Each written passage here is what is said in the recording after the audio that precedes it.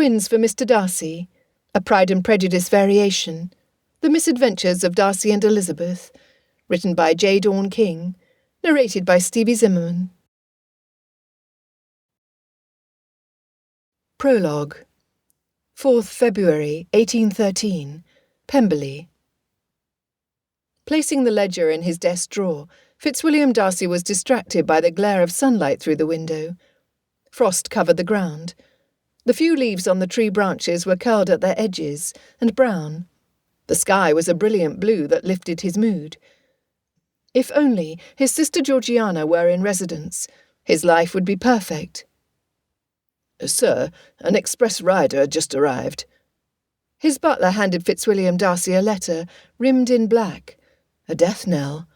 The only reason someone would notify him was if... His heart dropped to his stomach. Has something happened to Georgiana? His sister was well protected by their uncle and aunt. He had no news from them that she was ill. Or Richard.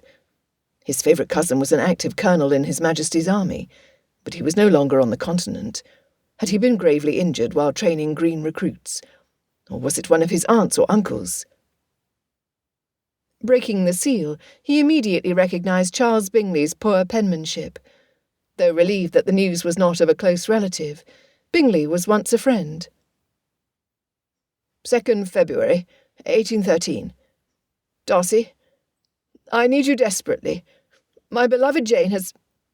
I cannot write the words. I have 2 babies, Charles and Clara, who will never know their wonderful mother. They will never feel her arms surrounding them, or her heart beating just for them. My dearest Jane has been my joy, my life, as devoted a wife as was ever possible. How can I go on without her? I am lost. I am unfit to care for them, nor to be master of Netherfield Park. I need Jane by my side, and she is no longer... Darcy, I am bereft, not knowing how to place one foot in front of the other. How can I possibly think of tomorrow, when today's pain is unbearable? Please, Darcy, forget my harsh words when we last met. There is no one else I trust to support me, to guide me through these dark days. Before our disagreement, you promised to be godparent to my children, as I would be to yours. Do you recall? You, Richard, and I discussed unpleasant arrangements, never dreaming that I would be in this position 2 years later. Darcy, I need you to protect my children until I can bear the responsibility on my own. The twins are the best of me, far more than I deserve. If only my dearest, beloved Jane... Help me, I beg you. For all our differences, the one constant in my mind is the devotion you have to your family. Please care and keep my children from harm until I can stand on my own again. Come, please. Yours in sorrow, Charles A. Bingley. Darcy's heart broke as he devoured the page. Until recently, Bingley was one of Darcy's closest companions. Mrs. Bingley gone? No, it cannot be. Charles adored her. They should never have been torn apart. The letter shook in his hands. Darcy's anguish over the suffering of his friend, in addition to the guilt of harming Bingley and his wife, tangled in his mind. He slumped in his chair. Once Darcy overcame his error in judgment about Miss Jane Bennet, he realised that she was the perfect match for his friend, a classic beauty with a calm presence who possessed a gentle heart. Darcy was an idiot for believing he knew better than Bingley which lady was best qualified to be Mrs. Bingley. And Jane Bingley was Miss Elizabeth Bennet's favourite sister. Elizabeth. His heart flickered with hope, then plunged from the letter's bitter blow. She must feel the loss most grievously. Charles Bingley and Miss Elizabeth did not deserve to lose one so beloved. Despite the bright winter day, darkness settled over his soul. Carefully placing the black-rimmed letter on the desk, he penned a short reply for the express rider, then called for his servants to pack for a lengthy stay in Hertfordshire. Within 2 hours, he was in his carriage headed south. Bingley needed him. He refused to let him down this time. Cold seeped through the windows as his coach traversed the barren landscape. Under normal conditions, a comfortable journey from Derbyshire to Hertfordshire took 4 days. His driver was skilled enough to cut the time in half when pressed. Bingley. The image of the younger man hosting his first ball, delighted with everything and everyone, was forever engraved in his mind. Darcy regarded Bingley as the most amiable man of his acquaintance, radiating happiness to Darcy's reserve. He was the perfect companion to lighten the bleak winter days, as he had done every year for the past half a decade. Except for this winter. What an arrogant arse I was. How wrong I was. If only he could go back in time to the autumn of 1811 and undo the mistakes that he made, mistakes that had grave consequences. The house party at his newly leased estate in Hertfordshire was Bingley's first attempt at property management. The two men spent hours on horseback, going over every inch of Netherfield Park. Once night fell, they avoided his 2 pernicious sisters, and Bingley's glutton of a brother-in-law, by reviewing accounts and discussing their future, the sort of conversation that invigorated Darcy. Bingley had so many plans for the year he would live in Hertfordshire. His enthusiasm was contagious, until even Darcy looked forward to each new day. Then they were introduced to the Bennets. Instead of looking at Elizabeth Bennet with impartial eyes, he judged her harshly based on the actions of others, in particular her mother and younger sisters. Darcy insulted her to her face, claiming she was merely tolerable, not handsome enough to dance with at a local assembly. Bile stirred in his gut at the memory. His were not the actions of a gentleman. Shame on him for showing blatant disrespect to a lady. His penance for his error began the next time he saw her. At Lucas Lodge, she was standing between her eldest sister and Miss Charlotte Lucas. Jane Bennet, though lovely, was insipid compared to Elizabeth, as was Miss Lucas. Jane was ice. Elizabeth was a raging fire that burned deep in his veins, temptation personified. Darcy tried to ignore her. Impossible. When Jane Bennet was a guest at Netherfield Park, her sister arrived to care for her during her illness. Foolishly, Darcy continued to misjudge her. He assumed that Elizabeth was like every other unattached female who sought opportunities to impress him. Instead, she questioned his opinions and debated his point of view to the extent that he was often left speechless. She intrigued him.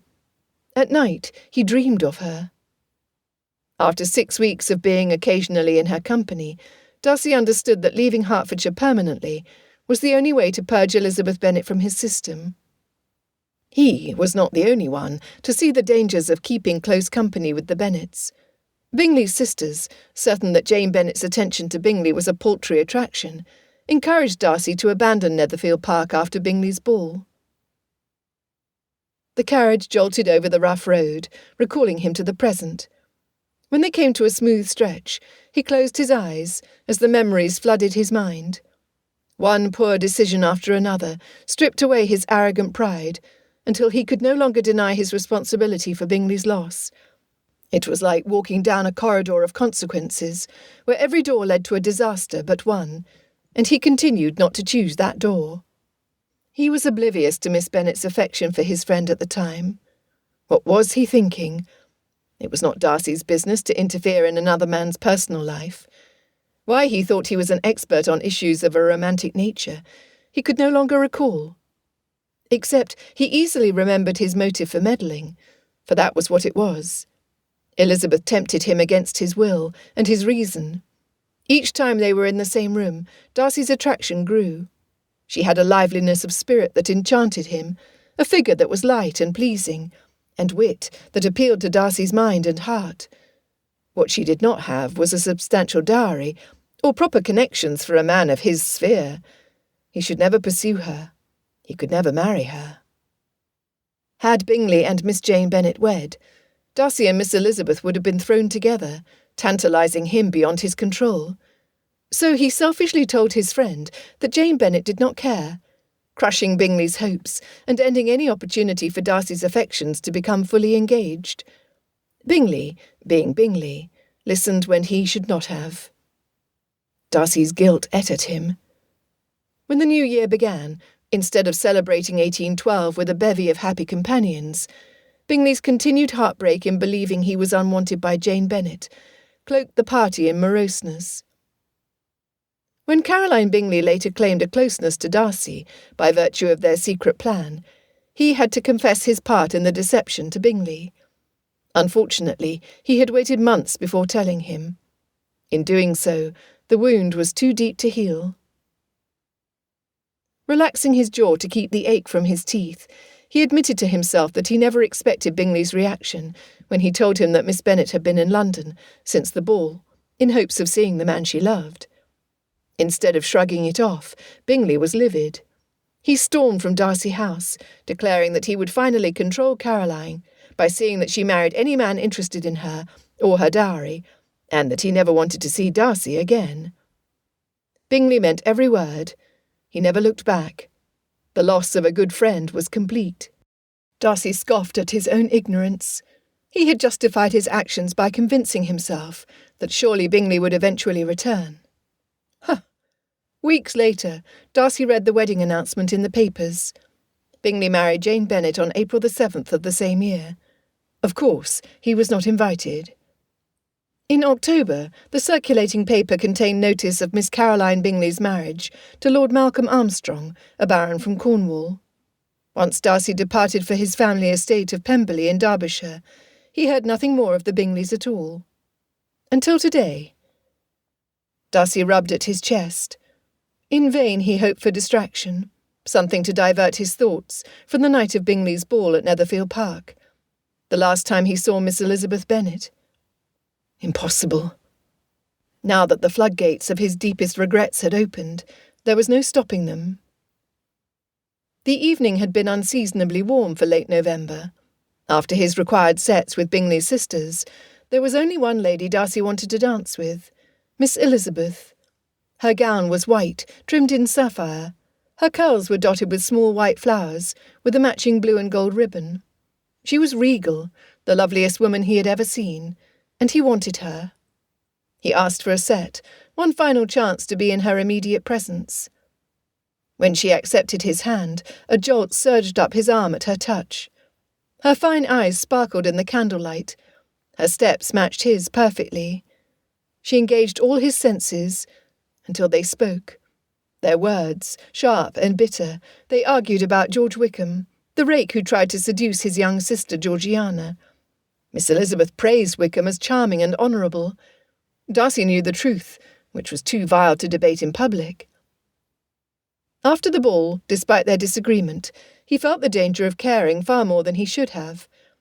When Bingley left the next morning to conduct business in London, at Caroline Bingley's urging, Darcy followed with plans to stay as far away as possible from Elizabeth Bennet. Bingley's heart was not the only one affected.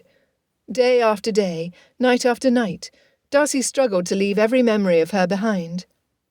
Well, he certainly accomplished his purpose, for he had not set eyes on her these last 14 months, and the fault was entirely his. Had matters only turned out differently, had he not interfered, Bingley and Jane would have had several more months of wedded bliss, and he would have been happily engaged or married to Elizabeth. They would spend the holiday season together. Perhaps they would have a child of their own. A sharp pain shot to the back of his eyes when the carriage bounced over the rough road, returning Darcy to the present. To repair the harm he caused, he would do everything within his power to help Bingley and his children, and Miss Elizabeth Bennet. Chapter 1. 6th of February, 1813. Netherfield Park, Hertfordshire. Elizabeth Bennet glanced in the mirror as she placed the final pin in her hair. Stark black gown, pale face, her eyes burned from lack of sleep. Her muscles pleaded with her to rest in bed, to rejuvenate her exhausted body. But for the sake of the babies, she could not. During the days since Jane...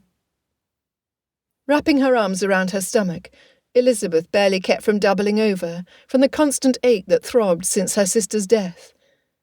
Would the pain ever end? Allowing herself only a moment to grieve, she focused on the 2 bundles of bittersweet joy Jane left behind, Charlie and Clara. Although only days old, the twins already displayed strong characters. Charlie liked to snuggle until he fell asleep. Then he wanted to be left alone. Clara allowed an embrace, but then demanded her independence, until she insisted that she be returned to her brother's side. They were but a few days in the cradle when Elizabeth watched, as Clara squirmed, until her forehead touched his shoulder. Then, and only then, the little lady rested in peaceful slumber. Since their birth, Elizabeth could not recall the last time the twins slept at the same time, allowing her, the wet nurses or the housekeeper, to rest for more than an hour before they were needed. Nevertheless, each time Elizabeth approached the cradle, the angelic faces of Charlie and Clara made the fatigue as nothing. Little Charlie stretched as much as he was able in his swaddling bands, his mouth moving into half a smile, as his eyelids flickered from pleasant dreams. Darling Clara's forehead furrowed, her lips pursed, apparently displeased with her nocturnal musings. Her eyes popped open when the floorboards squeaked, when Elizabeth stepped close. "My lovely lady," Elizabeth whispered, kneeling on Clara's side. "The hour is late. Would you not rather rest, dear one?" The babe wrinkled her nose in displeasure. When Elizabeth slid her next to her twin, to where their shoulders touched, the tension melted from Clara. Perhaps it was because she was the eldest that she needed to be in contact. She was also the loudest when she was displeased. Mrs. Carter, Clara's wet nurse, approached, lifting the tiny babe into her arms. "We'd best get you changed and fed, little missy." Clara, though small, protested until she was again warm and dry. She hungrily suckled, pleasing Mrs. Carter and Elizabeth.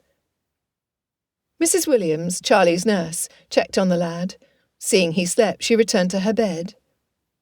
5 days and nights of the nurses tending the child, in the most intimate act between a nursemaid and a newborn, fostered a closeness that Elizabeth envied.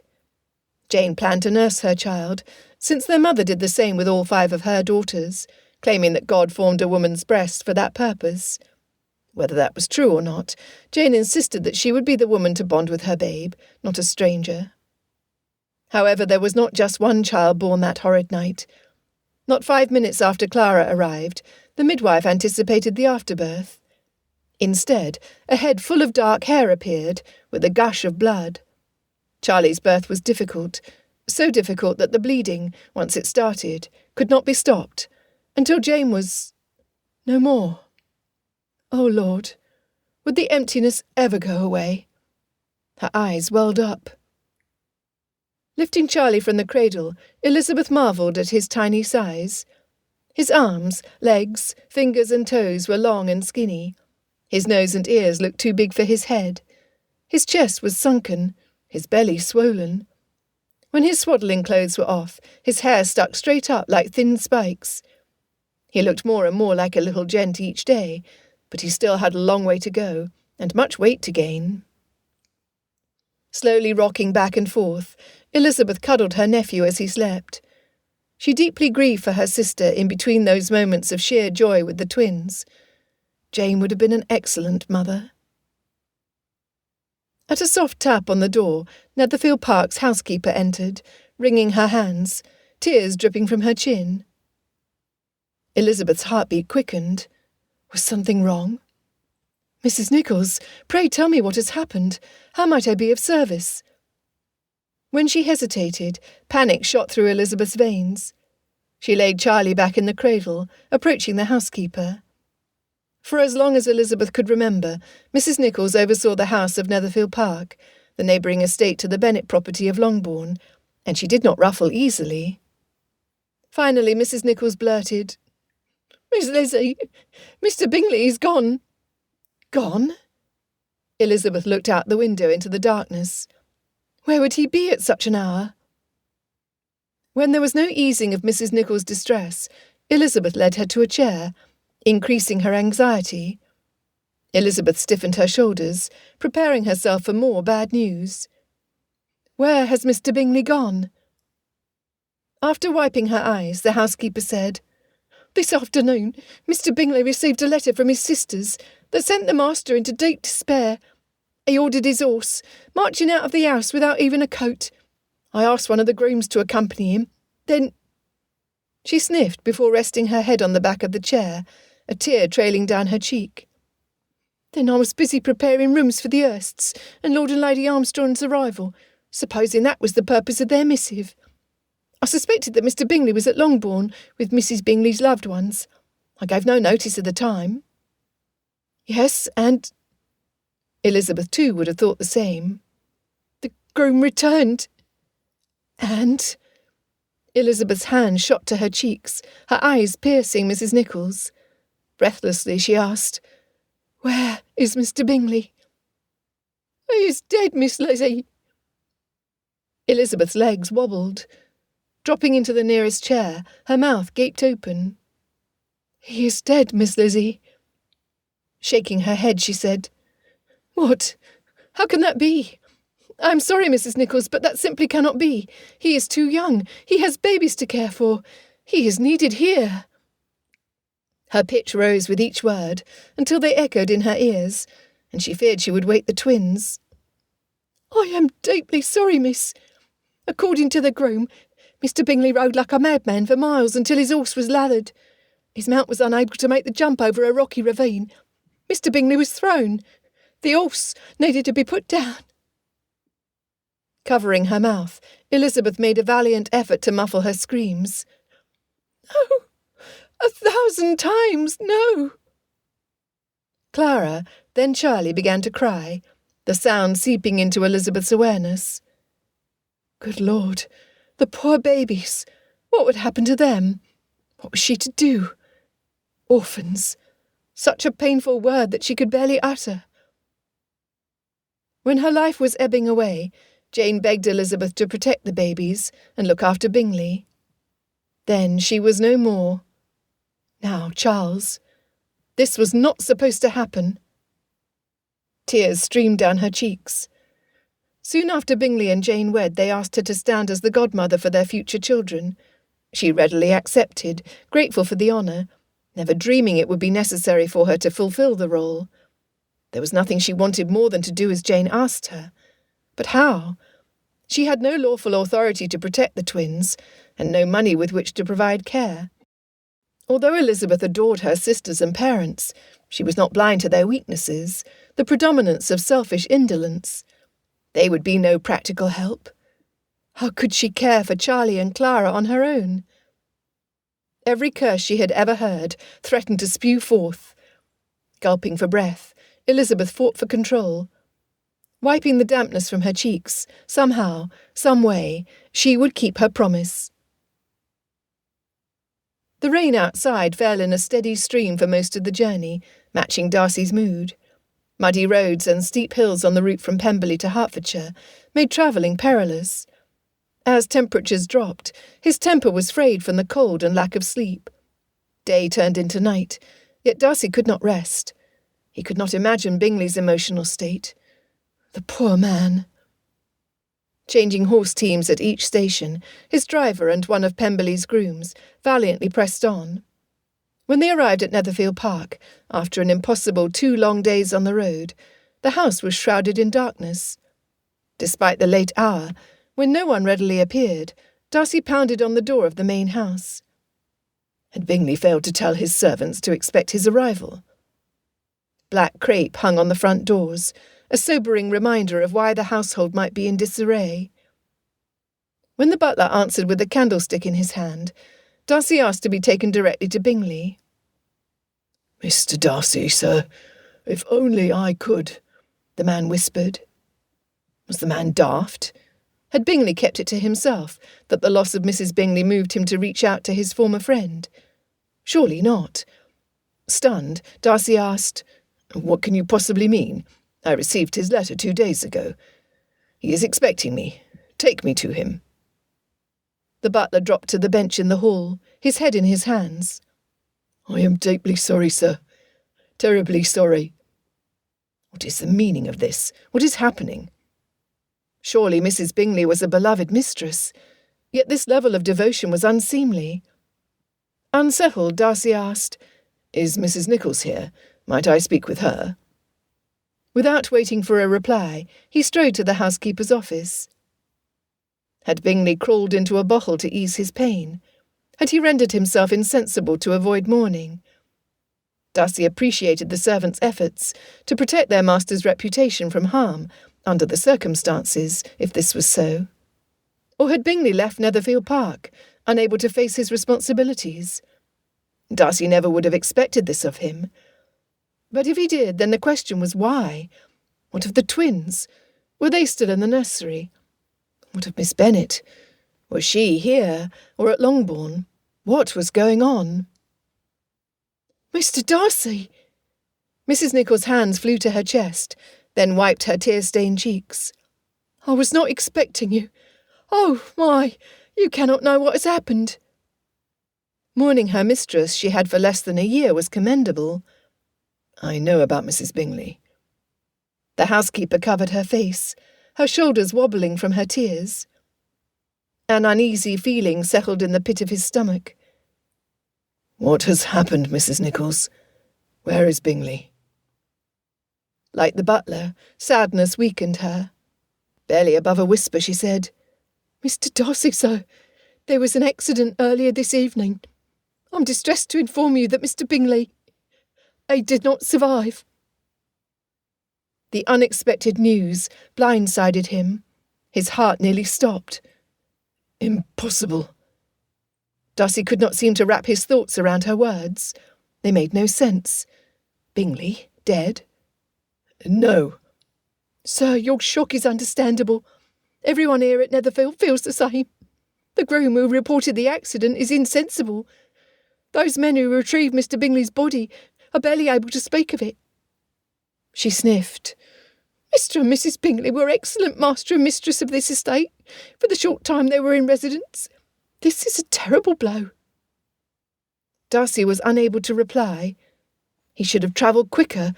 He should have been there. Oh, God! He missed sparing Bingley by hours. One more failure to add to his list of many.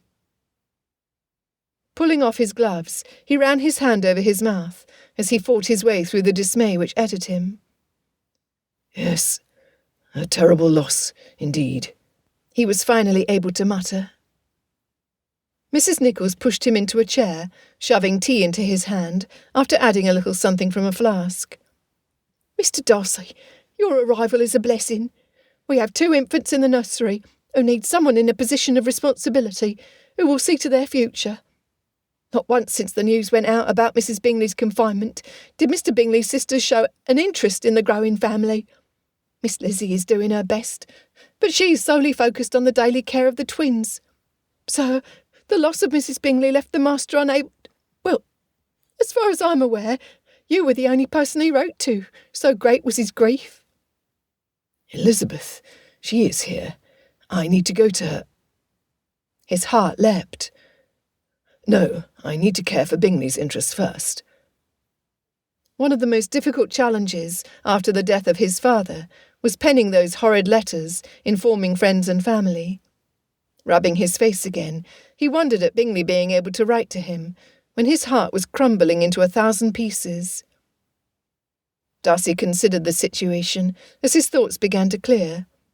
Important matters needed to be cared for quickly. The poor babies. Poor Elizabeth. "Where have you placed Bingley?" "He's laid out in the front drawing-room." "Have any arrangements been made?" "By whom, Mr. Darcy?" The housekeeper raised her palms. "Miss Lizzie refuses to take time away from the babies. Mr. Bennet is consoling his wife, who has yet to recover from the loss of their daughter.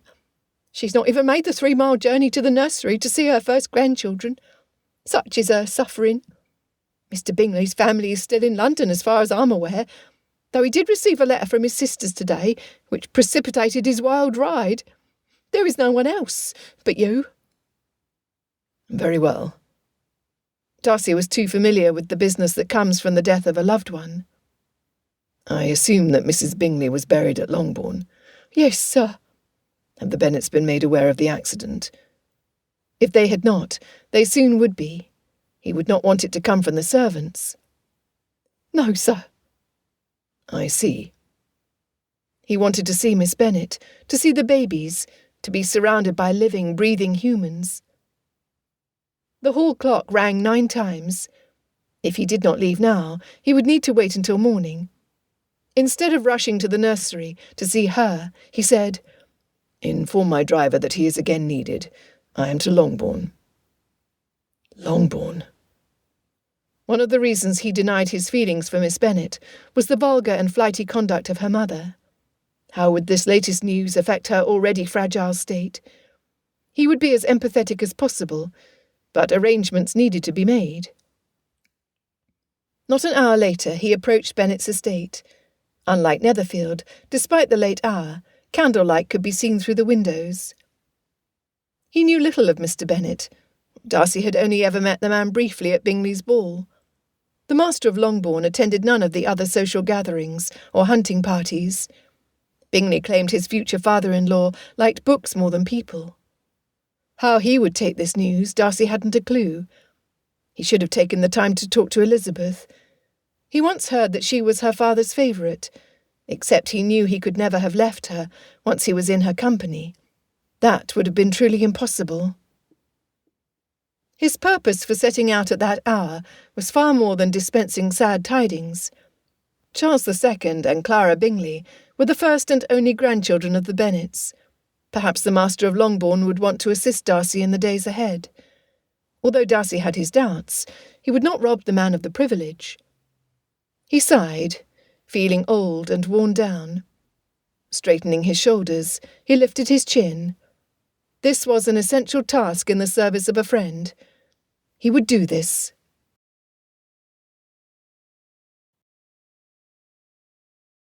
Chapter 2. Mrs. Bennet was a wreck. Mr. Bennet was a little better. For the first time, Darcy appreciated that Bingley was able to isolate his affection for his wife, without consideration for her family. Jane Bingley's calm countenance and easy smile were the opposite of her mother's. Mrs. Bennet's histrionics and Mr. Bennet's lack of response irritated Darcy. He wanted to depart less than a minute after he arrived. No, he would not leave. He was ashamed of himself. How dare he criticise 2 individuals who just lost their firstborn?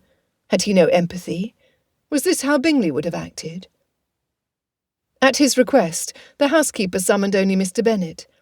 Nevertheless, his wife and 3 daughters must have heard the urgent call, because they rushed into the drawing-room, their dressing gowns thrown over their nightclothes.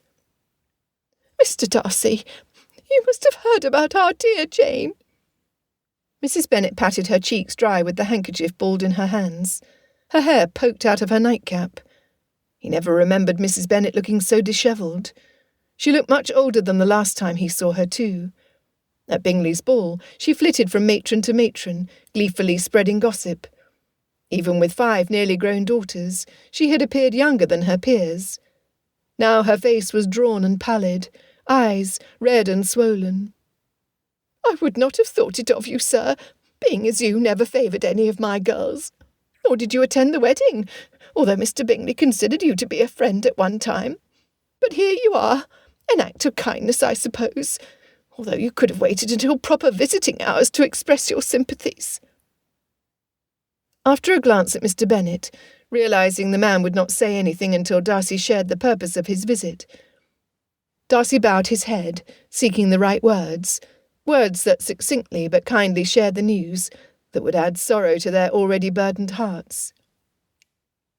"Charles Bingley was in a riding accident earlier this evening. He did not survive." That was all he could come up with? Dear God! Although he was not known for his warmth, his statement was nothing less than callous. Mr. Bennet's reaction mirrored that of his own, where Mrs. Nichols had told him. Squaring his shoulders, Darcy's eyes rested on Miss Bennet's mother. She sobbed until her body shook, eventually collapsing against the sofa where she sat. Then she wailed. "Those poor babies! What will happen to them without a mother and father to care for them? What are we to do without Mr. Bingley securing our future?" She leaned over and grasped her husband's arm. "What will happen to us now? Mr. Bennet without Bingley, who will take care of the babies now? Who will take care of us?" She shook his arm violently. Ignoring his wife, he stood to leave the room. Ill at ease witnessing their reactions, Darcy withdrew to the door. He wanted to run from Longbourn, but before he left, he stopped Mr. Bennet. "Sir, I understand your grief. However, arrangements must be made." Mr. Bennet waved his hand, like he was brushing a speck of dust from his jacket. "Do as you please." Instantly offended, Darcy stepped to the side, not wanting to spend a second more in the same room with him. The heartless brute. His anger almost blinded him to the tears pooling at the corner of Mr. Bennet's eyes. The man was not indifferent at all. Instead, he was trying to act as normally as possible. Darcy's irritation vanished, since he was trying to do the same. As the mantel clock struck 10, Darcy asked Mr. Bennet, "Shall I send over servants from Netherfield later in the morning to prepare a grave next to Mrs. Bingley, or is this something that can be done here?" Bowing his head, the man said, "My daughter and son-in-law should rest together forever." He added, his voice quivering, "I shall send a note to the rector. That would give Mr. Bingley's family enough time to arrive and pay their respects, should they desire. Thank you." Darcy squeezed Mr. Bennet's shoulder in a moment of understanding. He had yet to inform Bingley's sisters, so their husbands could travel to Hertfordshire for the funeral. London was an easy distance, even in winter, unless there was heavy snow. An express would need to be sent. Hopefully they already planned to travel to Netherfield for the birth of the children. Stepping back inside the drawing-room, he reluctantly sat across from Mrs. Bennet, looking into her glassy eyes. She whimpered, "I am a grandmother, you know." Her lips moved barely into a semblance of a smile. "The loss of Jane. Well, I am not as strong as Lizzie. I have been unable—" Her hand fluttered. "I understand that you have a sister, Mr. Darcy." "I do." He wondered what she could mean by asking about Georgiana. "Well, while I am sure that you would never have this situation with your 10,000 a year, imagine, please, if you would, that you lost it all. Everything in your account is gone. Would not the care of your sister's future become your greatest priority?" Without hesitation, he replied, "It would." "Jane was my 10,000 a year. Our 10,000 a year. She was not so beautiful for nothing, Mr. Darcy. No, she was destined to become the wife of a wealthy man, with a heart brimming with compassion, who would see her sisters taken care of until they wed. Mr. Bingley was such a man. Oh, you are likely not the romantic sort. But to see them together, especially after she became with child, Mr. Darcy, it lightened my heart to have my daughter cherished by a good man. Now that they are gone, I have nothing, not even hope." She sobbed. "You see, Lizzie is too headstrong, Mary too righteous, and Kitty coughs incessantly. Only with Lydia is there any possibility of success on the marriage mart. Yet I simply cannot do without her. I cannot let her go. My losses have been too great." Darcy had nothing to say. For the first time since their introduction, he sympathised with the matron of Longbourn, and only now understood her motivation. He could not condemn her for looking out for her own interests. Darcy recalled the excruciating pain of losing his father, and like Mrs. Bennet, he had worried how Gerald Darcy's passing would affect his future. "'Tis a sad, sad day, Mr. Darcy. A sad day." Then Mrs. Bennet called for her servants. "I shall send Hill with you to Netherfield Park, sir, although I trust Mrs. Nichols as Longbourn's trusted housekeeper. Mrs. Hill has cared for all our girls since their birth. I have complete confidence that she will manage the babies. That way Lizzie might have a little relief." She fell back against the sofa. "If only I were strong like Lizzie. But I am not." He waited while the housekeeper assisted Mrs. Bennet to her bedchambers. Reflecting on Mrs. Bennet's words, Darcy was surprised by her layer of reason, albeit a thin layer. As soon as their mother vacated the room, the two youngest of Elizabeth's sisters responded to the news of their brother-in-law's demise, with little more than a shrug. The youngest, Miss Lydia, whined, "Does this mean we have to wear this horrid black even longer?" Miss Mary said, "Yea, though we walk through the valley of the shadow of death, I will fear no evil." Miss Lydia snorted inelegantly. "You may not fear evil, Mary Bennet, but we will be shunned if our neighbours see us wearing colour before we're supposed to. I merely want to know how long until I can wear the pretty pink ribbon I bought 2 weeks ago." "You are a selfish creature," Miss Mary proclaimed.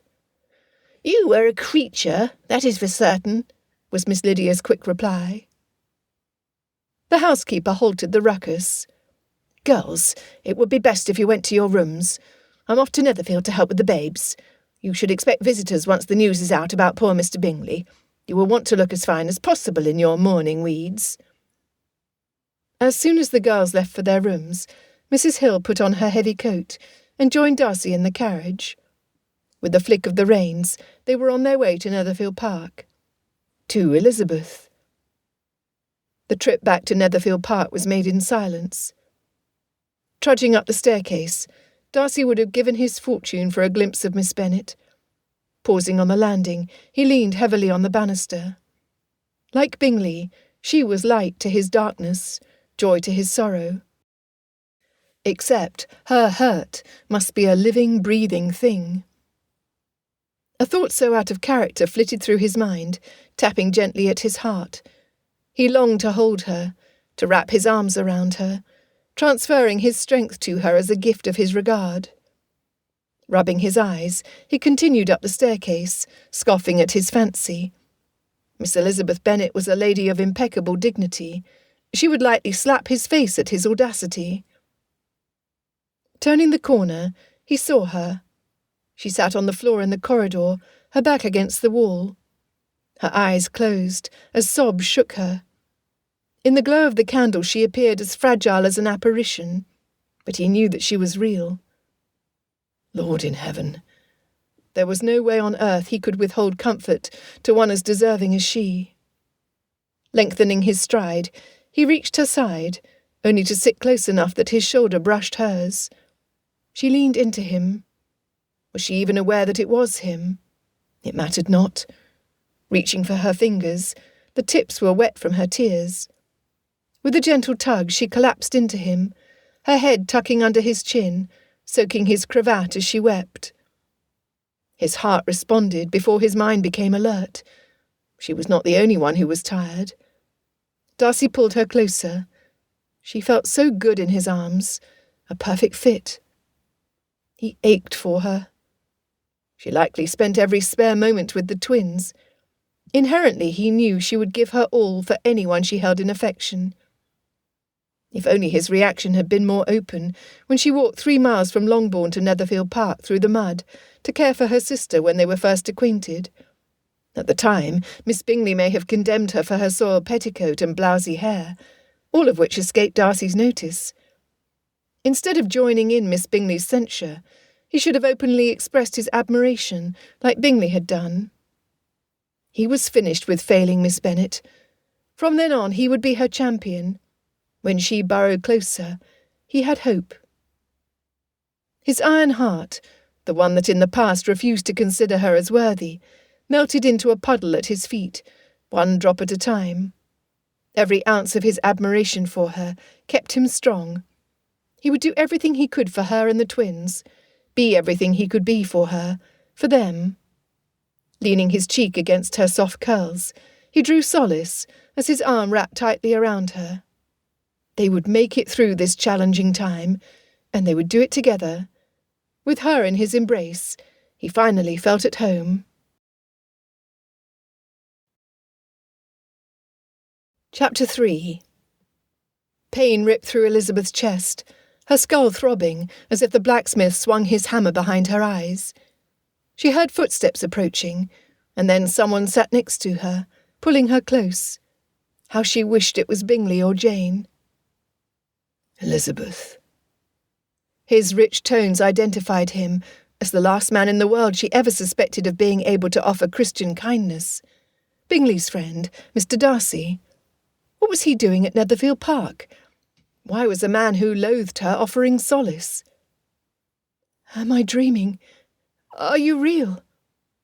Was she or was she not sitting on the corridor floor, in the embrace of Mr. Darcy? She finally opened her eyes, verifying it was indeed him. She barely discerned the movement of his lips as he smiled. I am real. For that she was grateful, even though she knew him as nothing more than the cold, unfeeling, arrogant, prideful master of Pemberley, who shunned her family and friends, and who was responsible for separating her beloved sister from the man she loved. She pressed closer. Her subconscious craved his fortitude and his courage. Without a doubt, with him by her side, each task that needed to be done would be performed to the utmost. Charlie and Clara would not be without support. Exhaustion stirred her imagination. Would he offer the same to her? Elizabeth snorted, shifting slightly away. You know about Bingley and Jane, and the twins. It is why I am here. The air went out of her chest. She was no longer alone. So much loss. Her heart ached for the babies. For as much as her parents often frustrated or embarrassed her, at least they remained among the living. Francine Bennet might lack culture, but she set an excellent table, was an outstanding hostess, loved each of her daughters in her own way, and fought fiercely to guarantee her daughters' futures. When any of the Bennet girls were ill, their mother conjured up multiple cures from the apothecary, while their father sat with them for hours, reading silly stories from their childhood that warmed their hearts and soothed their woes. Bingley and Jane would have been excellent parents. Charlie and Clara would have adored them, as Elizabeth did her own parents. For months, Elizabeth teased her sister that she would be the favourite aunt, the one who spurred their son or daughter to mischief and laughter, despite any restrictions placed by Bingley and Jane. She used to tease that she would teach Jane's child to play the pianoforte ill indeed, encourage him or her to read Gothic novels and hide in the treetops. Until Mr. Darcy's arrival, the baby's future seemed bleak. Elizabeth straightened, her shoulders still touching his. Her confused mind, made more so by his presence, rendered her more blunt than usual. Mr. Darcy, why exactly are you here?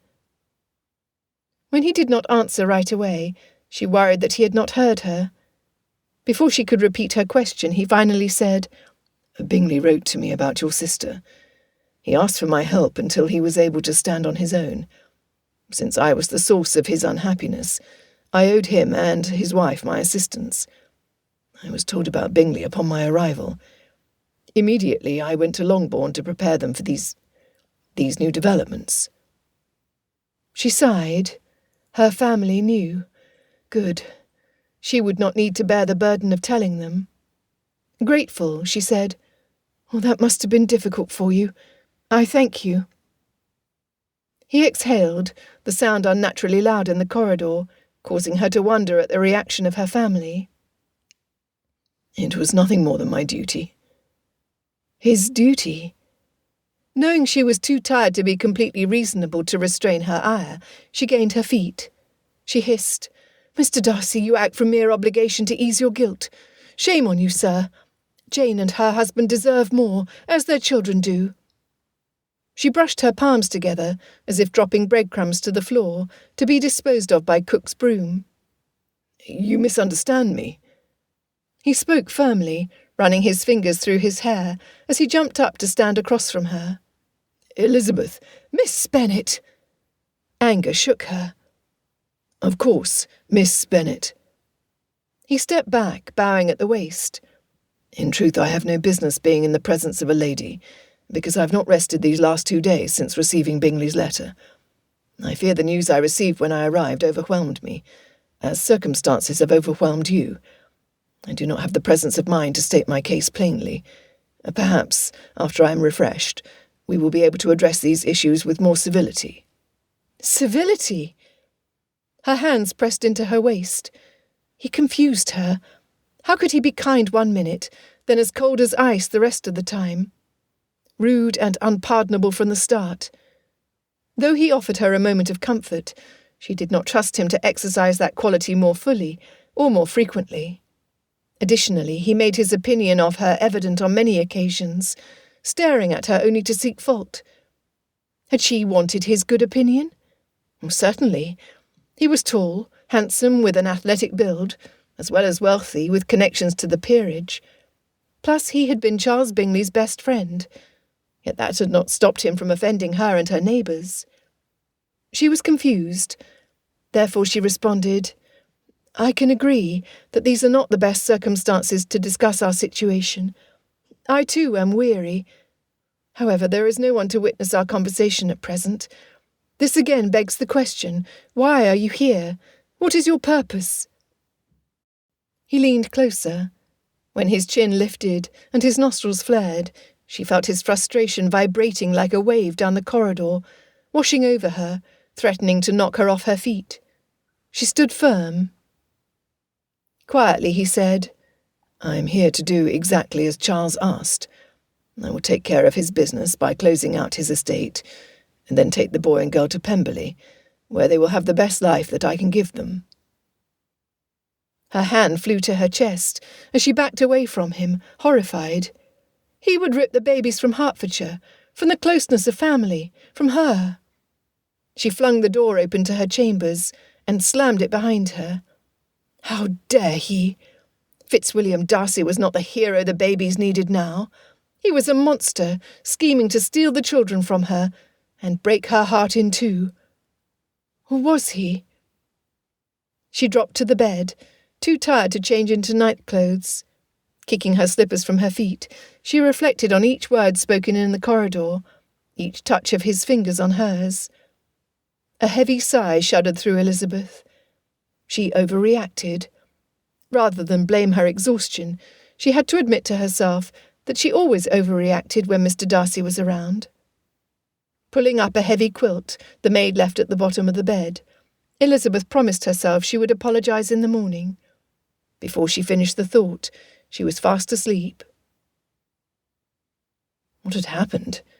How had they gone so quickly from tenderness to hostility? What was the matter with Elizabeth? I mean, Miss Bennet.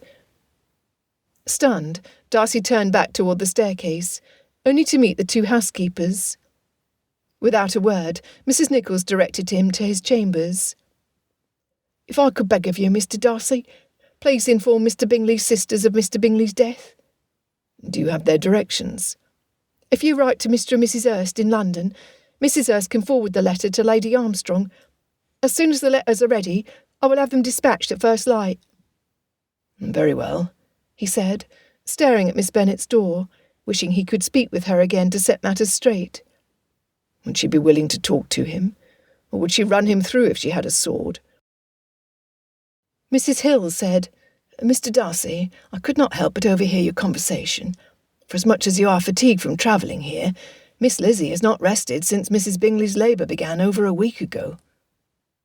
He gave her a succinct nod, acknowledging the sentiment, her words a ping to his conscience. "The babies?" "They are asleep, sir." "I thank you. Very well, I shall see them on the morrow." Entering his room, his valet Parker had laid out his nightclothes. At the desk, Darcy pulled out paper and sharpened the pen, all the time thinking about the lady down the hall. At Pemberley, the nursery was far from the master and mistress's suite. At Netherfield Park, the twins were next to what would have been Mrs. Bingley's room. Had that meant she intended to care for her children personally? Oh, God! Had she even lived long enough to know that she gave birth to a son as well as a daughter? Had she seen them, touched them before she took her last breath?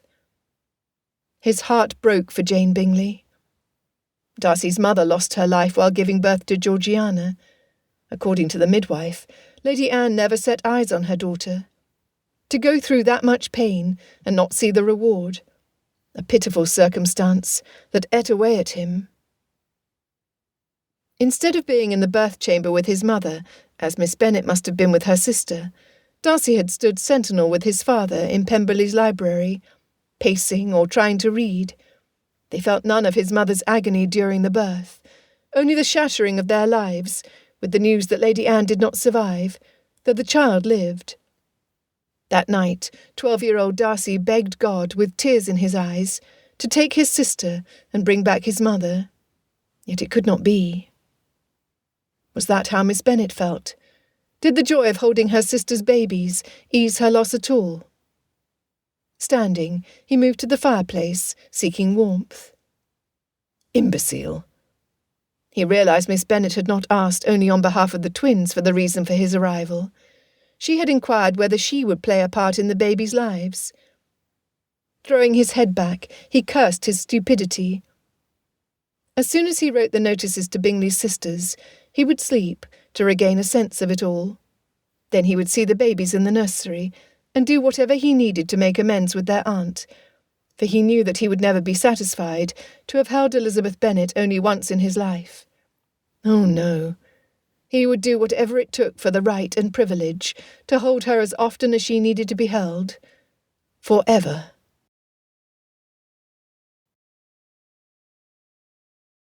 Chapter 4. Elizabeth stretched, then wiggled her toes. Arching her back like a barn cat, wanting to be petted, she blinked away the sunlight streaming through the window. The coals in the fireplace glowed red. The maid must have recently been in her chambers. Was that what roused her from deep slumber?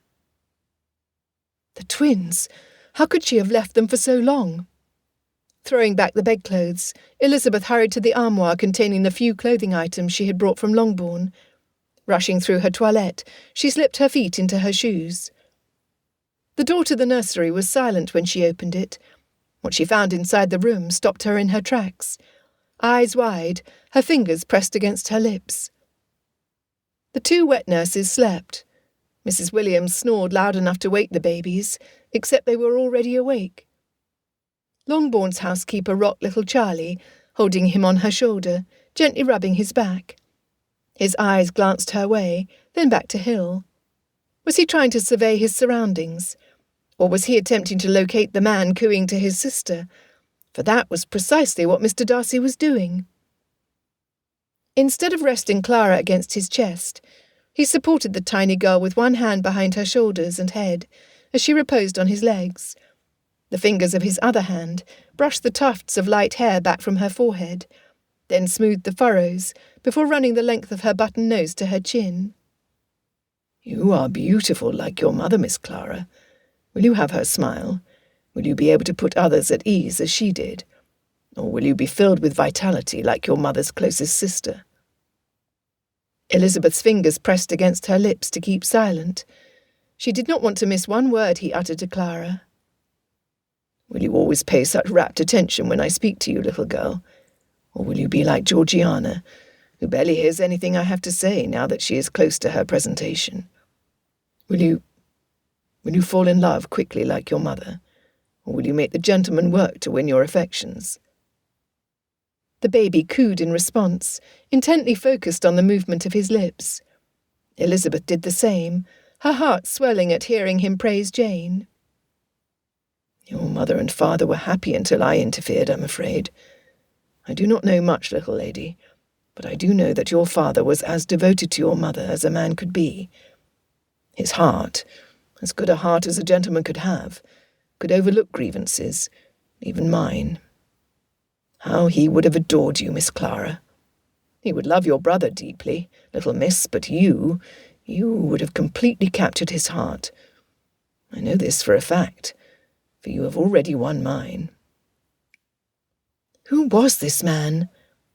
This was the second time within a few hours that he displayed kindness. Was this an anomaly? Or had she misjudged him based on his conduct when he resided at Netherfield in the year 1811? Had something drastic tempered him during the interim? Was it a permanent change, or was this the work of a moment? There was simply no way she could know. She hesitated to interrupt him. Mrs. Hill saw her.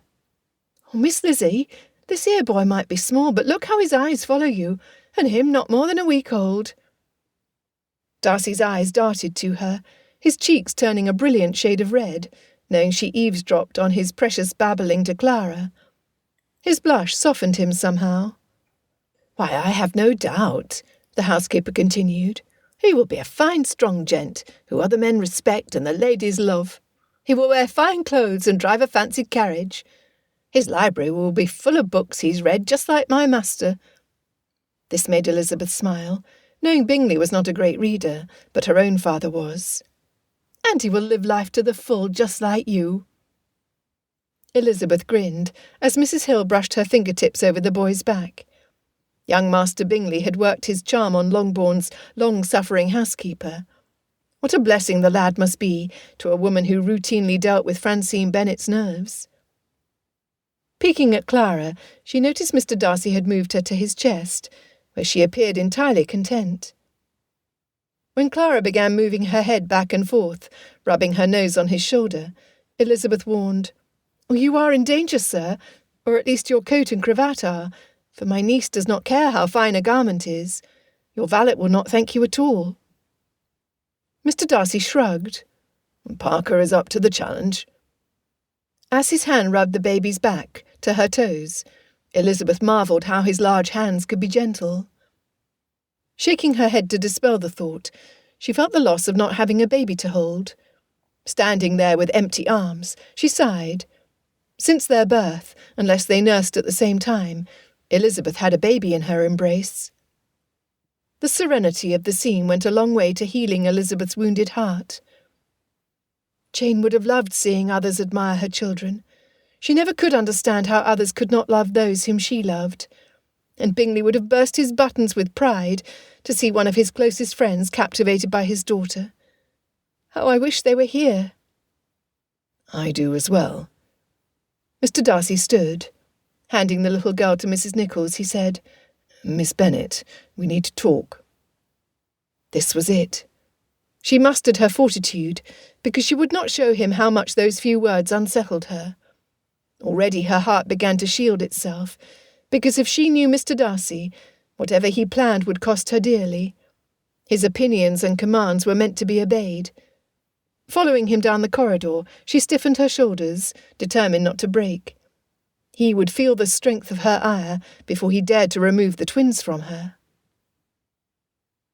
Bingley's desk was in disarray.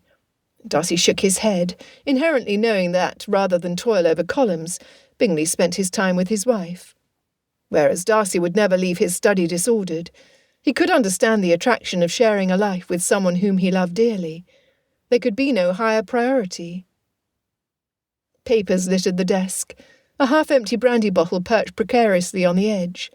An empty glass lay on the floor. Accounting ledgers were stacked in the chairs. The hearth was bare, and the curtains were drawn. The room was cold and draughty. Miss Bennet stepped in the room behind him. He assigned a footman to light a fire and have a tray sent in for her, since he doubted she had broken her fast. Leaving the door ajar, he opened the curtains. During the time he saw to their comfort, Miss Bennet sorted the ledgers, replacing them in an orderly fashion on the shelves. Once the fire was lit, Darcy pulled a chair alongside him and gestured for Miss Bennet to be seated. Before he departed his chambers that morning, he knew that his greatest obstacle would not be going through Bingley's estate. No, he needed to earn Miss Bennet's trust and respect. Considering how he might go about the task had been challenging, since he never had been in that position before.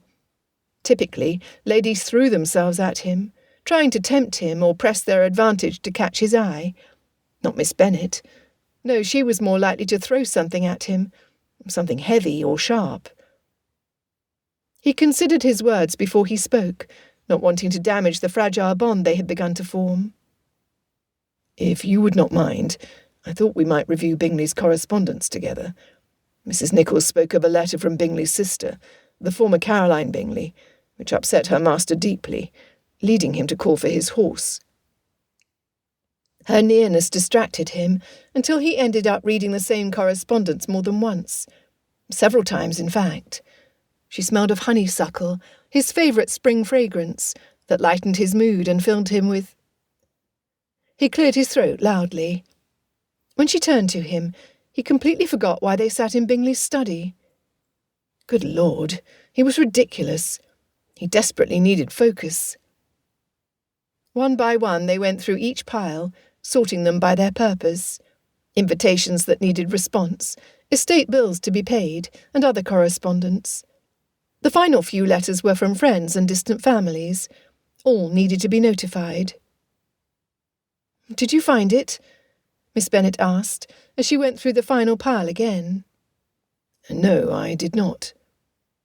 Pulling out the drawers, Darcy searched through the papers. "These seem to belong to the former tenant." "Mr. Milliken?" Glancing at the signature on the top page, Darcy saw it was indeed Milliken. Miss Bennet checked the other tables and cabinets, and asked a maid to look between the cushions of the sofas and chairs for the missing letter. Finding nothing, they moved to the bookshelves, removing the few volumes to see if anything was inside them or behind them. Miss Bennet attended the task with concerted effort. She would be a competent estate mistress, who was not afraid or too elevated to exert herself to benefit the property. Darcy called for the butler. "Did Mr. Bingley have any correspondence in his pockets at the time of his death?" "I know of none, sir. I shall send for his valet." "Thank you." Thankfully, Bingley's valet brought 2 folded letters and 1 crumpled one. Miss Bennet said, "Oh, those are from Jane," pointing to the folded letters. Darcy set those aside. When he smoothed the crinkled foolscap on the desk, Miss Bennet leaned over until she could see the harsh words as clearly as he did. He read aloud. 6th of February, 1813, London. Charles, you can be in no doubt as to why I am writing. As Louisa and I calculated, it should not be more than a month until your wife delivers the Bingley heir. You must admit by now that marrying her did you no favours. It cost you your friendship with Darcy, and society in town has nearly forgotten you. Therefore my husband intends to come to your rescue. Lord Armstrong is a close associate of the Prince Regent, with powerful connections that elevated us to the sphere to which we long deserved. Since his first wife delivered no live babies, my husband needs an heir to one day take over our extensive properties and the barony. Expect our arrival in 1 week. We shall remain until the child is born. Indeed, the relief of not having the responsibility to raise and train a child to our standards will make this an easy transition for you. For your wife is less qualified than you to bring up a gentleman of status. We will bring the papers needed to transfer guardianship to my husband. Certainly you see that this is for the best. Should the child be born a girl, we will return upon your wife's next confinement. Do this, Charles. Do not argue or whine. This is the best for everyone, mostly for the heir. With regards, Lady Armstrong." Miss Bennet gasped, her palm covering her mouth. Their presumption was not to be borne. He wanted to hurt Caroline Bingley as much as each word must have pierced Bingley's soul.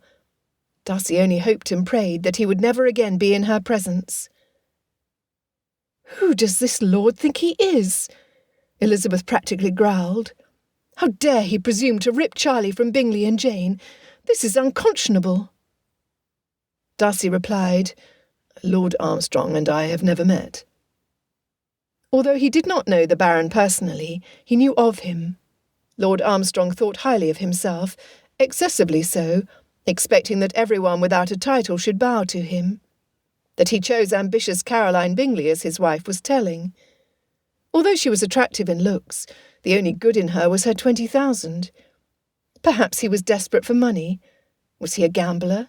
A frequenter of opium dens? For why else would a sensible man marry her? Next to him, Miss Bennet shook, her eyes pressed together tightly, her lips a thin line. Relaxing his fists, he stepped away from her to regain his composure. His words rang throughout the room. "No wonder Bingley was upset and distracted. The shrew! We will not allow them to take Bingley's son." Pacing, Darcy spun and faced her. "Had I known this when I sent the express this morning, I would not have asked them to come, nor would I have revealed that your sister is no longer with us." "You wrote to them. Did you tell them about Charlie and Clara?" His chin dropped to his chest. "Unfortunately, I did. Now that Bingley is not here to protect the twins, particularly his son, we need to act quickly." "We?" The fire in her eyes ignited. Darcy was grateful that her ire was not directed at him, at least not at that moment. Without hesitation, he replied, "Yes, We.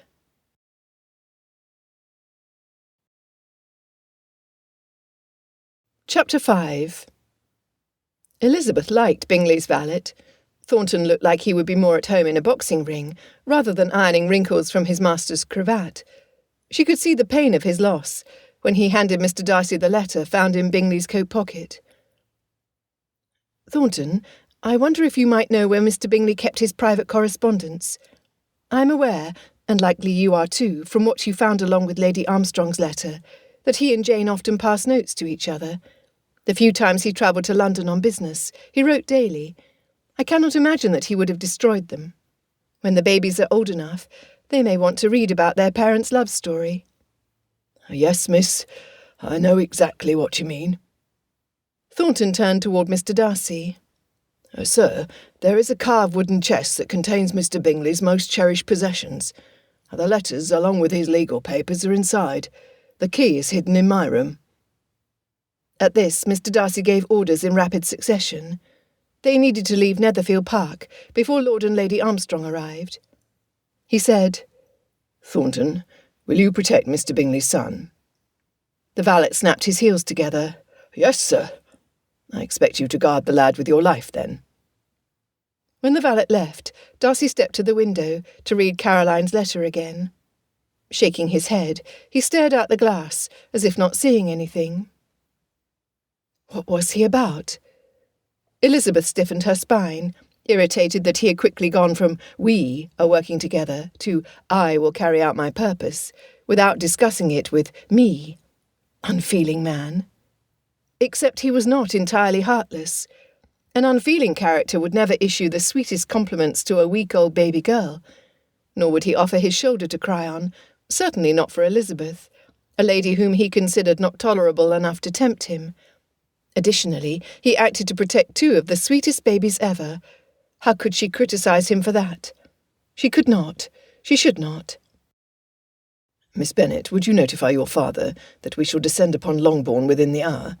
If he has any objections, pray let us know, so we can make alternate arrangements." Oh, he was not ignoring her at all. In fact, in his eyes, she saw gentleness, almost pleading with her. Not arrogance. Ashamed of her incorrect assumptions, she gathered fresh paper from Mr. Bingley's desk. Was he expecting the children to live at Longbourn? For the past 7 years, the nursery at Longbourn was idle. Mamma appreciated the company of her children in the drawing-room. She also enjoyed having her daughters accompany her when she visited the neighbours, even including rambunctious Lydia. Had it been up to their father, all 5 girls would be tucked away upstairs, still, never allowed to come out. For years he would tease that he wanted none of his girls to grow up and leave him and his wife alone. The girls would giggle and promise to protect him from Mamma's scolding when he left his circulating papers scattered around the drawing-room. Both her parents suffered from the loss of their eldest. How would they respond to having babies at Longbourn? Elizabeth could not know. Elizabeth agreed with his decision to leave, as the idea of welcoming Lord and Lady Armstrong to Netherfield sickened her. Apparently, Mr. Darcy felt the same. Lord Armstrong wanted Charlie as his heir? Never. After sealing the note, she handed it to the nearest footman for immediate delivery, and then she returned to her chambers to gather her things. The maid carried her small trunk into the nursery, where Hill held one of the twins. While Mrs. Carter fed Clara, Mrs. Williams unfolded a blanket on her bed and dumped folded quilts and nappies in the middle, tying the edges into a bundle. The nurses already had their belongings collected. Mrs. Williams said, "It is good to be going to Longbourn, since my 3 young aunts will be much closer. I shall be able to see them each day." Mr. Darcy's voice sounded from behind Elizabeth, startling her. "I beg your pardon, ma'am. We will be at Longbourn only briefly. Before the day is gone, I intend to be on the road to Pemberley in Derbyshire. If you are unable to continue your care of the little one, due to your family responsibilities, then please accept our gratitude for your sacrifice." He removed several coins from his purse. Elizabeth spun to face him. Mrs. Williams jingled the coins in her hand, grinning at the amount. "Oh, yes, sir.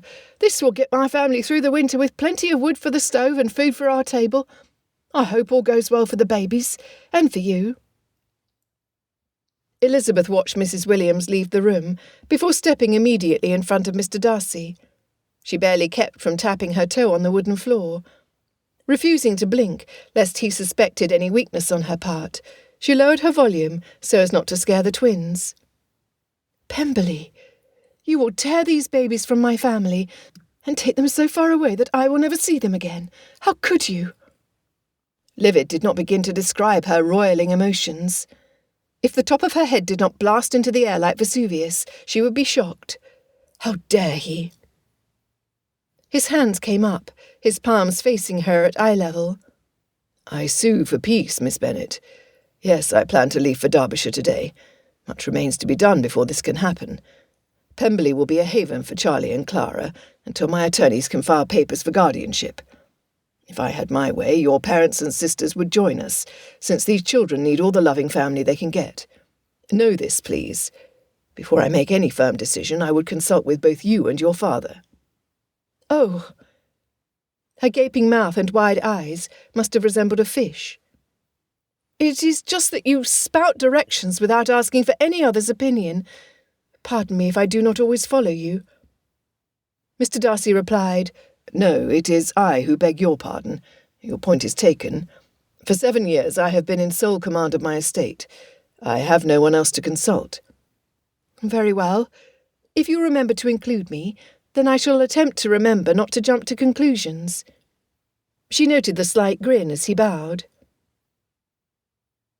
Darcy's conversation with Miss Bennet's father did not go as planned. Instead of confronting a lackadaisical man, a humbled and humiliated Mr. Bennet addressed the needs of his grandchildren and family. "Mr. Darcy, I've been a poor parent to all my girls, but especially to my eldest. I heard that Jane was to be our salvation so many times from my wife that I began to believe it. Now that she is gone, I do not know how to continue.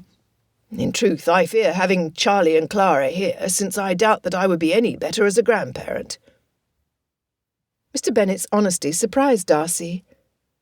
"I happen to think that your second daughter would disagree with you, Mr. Bennet. She seems particularly fond of you." He sighed. "My Lizzie." Gesturing to the heavily burdened bookshelves surrounding them, Mr. Bennet said, "I was never meant to be the master of an estate. As the third and final son, I was destined for either the church or to be a tutor to wealthy men's sons, something I desired above all else. A tragic epidemic robbed me of my parents and elder brothers, both married, but both without children. I turned to my books for comfort, until they became my loyal companions. Because Lizzie is hungry to learn, she convinced me to allow her into my study, constantly testing my knowledge, which fed my soul. Though I know I should not have favourites, she is my greatest delight." The comment both warmed and irritated Darcy. How could a man cherish a child, but not sacrifice for her future? Inconceivable. Yet Mr. Bennet was not alone in doing so. Did it make indolent fathers inherently bad men? It did not. With that thought, he was confident that he would never be that sort of man, no matter his disappointments. "Sir, Bingley's sister and her husband are a threat to the twins remaining together. Their goal is to take Charlie to their home, leaving Clara behind. Should Lord Armstrong's petition to the court to be appointed guardian succeed, the probability of you never seeing your grandson again is high. Your granddaughter would lose all access to her Bingley family and her heritage. We must do something." "I sense you have a plan." Mr. Bennet removed his spectacles and rubbed his eyes. "I do. Well, before you move ahead, you should know that the situation at Longbourn is that my wife and I are still reeling from the loss of Jane. Our 3 youngest girls are trying to find their way without their older sister's guidance and good example. As for me, my days and nights are filled with mourning. Although you were a good friend to Charles Bingley at one time, you were not flesh and blood. I wonder, would you be the right person to see to the future of my grandchildren?" Sitting back in the leather chair, as if to distance himself from the topic, Darcy's tone was sharper than he intended. "If you were suggesting that I know nothing of what you are feeling, you would be wrong. Death has robbed me of both my parents and all my grandparents. I have no uncles, aunts or cousins on the Darcy side. They are all gone, likely due to that same epidemic that took your family. Unfortunately, I know far too well what needs to be done after a person dies. I have performed these tasks too many times. Bingley has close family members. However, they are looking out for their own interests, ahead of what Charles would have wished. He asked me to help him. This I will do." His elbows resting on the desktop, Mr. Bennet dropped his forehead into his palms. "That is well and good, Mr. Darcy. I also need to consider the fact that you deliberately separated Bingley from my Jane to prevent their marriage. If my son-in-law chose to shun you for the better part of a year, how can I possibly trust you now? Additionally, my cleverest daughter finds you objectionable." Lifting his head, his eyes pierced Darcy's. "To be clear, I'm not suggesting that keeping the children here would be the best choice for the reasons I already mentioned. What I need to know are your intentions and what motivates you." Gobsmacked, the older man's comment shot an arrow through his heart. How dare Mr. Bennet question his honour? "Wait. What do you mean Miss Bennet finds me objectionable? We have not always agreed, that is true, but objectionable?" He barely refrained from huffing. Mr. Bennet was so removed from the reality of his own children that he should not claim to know them at all.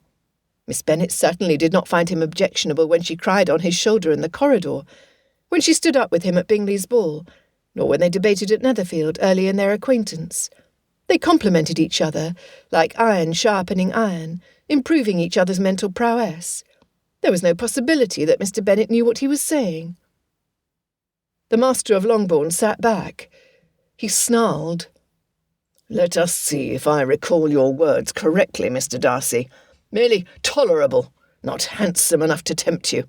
How does a young lady feel when an unmarried man of fortune singles you out minutes after an introduction with a barrage of insults that would crush a weaker female's heart? Lizzie was not the only one who heard. Did you know that her younger sisters teased and tormented her for weeks after that assembly about not being pretty enough? Know this, Mr. Darcy. Lizzie said nothing of this to me. Instead, I heard it from my wife and younger daughters, along with all the neighbouring women who rushed to Longbourn the morning following the assembly, to look at my girl to see if she was still bleeding from your words." Darcy wanted to beat himself to a pulp. Even though he had forgotten the insults as soon as he had uttered them, every word Mr. Bennet said was true. He was trying to get Bingley to stop harping on him to dance. Instead of standing firm, or even better, dancing, he took his frustration out on an innocent. Had someone said as much to Georgiana, Darcy would have no qualms about ruining the man. Rubbing his palms on his trouser leg, he inhaled slowly. How was he to remedy this? None of his plans would succeed without Miss Bennet, and she did not want him.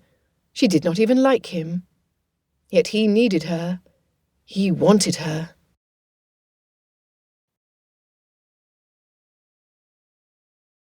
Chapter 6. Elizabeth was surprised her father had summoned her to his study, only to have Mr. Darcy avoid her eyes. She assumed that Mr. Darcy would have taken charge, as was his wont, merely telling her father what needed to be done, and then acting on his plan. "Lizzie, please sit next to Mr. Darcy." Once she had done so, he said, "Bingley rarely spoke about either of his sisters. What I learned from him was that he did not view either Lord Armstrong or Mr. Hurst with respect. Therefore, we need to discuss how to protect the children from the threat of Bingley's brother-in-law. Before we do, I must know, do you personally feel safe in Mr. Darcy's company?" What? Why would her father ask such a thing? Her gaze snapped to Mr. Darcy's profile. The furrows in his brow deepened, his eyes focused straight ahead, and if she could guess by the position of his jaw, she suspected he clenched his teeth tightly. It would have been a terrible blow to him to have his honour questioned. She answered honestly. "He would never harm me, Papa. Of this I am entirely convinced." Looking back at her father, she wondered why he asked. What had the two men discussed? Why did her papa look indignant? "Lizzie, two things cause my concern. First, Mr. Darcy's scheme to prevent Jane from marrying Bingley, and second, his insults to you at the assembly." Her father tapped his finger on the desk with each point. Inhaling deeply, she replied, Oh, you are correct that Mr. Darcy acted against both Bingley and Jane's best interests. Lest we forget, he must have regretted his actions, because he later approached Charles with a confession and an apology, not knowing if either would be accepted.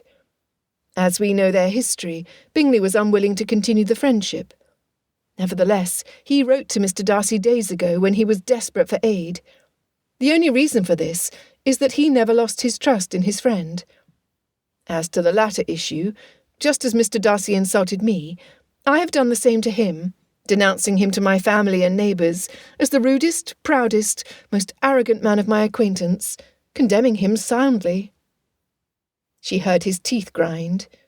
Barely refraining from glancing at him, she continued, "Even though my actions were provoked, they were as unladylike as he had been ungentlemanly. You know me well, Papa. Because I reacted in the same manner, would you consider me to be a threat? Dangerous, prone to cause harm, always unkind?" "Of course not." He rubbed his chin. "I accept your clarification. Now that your character has been proven equally imperfect, Mr. Darcy, this leaves us with the issue of what to do about the twins. What do you have in mind?" Mr. Darcy cleared his throat. "I intend to make it known that Miss Bennet, the nurses, Bingley's valet and the twins will travel to Pemberley, where they can be kept safe until I file for guardianship at the earliest possible moment. However, the truth is that we will head directly to London, where my man of business and attorneys will present the paperwork to the Court of Chancery. Since 2 males and a female are typically assigned as guardians, I am wondering if Bingley spoke to you or someone you know about serving in this position." "Yes, he did," Elizabeth answered. "Throughout Jane's pregnancy, we discussed this often. At first, Bingley suggested his brother-in-law, Mr. Hurst, since neither he nor his wife had any children. Since the Hursts did not seem fond of young ones, Jane was concerned about the type of parents they would be if a baby were thrust upon them. Both Bingley and Jane asked me if I would serve as the godmother. However, since I had not yet reached my majority when we first discussed it, we did not know if this would be legally acceptable to the court. I am now of age. As well, I am related to the mother, but we know how little authority a mother has when it comes to her children." She was unable to keep the bitterness from her voice. Had Jane survived Bingley without a will, she would have had no rights at all. Her father said, "They also asked me about being a guardian, but I gave them the same response as I gave you, that I do not believe I would be the best choice." Mr. Darcy ran his hands through his hair. "Well, this complicates things. Bingley's legal papers that are in his private box are complete but unsigned, which renders them void. At a glance they name me, Miss Bennet, and you, sir, as Bingley's desired guardians, despite your deferral."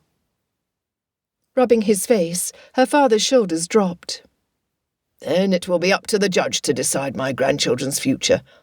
Tell me, if you were that judge, would you approve a single man of fortune with a large estate, a young lady and an old man as guardians to newborns? Or would you choose a married couple with a title and estate, who also happen to be closely related to the father of said children? How would you rule?" Frustrated, Elizabeth wanted to strike something. For as much as she mourned Charles Bingley, she longed to knock some sense into him for not taking 5 minutes to have his signature witnessed on documents that would have protected his family. She had no doubt that Mr. Darcy would never let that happen. Relaxing his fists at his side, Darcy stated, "Then we need to do whatever we can to strengthen our case. Perhaps your name should be added to my petition to the court, sir." Her father nodded, before peering directly at Elizabeth. "Then I suggest that you two marry in haste." "Marry?" She could barely speak, for her heart had lodged in her throat. "Me marry Mr. Darcy?" With a twinkle in her father's eye, he said, "Well, since I am legally wed to your mother, he is the only one still available." "Papa!" Elizabeth's mind spun with speculations of what her life would be like as Mr. Darcy's bride. Mr. Darcy, stiff as a board alongside her, showed no reaction, except for an almost imperceivable twitch at his jaw. Was it irritation? Repugnance at the suggestion? Whatever it was, he said nothing, apparently awaiting her response. Did he even want to marry her? Certainly he would not ever offer without the care of the twins to consider. If he did agree, could she marry him? Of course she would. For the sake of the children, she would walk on fire if the Court of Chancery required it.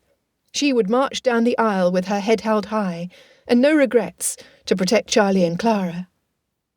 When Mr. Darcy continued to say nothing, she knew that he would do the same for the twins. Weighing the pros and cons, Elizabeth decided that, in the end, the most pertinent question was whether they could live together without killing each other. Only time will tell. Mr. Bennet wanted them to marry. The suggestion was not as much of a shock to him as it appeared to be to her. If he was honest, which he always was, he admitted to himself alone that the thought of having Elizabeth Bennet as his bride had already occurred to him on more than one occasion, most recently when he comforted her in the corridor of Netherfield Park. From the look of horror on her face, she had never considered the possibility. How could that be? She was perceptive enough to recall that she was the only lady he asked to dance at Bingley's ball. He asked on 2 other occasions as well. Apparently Miss Bennet had not been coy when she refused. What a dunce! Mr. Bennet had been correct about his daughter's view of him. Blast and damnation! Yes, Papa. If Mr. Darcy is willing to have me attached to the Darcy name, then I will join him at the chapel immediately.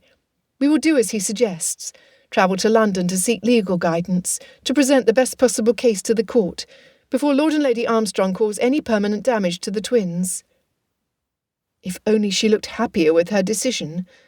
Was there nothing she found appealing about him? She would have all his wealth at her fingertips, a glorious estate in the country, a grand house in town, the latest fashions, and the respect of the Darcy name. Was that not enticing enough? He refrained from the loud sigh, threatening to burst forth. Very well. Darcy stood. If I might have a moment to speak with Mrs. Bennet. Curious, both Elizabeth and her father gaped at him. Be my guest. Mr. Bennet opened the door and then directed Darcy to the drawing-room, where his wife sat staring out the window, as if waiting for a visit from someone who would never arrive. Kneeling in front of her, Darcy spoke softly, not wanting to startle her. Mrs. Bennet, I find I am in dire need of your services. Me? Her hand went to her chest. Darcy saw another crumpled handkerchief in her fist, damp from her tears. Mr. Bennet had not overstated the condition of his wife. Yes, ma'am. I am sorry to tell you that there are individuals who aim to tear your grandchildren away from you. To protect your little Charlie and Clara from those who intend them harm, I will be marrying Miss Bennet as soon as we receive a common licence from Meryton's rector, which we hope will be this morning. What we desperately need from you are your eyes and ears after we are gone. She perked slightly. You see, the former Miss Bingley wrote to Charles, demanding any male child be delivered to her husband to be raised, not as a Bingley, not as your daughter's son, but as his own. She huffed. He has no intention of taking little Clara. I never, Mrs. Bennet grumbled. Madam, to accomplish this would mean breaking the bond between your grandson and granddaughter. This is unacceptable. Mrs. Bennet sat erect. They would not do this, would they? Assuredly they would. Then what are you asking of me, Mr. Darcy? For I simply cannot imagine why you would need me, why anyone would need me. You will be a very important part of our pursuit of justice, Mrs. Bennet. My attorneys and I will need reports of the activities of Lord and Lady Armstrong, as well as the Hursts. We need to know who arrives at Netherfield Park, where they go, who they see, when they leave, and when and if they return.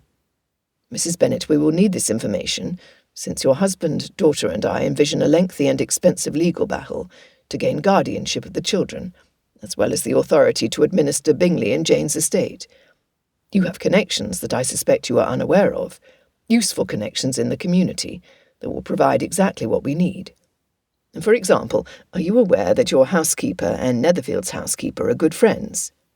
They are sisters. Hill is 2 years older than Maud Nichols. Mrs. Bennet's finger tapped her chin as her tears dried up. And the nephew of our butler works at the stables at Netherfield Park. Additionally, our upstairs maid has a cousin who was employed as a personal maid to Jane. Her name is Abigail. I'm certain that she knows more about the happenings in the house than Jane did." "This is very good. It appears that you understand your assignment well, Mrs. Bennet. I will leave funds with your husband for the paper and postage you will need for your daily reports. Pray do not hesitate to send them often, since even the smallest piece of information could be helpful." She patted the hand he had resting on his knee. "You really are going to marry our Lizzie, and you will take good care of my grandchildren." "I make you this solemn promise today, Mrs. Bennet, that I will do everything within my power to see your family healthy and happy." She leapt to her feet, her shoulders back, her chin determined. "Thank you, Mr. Darcy.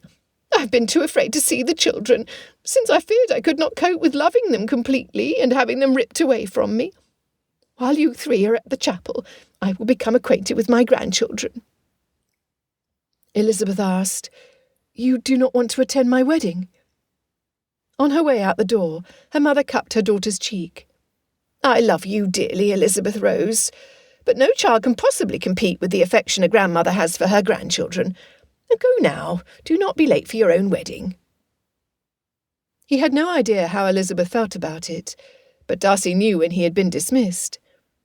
Mr. Bennet chuckled as he watched his wife walk away. It was one more piece of evidence that Darcy's judgments of the family were skewed by his proud arrogance, just as, according to Elizabeth's father, she thought of him. He barely stopped himself from slapping his forehead with his palm. "I am afraid that in the discussion about the wedding, I forgot about an equally important task. Since this next Sunday is the second one since their birth, the twins need to be christened. We should all be at the chapel. Mrs. Bennet will see her daughter wed after all." In the scramble of everyone getting ready, he found it interesting to see that Mrs. Bennet held Charlie, even as Mr. Bennet had Clara, wrapped tightly in his arms. How quickly they slipped into the role of grandparents. Darcy offered his arm to his reluctant bride-to-be. He had got so much wrong from his earlier stay in Hertfordshire. It was incumbent upon him now, for the sake of his existing family, for Bingley's babies, and for Elizabeth, that he finally got something right. They did not make it out the front door before he realised he missed a significant step. "Mr. Bennet, would you allow Miss Bennet and me privacy to discuss an important matter? I promise that only a few minutes will be needed." "Of course." He followed her into the book-room, closing the door behind them. "Miss Bennet, Elizabeth, would you be willing to enter a truce for the babies' sakes?" Without hesitation, she agreed. "Do you willingly accept my offer of marriage?" Her brow arched as his heartbeat quickened. "But you made no offer of marriage, sir." He felt the heat rush to his cheeks as his eyes dropped to the floor. Regaining control of his turbulent emotions, he asked, "Miss Elizabeth Bennet, will you marry me?" She grinned, drawing him in like a moth to a flame. "I will." This time, when he offered his arm, she readily accepted. Within the next hour, he would gain a wife, 2 infants, 2 wet nurses, and Bingley's valet. He could not have been happier.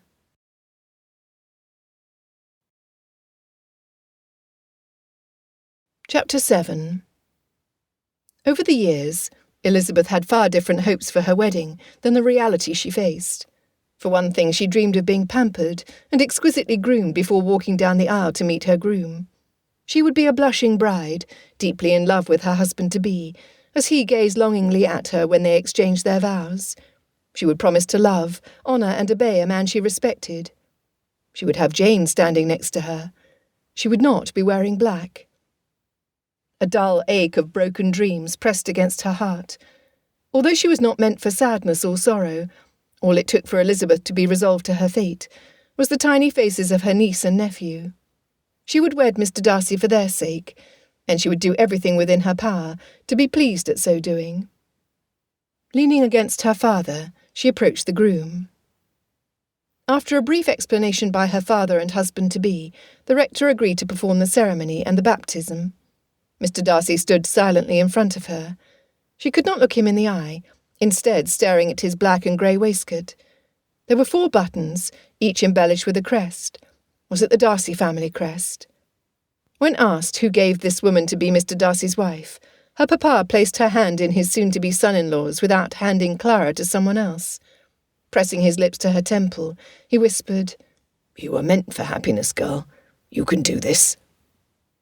She was grateful that at least one of the individuals at the front of the chapel was confident, because her determination wavered.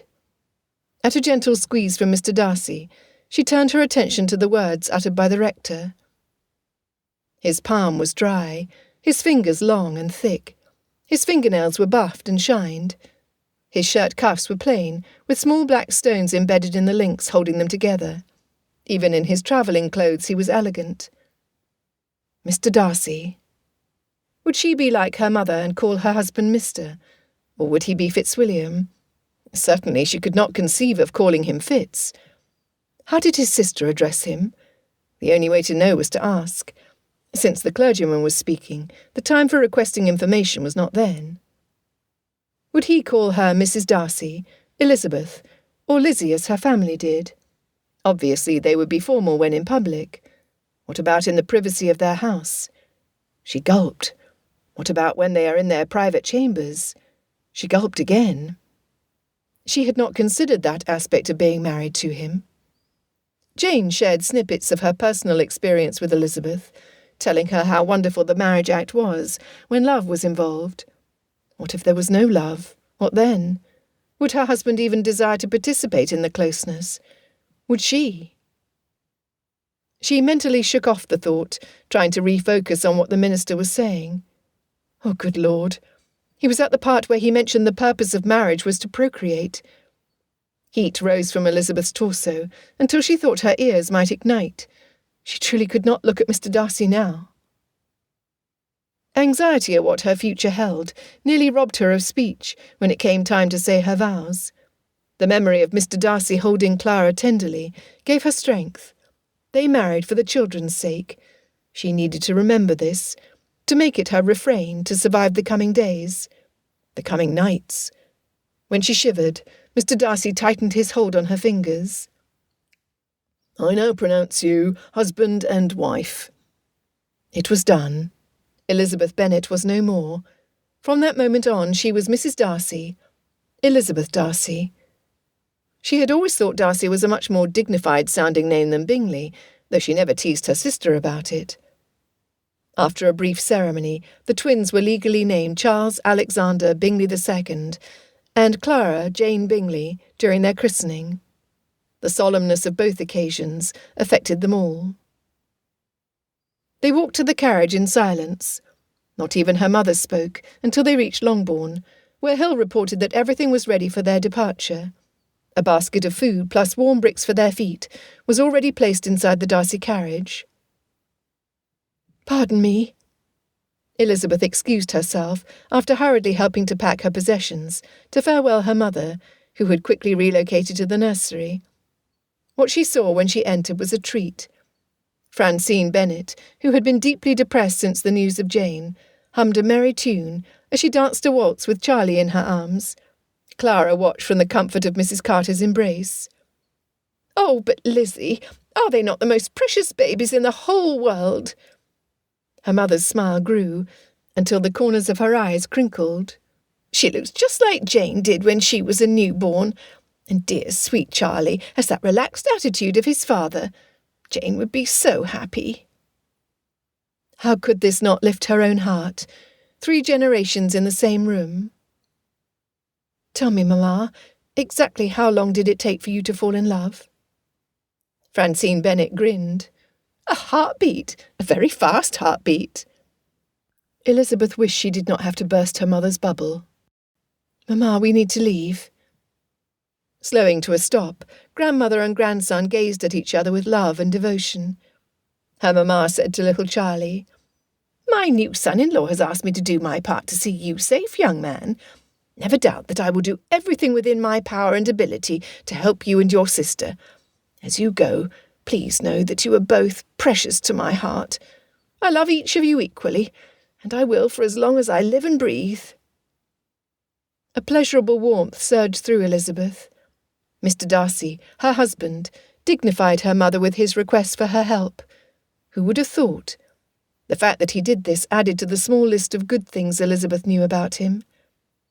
Jane would have told her that there was already much good about Bingley's friend. Nonetheless, Jane would have said that about everyone she met. The truth was, at least in Elizabeth's mind, the more she learned about Mr. Darcy, the more she realised that her first impression was not the complete picture of this man.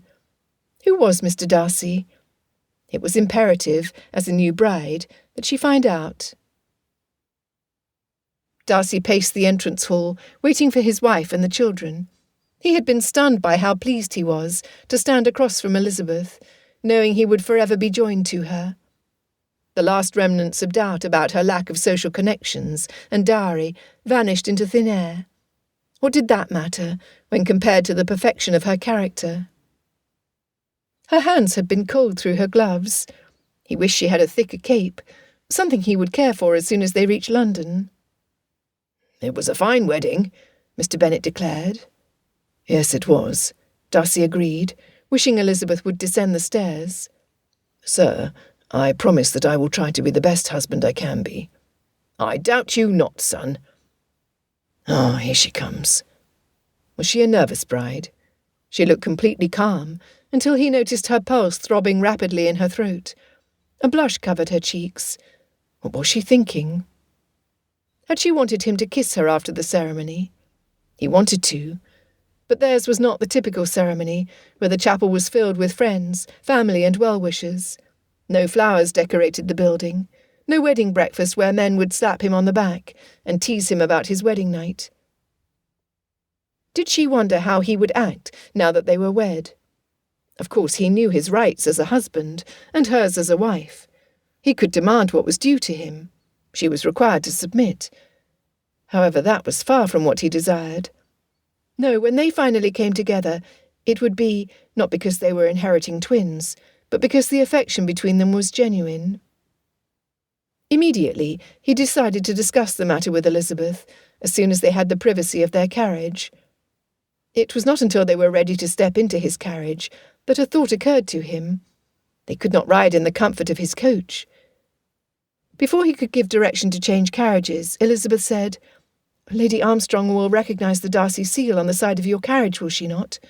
If she does, then they will know we are not heading to Pemberley." "You are correct." He was unusually pleased that they were like-minded. Directing the valets to ride in Darcy's town coach, loaded with their possessions and Bingley's papers, the supplies for the babies, and their bare necessities changed to the servants' coach, where he entered behind Mrs. Carter and Elizabeth. To the driver of the Darcy coach he said, "Head toward Pemberley once we reach the junction of the Great North Road. Then when you reach the first inn, turn back to London, avoiding the main thoroughfares." "Aye, Mr. Darcy." With a tap on the roof they were off to an unknown future, with the potential for happiness or abject misery. Darcy prayed for the former, and desperately hoped to do all within his power to avoid the latter. They had no privacy all the way to London.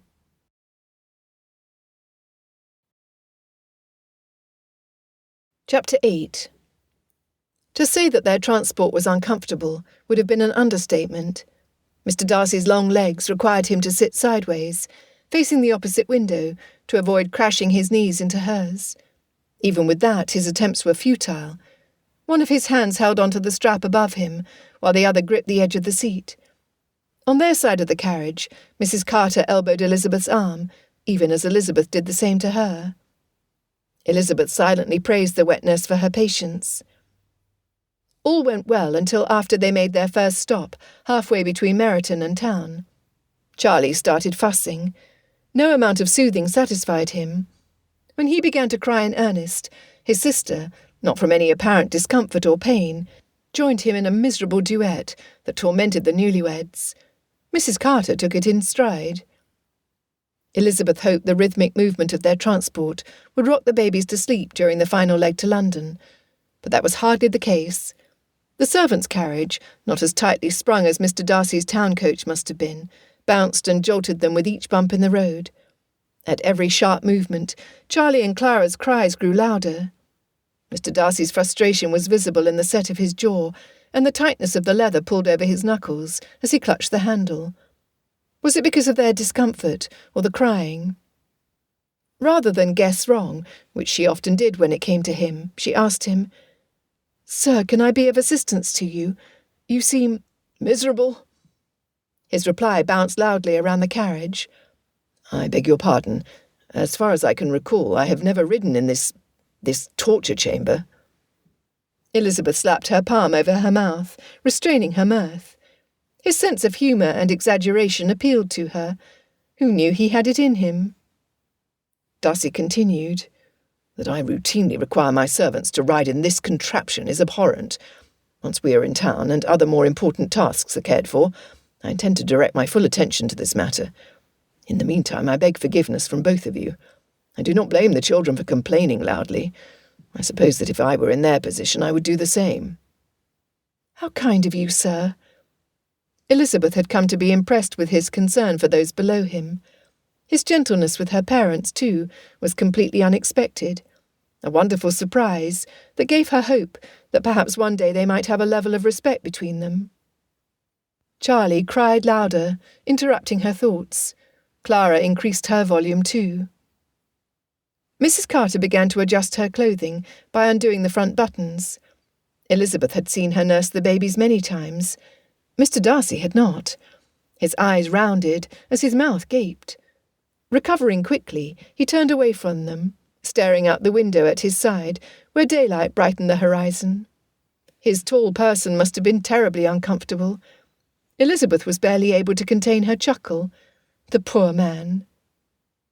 After much encouragement, Charlie was able to latch on to Mrs. Carter, which immediately settled him. Clara continued to protest. With her free hand, Mrs. Carter pulled the fabric back from her other breast. "You'd best take care of the little lady, Mrs. Darcy." Mrs. Darcy. It was a name she would need to become accustomed to. Before Mrs. Williams was hired to be Charlie's wet nurse, Elizabeth often helped Mrs. Carter by handing her a babe at the correct angle so they could latch on. At first, she was embarrassed. No, in truth, Elizabeth had been mortified.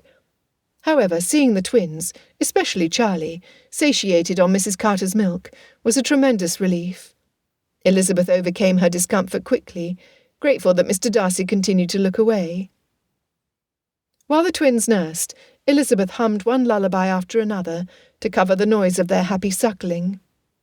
Surprisingly, her husband reached over and took her hand, drawing her attention to him. "Are you well, Mrs. Darcy?" His eyes peered intently at hers, his grip on her fingers firm. "I am."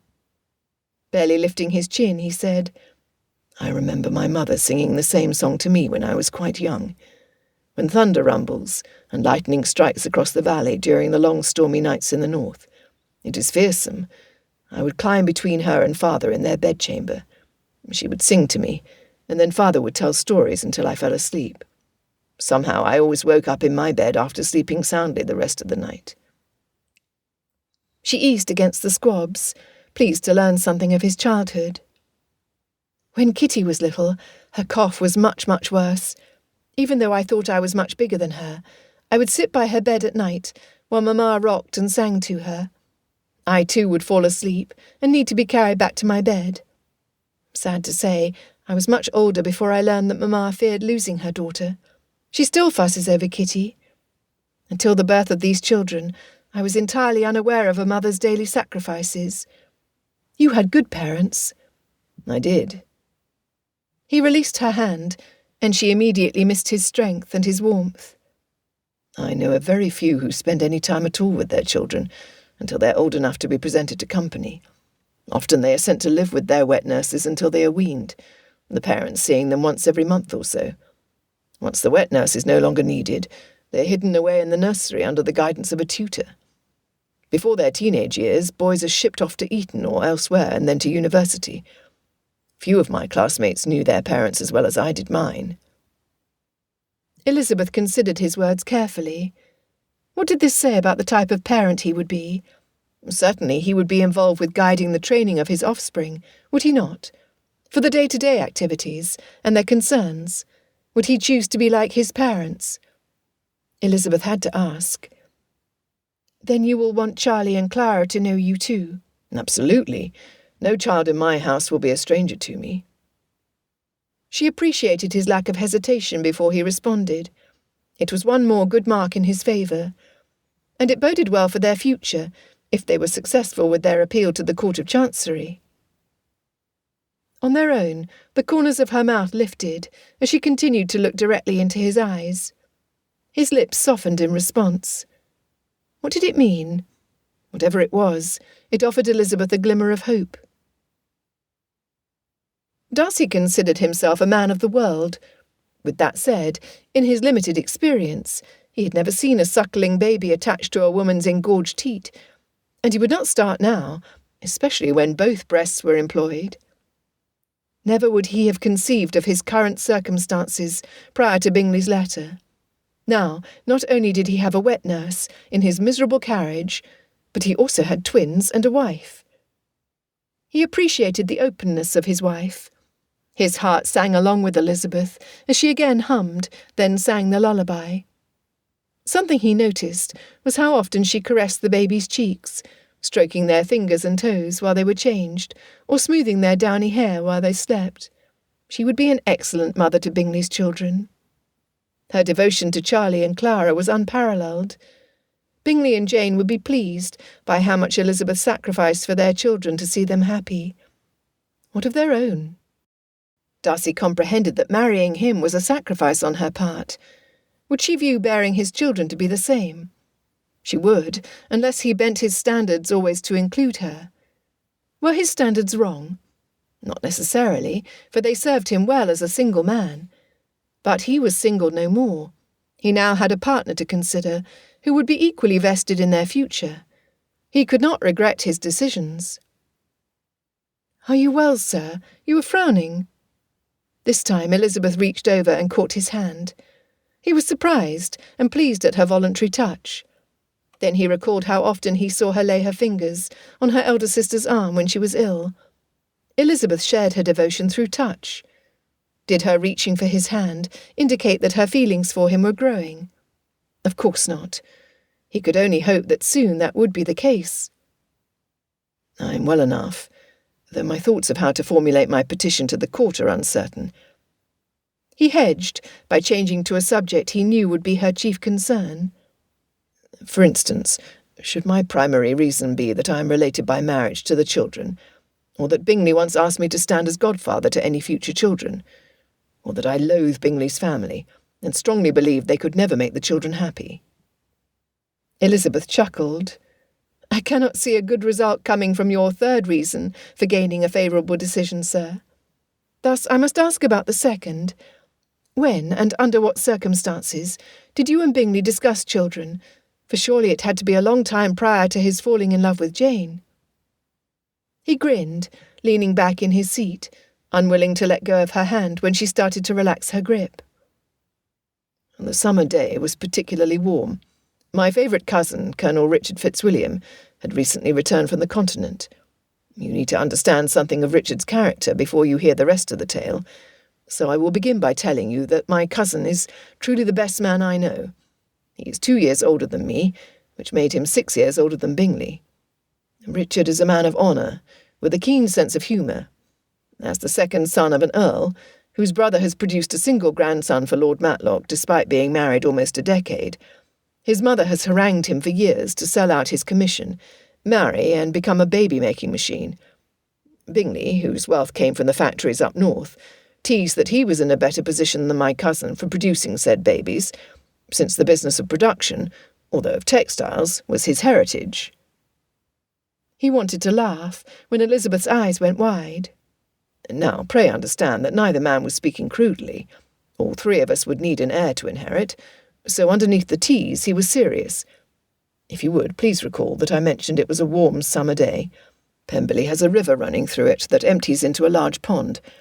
Upstream there are secluded pools, where the water feels particularly cool on a hot day. We three enjoyed our time swimming. We were as relaxed as three younger men could be. As we dried off in the sunshine, the conversation returned to the need for an heir.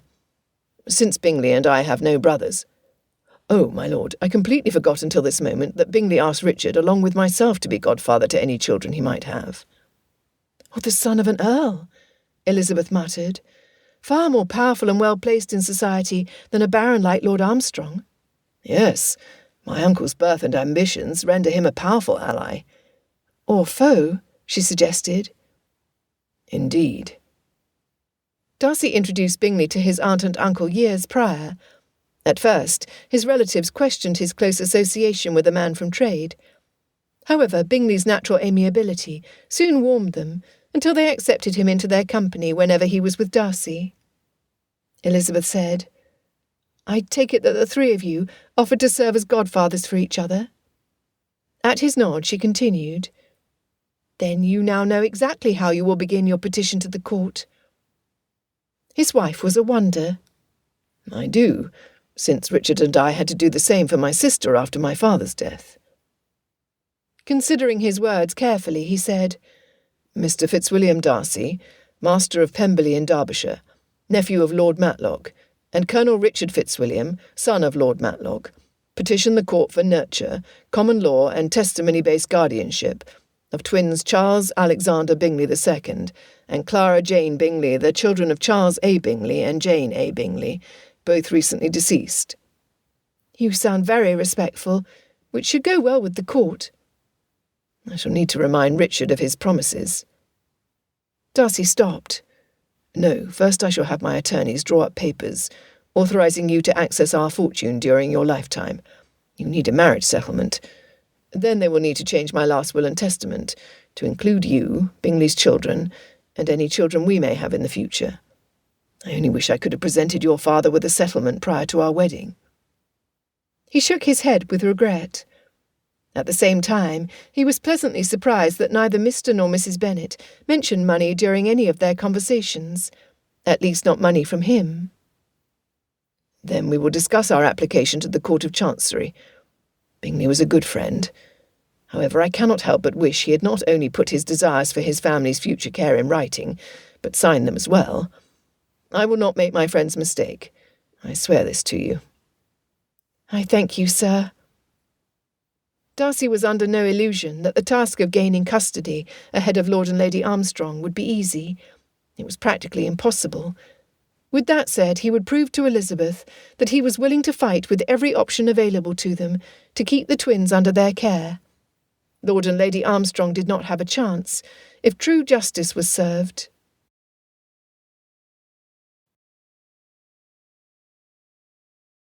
Chapter 9. During the few trips to London that Elizabeth had made to see her uncle and Aunt Gardiner near Cheapside, she never happened to venture into the neighbourhood where Darcy lived. His house was grand. No, their house was grand, for Elizabeth noticed how many times in his conversations since they married that he included her when speaking of his assets. She was gratified to know that she was not married to a selfish man. He must have informed those in his employ to expect their arrival, since a line of servants greeted them.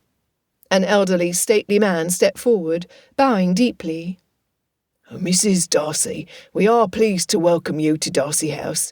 Your pleasure and needs will be our primary concern. Molly has been assigned as your maid until you make your own selection. The chambers on the other side of yours have been opened for a nursery. We are happy to have young ones here, even as we extend our deepest sympathies for the loss of their beloved parents."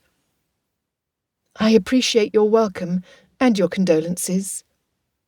Tipping her head in respect, she held Clara away from her, so the butler and others could see the face of one of their young charges. Charlie still slept, but his sister frowned, until a large woman wearing an equally impressive frown and a clean apron approached. Clara cooed and gurgled, the corners of her mouth moving into a semblance of a smile, surprising Elizabeth, Darcy and Mrs. Carter. Her husband chuckled. "Cook, it appears that you have an admirer. Possibly Miss Clara has heard of the superiority of your lemon tarts, for her smiles are as rare as yours." Cook flashed a grin, showing the absence of most of her teeth. Almost immediately, her expression returned to looking sour. But Elizabeth had already taken note of the head of the kitchen's vulnerability. Underneath that gruff exterior, She was a woman like any other, with a heart softened by an innocent child. Miss Clara Bingley had a protector for as long as she resided at Darcy House. Elizabeth was confident that Cook would extend the same service to Charlie. It was a grand start to their residence at Darcy House. The butler extended his arm toward the long corridor running next to a large staircase. "Sir, I beg your pardon for interrupting your welcome, but your attorneys are in your study as you requested." Bowing to Elizabeth, he said, "Mrs. Price would be happy to show Mrs. Darcy, the nurse, and the children to their chambers." Nodding, Darcy introduced his housekeeper. "As Mrs. Hill and Mrs. Nichols thoroughly commandeer their properties, Mrs. Price does ours here in town." Elizabeth was pleased to note how easy her husband was with his servants.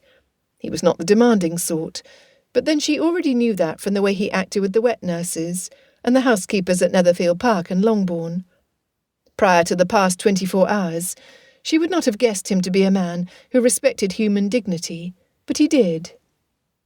With a lighter heart, she ascended the stairs with Mrs. Carter and the babies, fully aware that there was much more to her husband than she first suspected.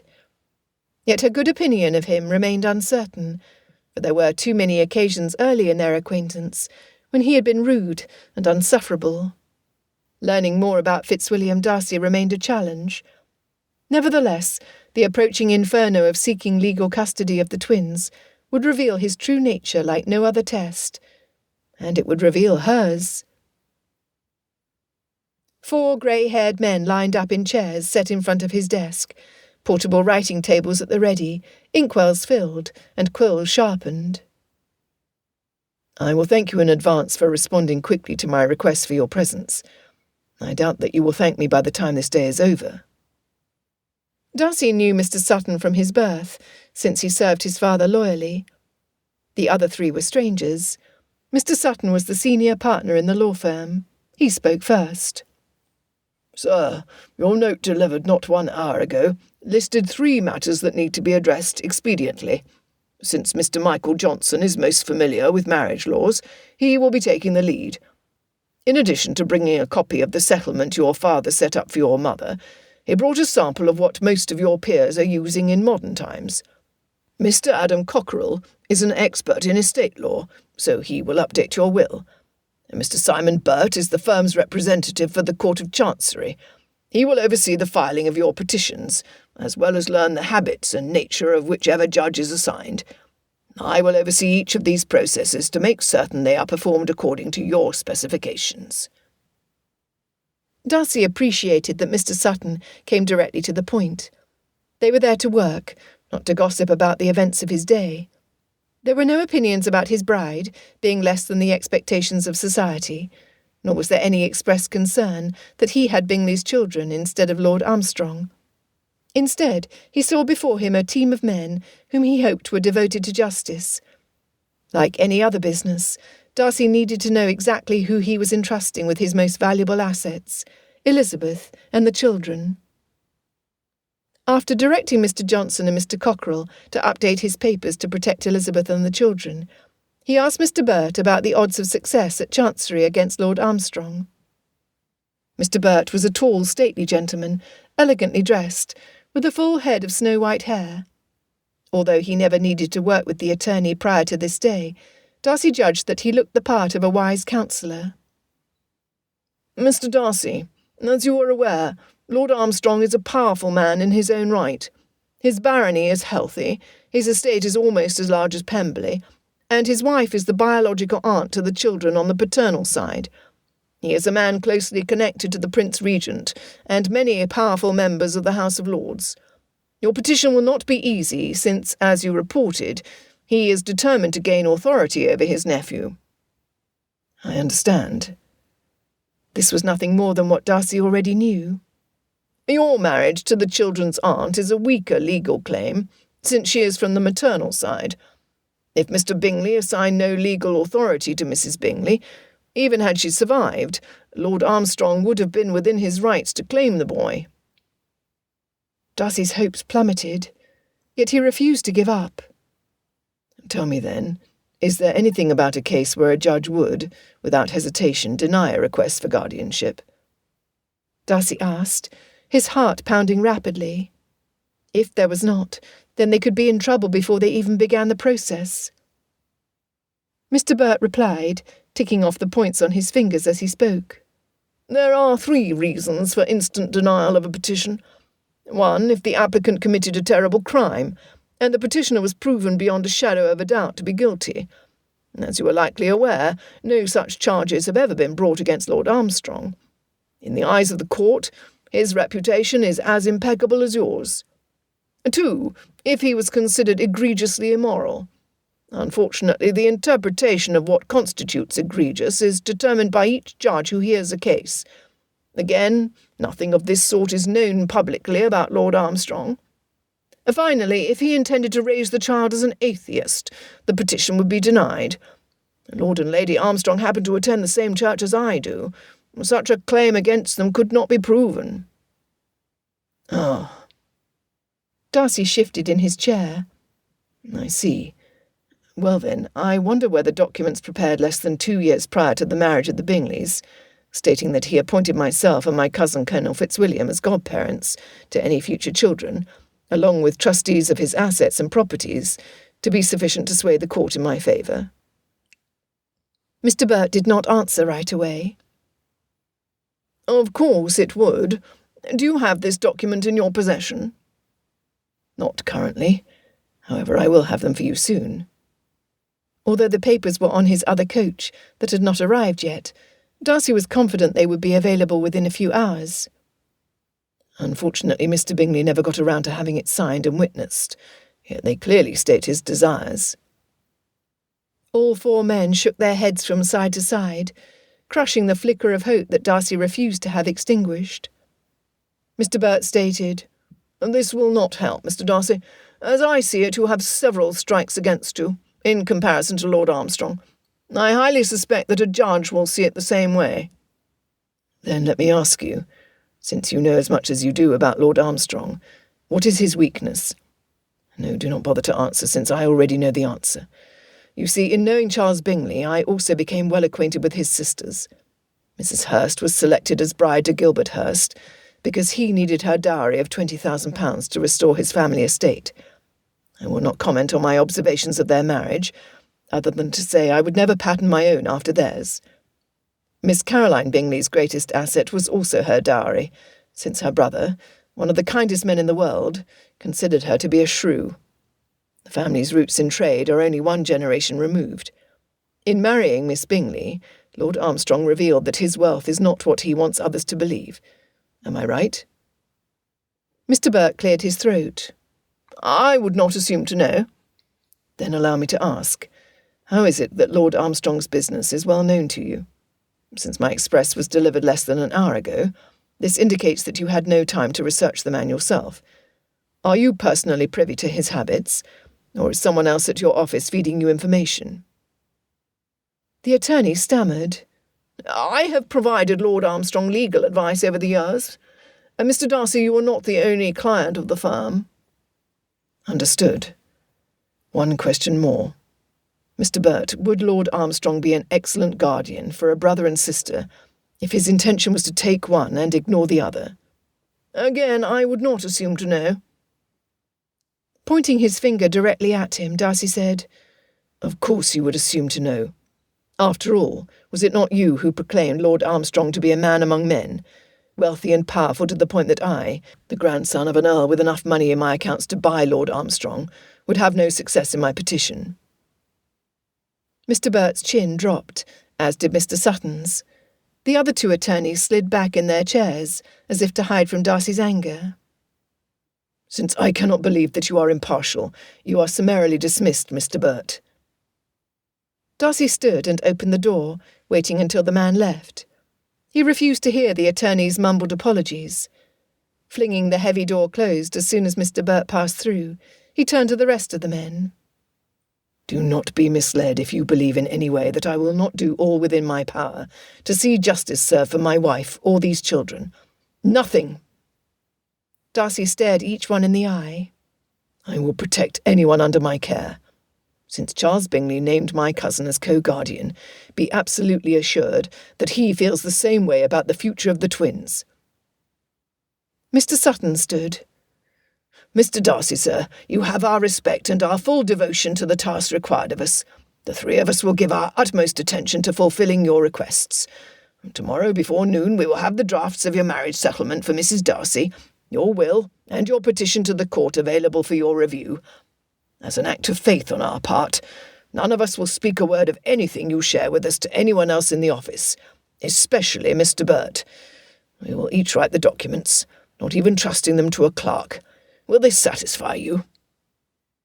Darcy saw the beads of perspiration on Sutton's upper lip. Waiting until the man shifted his weight to his other leg and rubbed his palms against the fabric of his jacket, Darcy said, "Yes, present yourselves here by noon." Remaining behind his desk after they left, he wondered who else Lord Armstrong had already influenced. By now he would have arrived at Netherfield Park. He would know that Bingley was dead. He would know that Darcy had both children, and that they were on their way to Pemberley. But Darcy was exactly where he needed to be. The battle they would be fighting would not be life and death. Instead, it would mean the happiness of two innocent children, and his wife.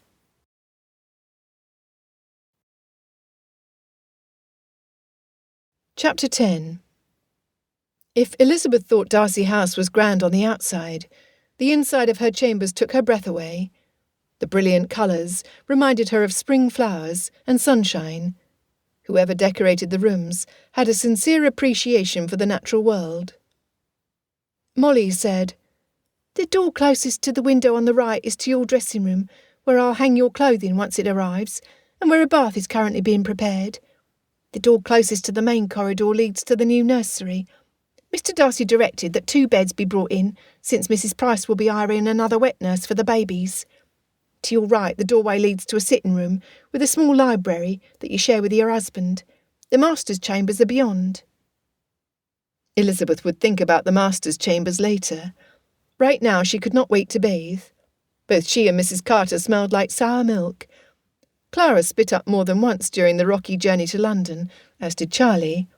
By the time they reached the outskirts of town, there was not one clean cloth left in the basket, sitting alongside Mr. Darcy. He, of course, smelled wonderful. Sitting on the edge of the bed, Elizabeth leaned against the bedpost.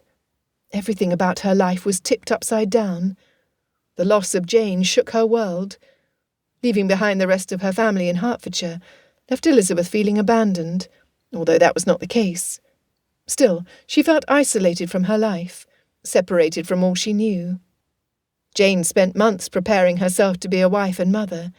Elizabeth was thrust into the position without a moment of training. Not that she resented Charlie and Clara. The opposite was true. She loved them wholeheartedly. Nevertheless, her world shifted when they were born, and it felt like it could never be made right again. "Mistress Darcy, your bath's ready," Molly announced from behind her, interrupting thoughts Elizabeth would rather not have. Vowing to think of something more pleasant, she entered to see a large copper tub with steam rising from the surface. Oh, joy! Until Jane married, she always bathed first. Her sweet sister would rush through her toilette, so the next, usually Lydia at their mother's insistence, would have warm water. By the time Elizabeth usually had a turn, the bath was already tepid and not entirely clean. Poor Mary and Kitty. To be last was always a punishment. "Mrs. Darcy, pray do not rush. The downstairs maids are each desperate to hold those babies. Well, all of us are." She smiled. "Already Mrs. Carter has bathed and is sleeping soundly. Cook will be sending up a tray for her and for you. Mrs. Price has ordered you not to be disturbed for as long as you like. We're pleased to tend to those children and you." Tears of relief threatened. When was the last time anyone cared for her needs other than herself? The water was still hot when Molly returned with a tray laden with a cup of steaming hot chocolate, one of Elizabeth's favourite indulgences, slices of apple, ham, cheese and fresh bread. "From the master." After placing the tray on a small table next to the tub, Molly moved a pile of thick towels close to the fire. Awestruck at the thoughtful gift, Elizabeth's warmth from the inside out was not the result of her first sip of the chocolate. It was another evidence that Fitzwilliam Darcy was far more than the man she met in Meryton those many months ago. Her bath was divine. Wrapped tightly in a silken gown that should have been cool against her skin, she later stood in front of the fire before moving to the window. Sliding the curtain aside, her fingers followed tendrils of rain dancing down the glass. Resting her forehead on the cold surface, she reviewed her circumstances. Certainly she was in an enviable position, if someone looked in from the outside. She was wed to a man of wealth and status, who responsibly carried out his duties. A handsome man of duty, she admitted to herself. The twins were delightful. Her bed was soft, and the fire was warm. Yet she missed the life she led prior to Jane's death. She missed the security of knowing what each day would bring. She missed her family. Most of all, she missed the independence her father allowed her, trusting that her judgment was good and her thinking sound. Elizabeth feared that she would somehow lose herself in all these changes. A month from now, 6 months from now, a year from now, would she be the same Elizabeth that her eldest sister had known? Would she be a true representative of the Bennet family to the twins? Or would she become absorbed in Darcy's life so entirely that she had no original thoughts of her own? Lifting her chin, she decided that the course of wisdom at that moment was to take advantage of the thick quilts and the pile of pillows on the bed, and do as Mrs. Carter was doing. She would first sleep, and then she would determine how she would proceed from that point on. "I wonder where Mr. Darcy is," was her last thought before her eyes closed. Darcy was pleased to hear from Mrs. Price that Elizabeth and the babies slept. Their journey was well timed, since a downpour hit the city mere minutes after the 3 attorneys departed for their office. The Great North Road in February was a mass of tyre ruts and potholes, taking every ounce of his driver's skill to keep their ride as smooth as possible, and it had been far from leisurely. Pouring rain and buffeting winds would have made their journey from Hertfordshire dangerous and far lengthier. Standing in front of the fire, Darcy made a mental list of all he needed to do. The attorneys would not be the only ones working through the day and night. Sighing, he moved to his desk and began. He needed to summon Richard to be at Darcy House when the attorneys returned on the next day, arriving early so Darcy could relay events that brought him to this point. Then the two of them could set in motion an investigation into Lord Armstrong's affairs, to see if there were any reasons the court would determine that he was not a fit guardian. Next, notices of the deaths of Bingley and his wife, the birth of the children, along with his and Elizabeth's marriage, needed to be posted to the papers. If anyone other than Lord Armstrong felt they were deserving of the babies or Bingley's assets, the notice would bring them out of the woodwork. It was best to know how many fortune-seekers they had to deal with before they went to court. Darcy did not doubt that the announcement that he was no longer on the marriage mart would stir gossip amongst the temps.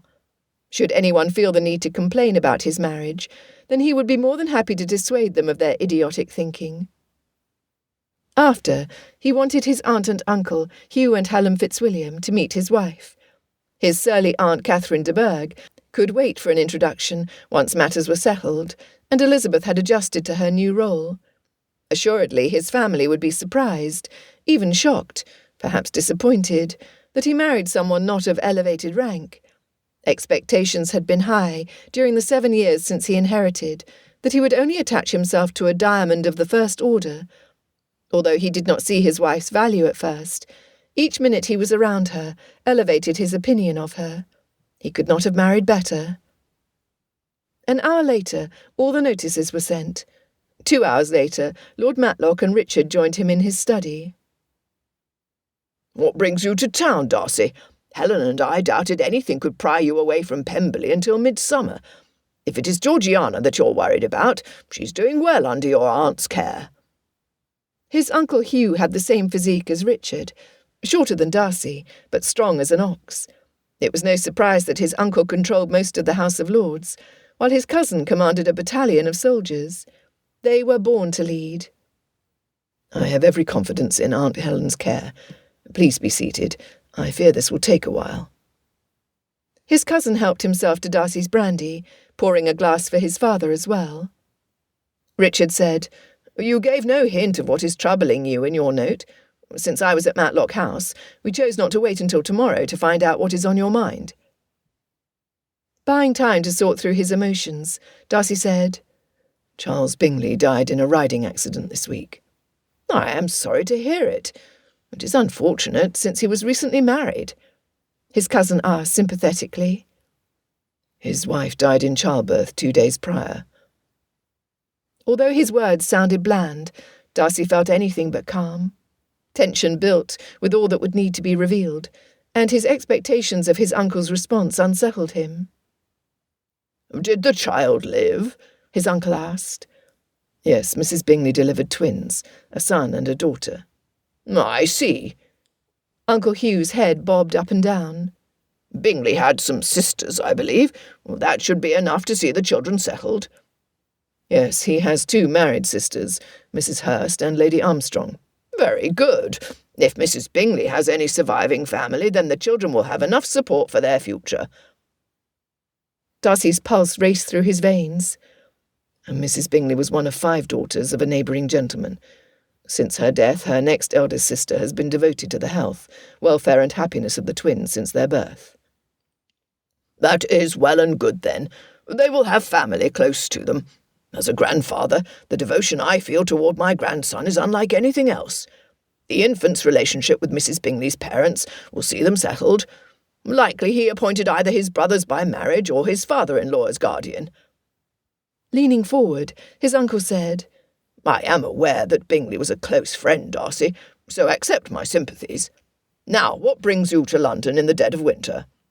Without hesitation, Darcy lifted his chin and replied, "Bingley left no will.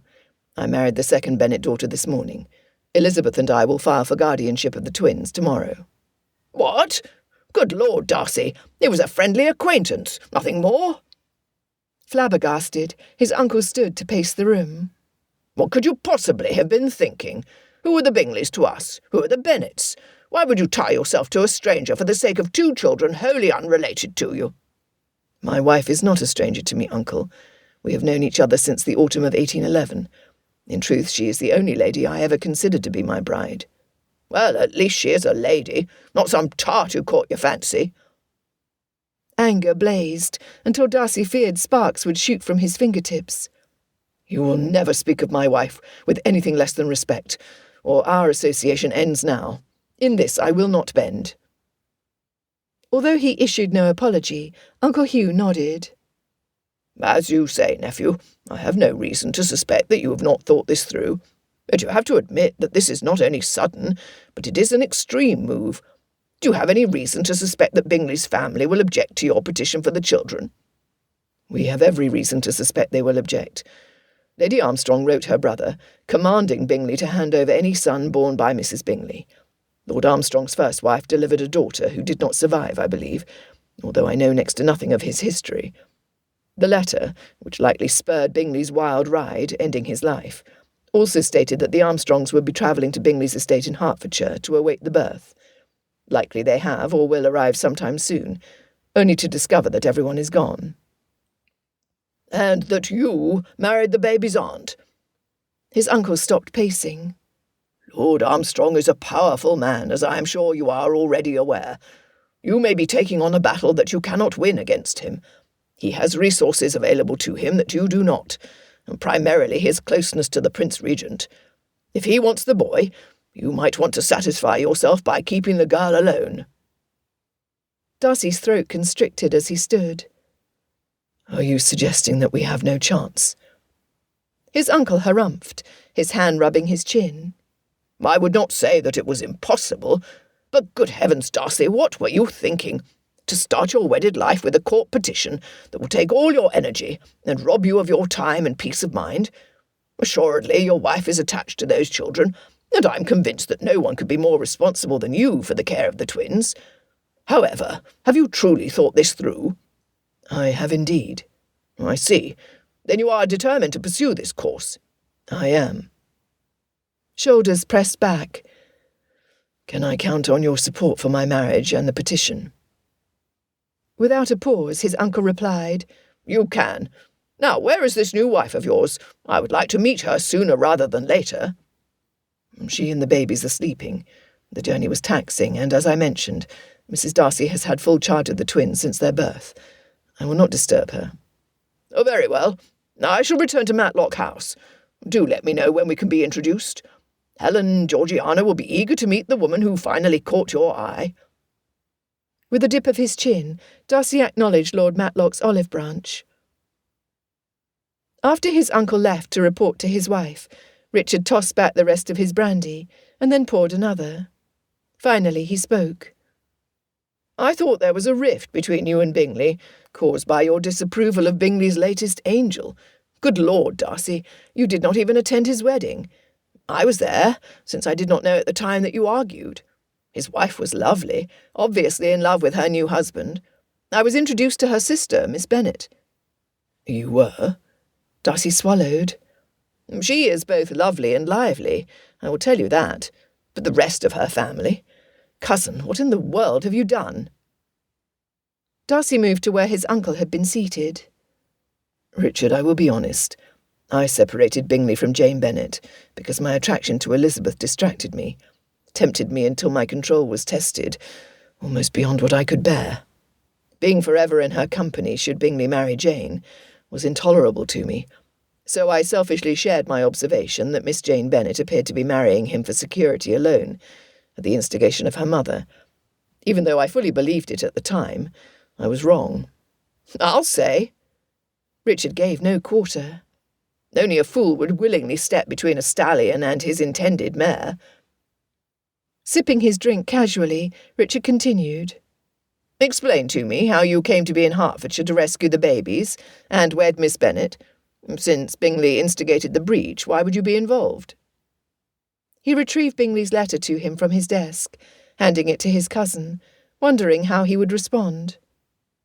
After reading the missive, Richard said, "This explains why you journeyed to Hertfordshire. You sought to repair any damage caused by you, and to be of assistance to a friend. I know you, Darcy. Your heart has always been bigger than you are. You always felt responsible for helping Bingley. Once you learned Bingley was gone and saw his babies, your responsibility plus your affections would have been fully engaged. That Miss Bennet, someone you already were attracted to, was part of the package would have been too tantalizing to let go. You've never been comfortable being the target of so many ferocious women who yearn to be the next mistress of Pemberley. In marrying Elizabeth Bennet, the target is gone. I understand your marriage. But the babies? As my father said, to begin a marriage engaged in warfare, a war you likely will not win, will not be good." He valued his cousin's opinion more than any other man's. "I thank you for your support of me and Elizabeth, but know that my fight for custody will not be done by me alone. Do you not recall that you, me, and Bingley discussed this very subject the summer we were at Pemberley? Did you not agree to accept guardianship of Bingley's and any children I might have in the future, as we agreed to do the same for you?" Richard gripped the arms of the chair so tightly that they threatened to break. "I do.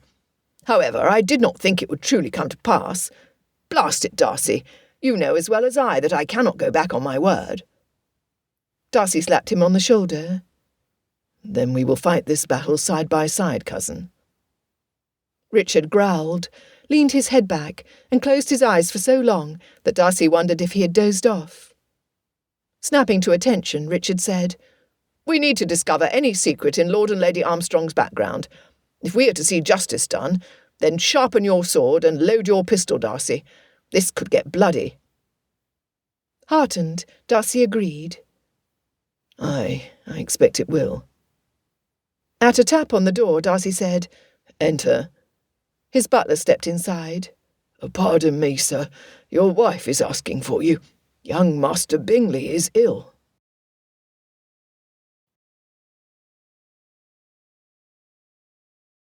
Chapter 11. Elizabeth woke to the sound of thunder and a baby crying. The storm raging inside of her mirrored the one outside. Almost instantly, Molly was at her side. "Would you care for something to eat before you see the babies? You have hot tea and a small repast waiting for you." "Who is in the nursery?" Rising, Elizabeth impatiently waited for the maid to help her dress. "Mrs. Carter is feeding young Master Bingley." With a muted chuckle, the maid added, "Miss Clara is currently complaining because cook was needed in the kitchen." Extraordinarily pleased at the attachment between the two, Elizabeth sat at the vanity. All stress drained from her, the second Molly ran a bristle brush through her hair. To be ministered to in this way was glorious. Sipping her tea and nibbling on one of cook's biscuits, she asked, "And Mr. Darcy?" Without pausing, the maid continued her ministrations. "He's in his study with the Colonel. Lord Matlock was also here, but left not long ago." Elizabeth suspected that this would be a challenging meeting for all three of them.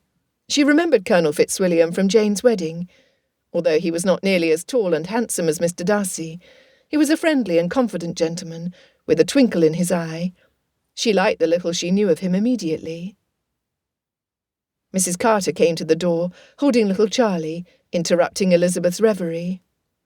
"He's mighty hot, Mrs. Darcy, and is too weak to eat." Panic surged through her.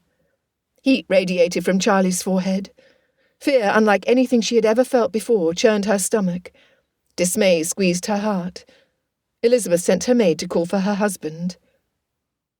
"Mrs. Carter, I know that for an older child we would put him in an ice bath, but I cannot think that would be good for an infant." Her words caught in her throat. "I do not know what to do." The widow said, "Perhaps if the water were merely lukewarm it would help. I will loosen the bands surrounding him to get cooler air to his skin." Elizabeth was frantic with worry. When Molly returned, they put Charlie into a pan of tepid water, his skinny arms and legs limp. His fever persisted. His eyelids flickered, but refused to open, no matter how often she called his name, begging him to fight whatever caused his suffering. Cook burst into the room, pushing her sleeves up her beefy arms. Her hands were full of squares of soft cotton cloth. Tucked under her arm was a stoneware bowl. "Mrs. Carter, you need to squeeze out some milk into the bowl for the lad. We will soak the cloths to drip into his mouth, since he's too weak to suckle." Without hesitation, the wet nurse complied. As Elizabeth held Charlie afloat in the water, Molly and Cook took turns, trying to get drops of precious milk into his mouth. She prayed over and over that Charlie survived, begging God, swearing her full devotion to him, if he would only keep Jane's child alive. There had already been too much death. Surely enough was enough, was it not?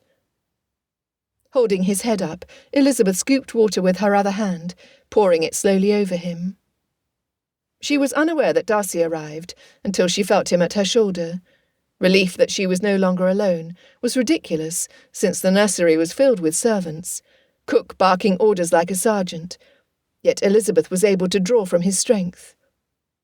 Turning her tear-stained eyes up to him, she pleaded, "Help us." "I will retrieve the doctor myself." He squeezed her shoulders, his face almost as pale as Charlie's. Instead of his task giving her comfort, it had the opposite effect.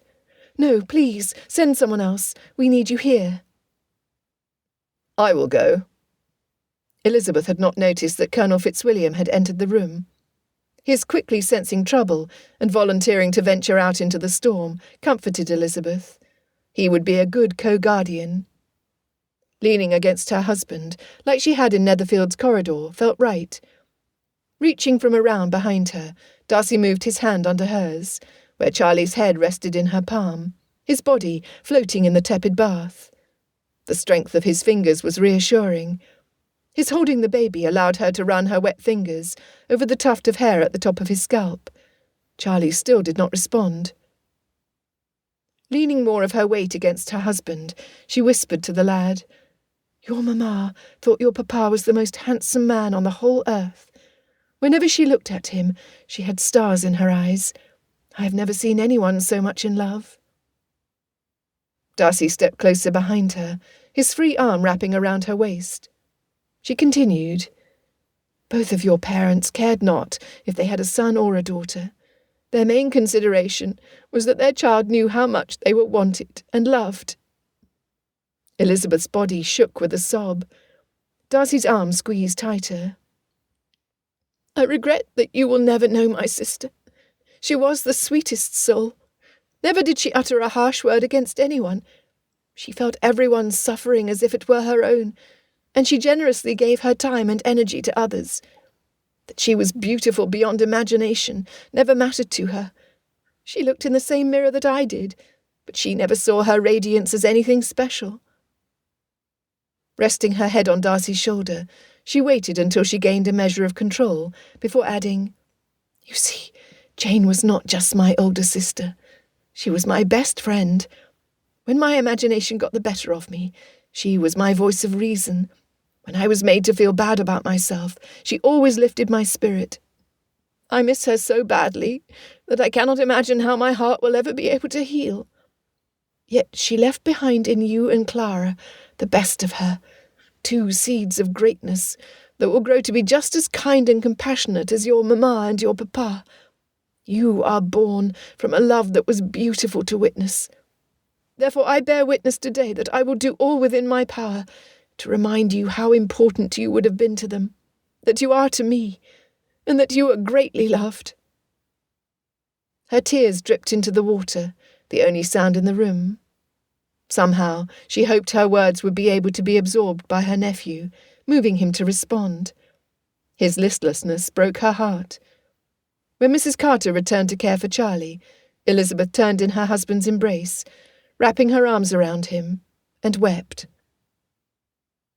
Darcy's heart broke for his wife. He cared not that his servants witnessed their suffering. Surveying the little one from his head to his toes, Darcy was awed that a baby could be so small. Yet every aspect of his physical form was perfect. Little Charlie Bingley was a wonder. Like Elizabeth, he vowed to do all within his power and authority to protect this child.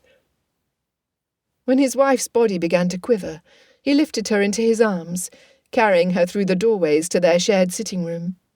Her maid took Elizabeth's place, tending to the boy. Parker, who arrived with his primary carriage earlier, moved one of the overstuffed chairs in front of the fireplace. Darcy sat with his wife still in his embrace, as his valet left the room, closing the door behind him. He knew not what to say. How could he provide comfort when her wounds ran so deep? Whether she lost the boy due to his current illness, or to Lord and Lady Armstrong, the devastation to Elizabeth would be complete. They sat together for the longest while. Darcy refused to let her go as she wept. His own heart ached, until he felt her suffering in every pore. He knew then that his words to his uncle about his marriage were not strong enough. He loved her. Red eyes, damp cheeks, runny nose and all. She spoke of the compassion of her sister. What of her own tender feelings? Elizabeth's character was rich and deep, stirring him until all he could think about was her. How could he soothe her? How could he please her? At that moment he was at a loss. Committed beyond anything he had ever felt before, he would use their lifetime together to learn how to please a woman worthy of being pleased. Parker tapped on the door to let him know the doctor arrived. His valet entered the room long enough to add more wood to the fire, whispering that the physician intended to remain with the baby until there was improvement. He appreciated his valet's discretion when he felt Elizabeth hold her breath during the brief report, not exhaling until Parker was gone. Of course, what was left unsaid was that there might not be improvement. Darcy struggled to come up with a plan that would help Elizabeth should the worst happen. A baby wailed. Was Charlie better? "That is Clara. She will worry," Elizabeth whispered. His chest deflated as his hope vanished like a mist. Running his hand up and down her arm, he sighed, wanting her to know that he was affected too. She completely relaxed against him. "Pray forgive me for my wild talk, Mr. She leaned away from him. "I do not know what to call you, sir." "My family calls me by my given name, Fitzwilliam." Gratefully she rested against him. He had not realized how much he coveted her contact until she pulled away. He enjoyed their intimacy, her heart beating with his. "Fitzwilliam, I fear you will be offended if I share my fears." "Not at all." She scoffed. "Lord, but I hope you mean that, because the worries running rampant in my mind are fearsome. For example, what if Charlie does not recover? What if we lose him and Clara is left alone? How could we possibly comfort Clara? From the moment of his birth, it is as if she looks for him. She needs him, Fitzwilliam. I need him. I want to believe in my soul that he shall live, but the odds are not in our favour." Her fingers pulled at the fabric of his waistcoat. He would gladly give her every garment he owned if it helped her. "Churchyards are filled with the graves of infants who barely took a single breath. Newborns are christened before the second Sunday after their birth, because so few live past that period. My expectations should be low, but they are not. I'm not made for tears, but I cannot make myself pretend that Charlie's condition is not serious." She was not yet done. "I have never believed in fate. Instead, I feel that good and bad things happen, not by design, but as consequences for either a wise or a foolish decision. Or it happens by accident. For how could a God of love rob these children of parents who were all that were good and kind themselves? What sort of God would have a master plan that included the death of innocent children?" Elizabeth released her grip and patted his chest. "Have I shocked you?" "You have not. I am in complete agreement." Her sigh was heavy. "Then I am pleased to be married to a wise man." He chuckled to himself. "You are. That is good to know." He stopped rubbing her arm, his hand cupping her elbow. "Elizabeth, there is no way for me to know what our future holds, especially when it comes to the children. Know this for a certainty. What we can control is our relationship with each other. If you and I decide to be happy in our marriage, then no force on earth, nor action on the part of another will stop us." His wife pulled away to look at him. "Then let us be happy, Fitzwilliam." Relieved at hearing exactly what he needed to hear, he pulled her even closer.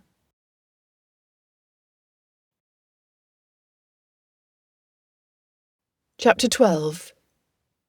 Darcy spent his wedding night caring for Charlie. They both slept in her bed, but not at the same time, each relieving the other for several hours, so they could take turns sleeping. Time after time, he wished he could hold Elizabeth in his arms, but circumstances dictated otherwise. There was no improvement, which the doctor said was likely. Privately, the physician held out little hope for the boy, saying that he was born too soon and was too small, lacking the strength he needed to struggle for life. When pressed, the doctor said that he did not have a glimmer of confidence in Charlie's ability to recover. Elizabeth would be crushed. Before noon the next day, Darcy apprised his attorneys of the situation.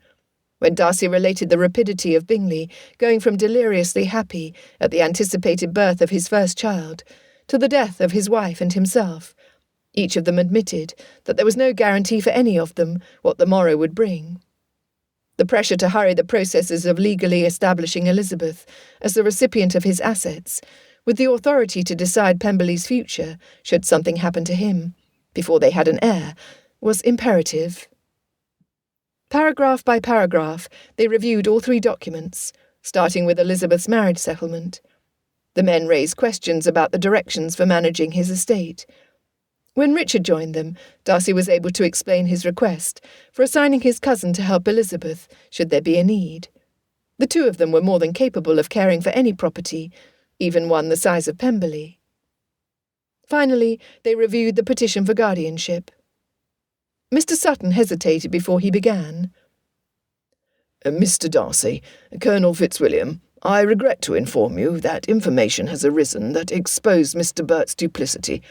At my insistence, one of the clerks remained in the office last night, searching through his files for any overt activity that tied his allegiance to Lord Armstrong. Mr. Bert was careless. A small ledger was confiscated, containing private money transfers from Lord Armstrong to my former employee, for purposes that covered potentially incriminating activity." "What sort of activity?" Richard asked, before Darcy could, his fingers tapping nervously on the arm of his chair. "If it can be established that he was egregiously immoral, as I understand, then any petition he files for guardianship would be denied." The attorney nodded. "If it could be established, then this is accurate. However, these transactions were over a lengthy period.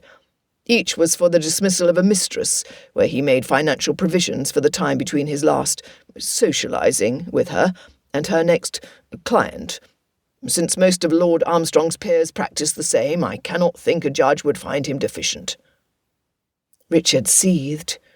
"This is not the sort of man who should be a father to anyone's twins. Admittedly, I am not in a hurry to bear the responsibility of parenthood, but I would swear on my life that Darcy would never look outside of his marriage for sexual satisfaction or a thrill. His character is honourable. He was born responsible. The children will be better for remaining in his care." "Thank you for your support, cousin. Should we need a reference for me in court, I do hope you plan to make yourself available." Darcy appreciated Richard's confidence in him. However, it was not the three attorneys in front of them that they needed to convince. Mr. Sutton said, "Gentlemen, before we proceed, we have a few questions that need to be addressed. First, in case Lord Armstrong is not nearly as flush as he would like others to believe, since the moneys offered to his mistresses were pitiful, and the rents paid for their establishments are in a poorer part of town, would you be willing to forego your claim against Mr. Bingley's assets if Lord Armstrong would release any claim to the boy?" "No," Richard answered, while Darcy said, "Absolutely." His cousin glared at him. "Those funds are not yours to buy, sell, or give away, Darcy. They belong to those two children in your nursery. All of Bingley's assets should be set aside into a trust for them." Nodding, Darcy said, "I completely agree with you, except for one point. If Lord Armstrong's motive is to gain control of Bingley's wealth, then the cost of freedom needs to be considered. For me, I would gladly pay any price." Mr. Sutton said, "This brings us to the second question. What are Mr. Bingley's assets?" Since Darcy spent the morning going through the boxes that they retrieved from Netherfield Park, he could confidently report the details. Besides his accounts with the Bank of England, containing almost 100,000, Bingley invested with his wife's uncle, Edward Gardner, who has an import-export business close to Cheapside. The earnings from this investment replaced the funds he used to lease Netherfield Park, leaving his initial inheritance intact. His main source of income, other than interest, was a monthly deposit from his family's cloth manufacturing companies in the north. This monthly deposit covers his expenses, so again his original inheritance has remained untouched. The lease on Netherfield Park was originally for 1 year. After that day, the lease ran month by month, so it will end as soon as the owner is notified, and this month is over. Once the Armstrongs and Hursts vacate the house, I will hire men to retrieve all possessions belonging to the Bingleys, to be stored at Pemberley, until the children are old enough to sort through them." Mr. Sutton glanced at his associates. "This is more than we suspected. Unfortunately, to a man like Lord Armstrong, this makes 100,000 reasons for him to pursue guardianship. That is not to say that we are not without options. What I propose would be that you decide between the following. First, you prolong the court case for the length of time it would take until the children are old enough to make their recommendation to the court as to whom they want as guardians. That would be the age of 14. The downside would be that this would place a drain on the Bingley assets that would be funneled into the court. As far as the judges are concerned, this would be the best choice, since they would personally benefit from your appeals. Second, you offer Lord Armstrong the position of sole trustee to Mr. Bingley's bank accounts and investments, as long as he agrees to have Mr. Darcy appointed as guardian of the children, and Colonel Fitzwilliam appointed as trustee to the only property owned by Mr. Bingley, meaning the factories that continue to supply income. One reasoning behind this agreement would be that the monthly manufacturing income could be invested for the children, giving them a good start to their adult life. And finally, yes. Mr. Sutton sighed. Finally, after calculating the odds based on the fact that neither you, Mrs. Darcy, nor any of your family members are directly related to Mr. Bingley, that you give up all claim to Mr. Bingley's son, keeping his daughter as your ward. Never. Darcy jumped up, no longer able to appear relaxed. Last night, when little Clara realised that her brother was not next to her, she cried until she was again placed alongside him. According to my wife, she has done the same since birth. How that baby girl would cope should her brother not survive is beyond me to know. Pounding his fist on the corner of the desk, he stated, "What I do know is this. I will fight to my last breath to keep those two together. Should Charlie not survive, I will fight to control enough of Bingley's assets so that his daughter knows how much her father loved her. Petition for Richard and me to control it all. Should Lord Armstrong insist on some portion of the estate, I will gladly hand over Bingley's money if he needs a concession, but never will I voluntarily give up those children. Never." The three attorneys stood. "Very well. We will return with the final marriage settlement and the will for you to sign later tonight. We also will bring a petition for guardianship, with the provision that the two of you are appointed as trustees of Bingley's financial assets. Good day to you both. Until this evening." Richard was silent until the attorneys left. Darcy watched him as his cousin paced the room. When he came to a standstill, his first comment caught Darcy by surprise. "This is no longer about duty, is it?" Darcy considered how best to answer, looking inside himself to determine his reality. "It is not," he admitted. "At the same time, it still is. I do not understand." Richard dropped into a chair in front of the fireplace, stretched out his legs, and rubbed his palms over his face. "Cousin, Bingley was a good friend to me, a far better friend than I was to him. Am I doing my duty by him to protect his children, wealth and property? I am. In doing so, I will act in a manner that he would expect from me." "And?" Richard leaned forward to poke at the coals with his boot. "And I cannot forget that Mrs. Bingley was Elizabeth's favourite sister, that in their times of need they bolstered each other. The twins are not just Bingleys, they are Elizabeth's niece and nephew. She was there when the babies took their first breath, and when her sister took her last. So when I act for Bingley from duty, what weighs heaviest on my mind and heart is how this will affect my wife." "Do you love her?" Richard swiveled to stare directly at him. "Whether I do or not is for her to know first. What I will tell you is that everything I do going forward is to win her respect. Once I have succeeded, I will do anything and everything to win her heart." "Then I do not need to hear you say it, Darcy. But do not withhold it from her for long, for if this situation with Bingley has taught us anything, it is that we do not know what will happen tomorrow. Tell her soon." "I will."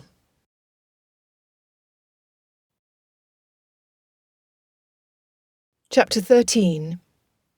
Charlie made it through another night, though it had not been easy for any of them.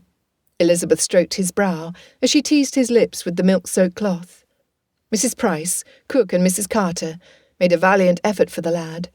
So did Fitzwilliam. His timing was impeccable. When Elizabeth was at her most despondent, he appeared. The dawn began to peek through the window when he came into the nursery.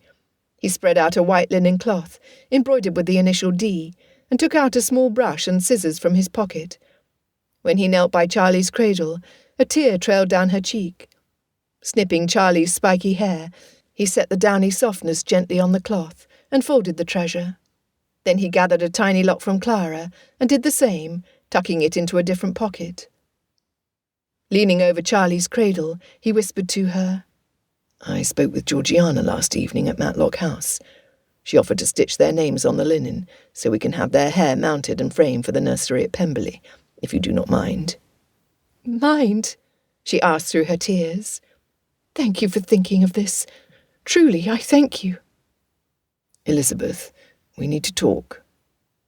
Calling for Mrs. Carter to take her place, he escorted her to their sitting room. The doctor had already been to examine Jane's son that morning. He said nothing to her. What had he told Fitzwilliam? Fear consumed her. "Please read this." He held out a letter to her. She tried to make sense of the scribbles, but exhaustion, worry, and tears rendered her incapable. Handing him the paper, she wrapped her arms protectively around her middle. "Please read it."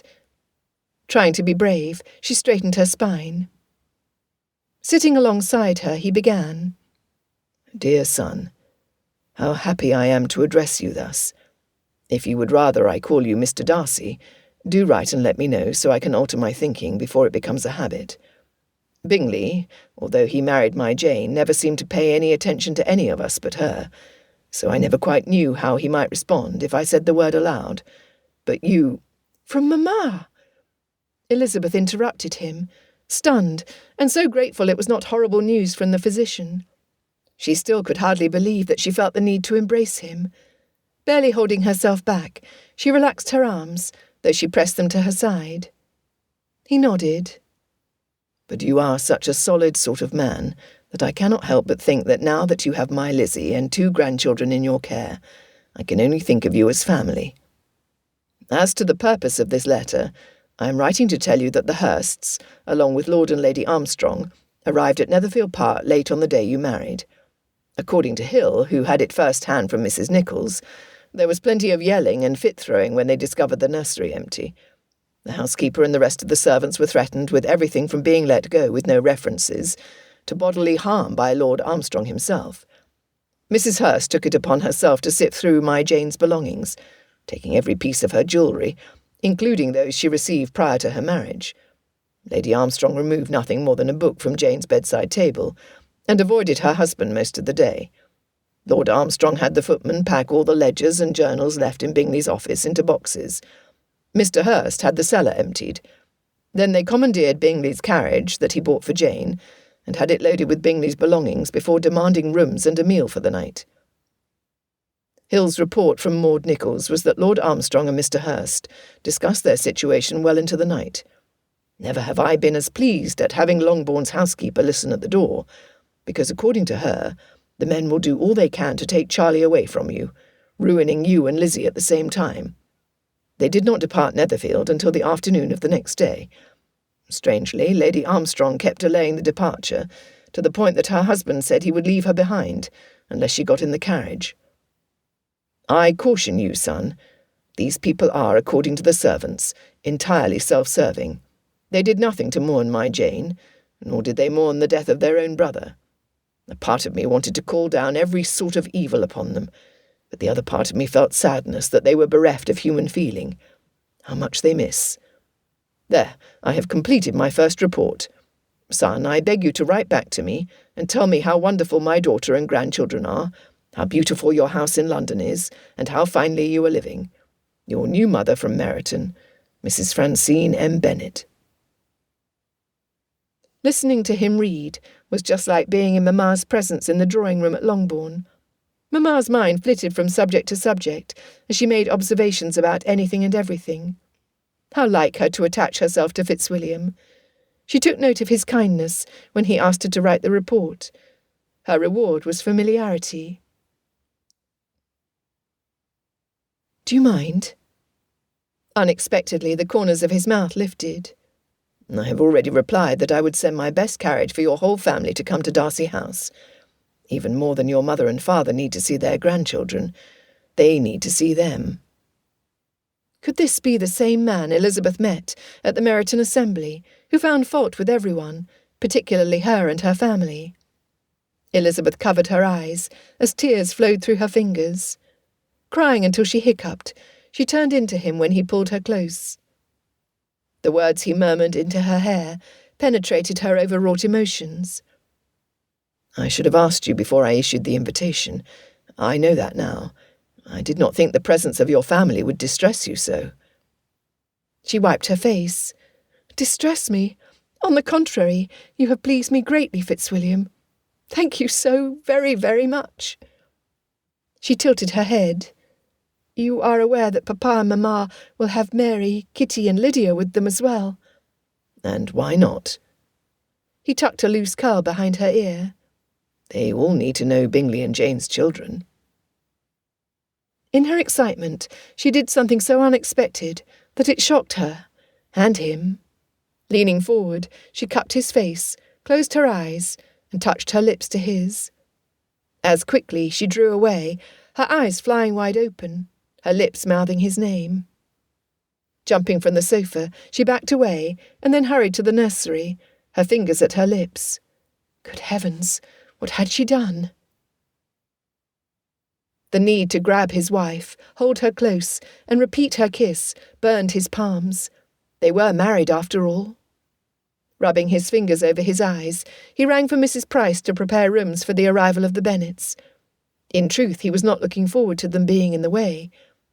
Aunt Helen Fitzwilliam and Georgiana insisted that Elizabeth be brought to Matlock House for inspection, no doubt. His uncle and cousin would stop by at all hours with information about Lord Armstrong. His attorneys would do the same. Added to these interruptions, his daily business regarding his properties weighed upon him. He had yet to finalise his plans for spring planting at Pemberley. Repairs to the roof were still underway. How would he cope with 5 more disparate individuals in his house? Of course, the answer was Elizabeth. Her calm presence soothed him. Her kiss inflamed him. Every hour increased his appreciation for his wife. Unlike her mother, she did not suffer an attack of nerves when under trial. Instead, she forged ahead, doing what was needed without complaint. Purple shadows under her eyes spoke of her lack of sleep. In truth, Mrs. Carter and Mrs. Price had those same shadows. Yet neither the wet nurse nor the housekeeper looked gaunt. He knew Elizabeth slept little and ate less. Thus he had invited Mrs. Bennet to London.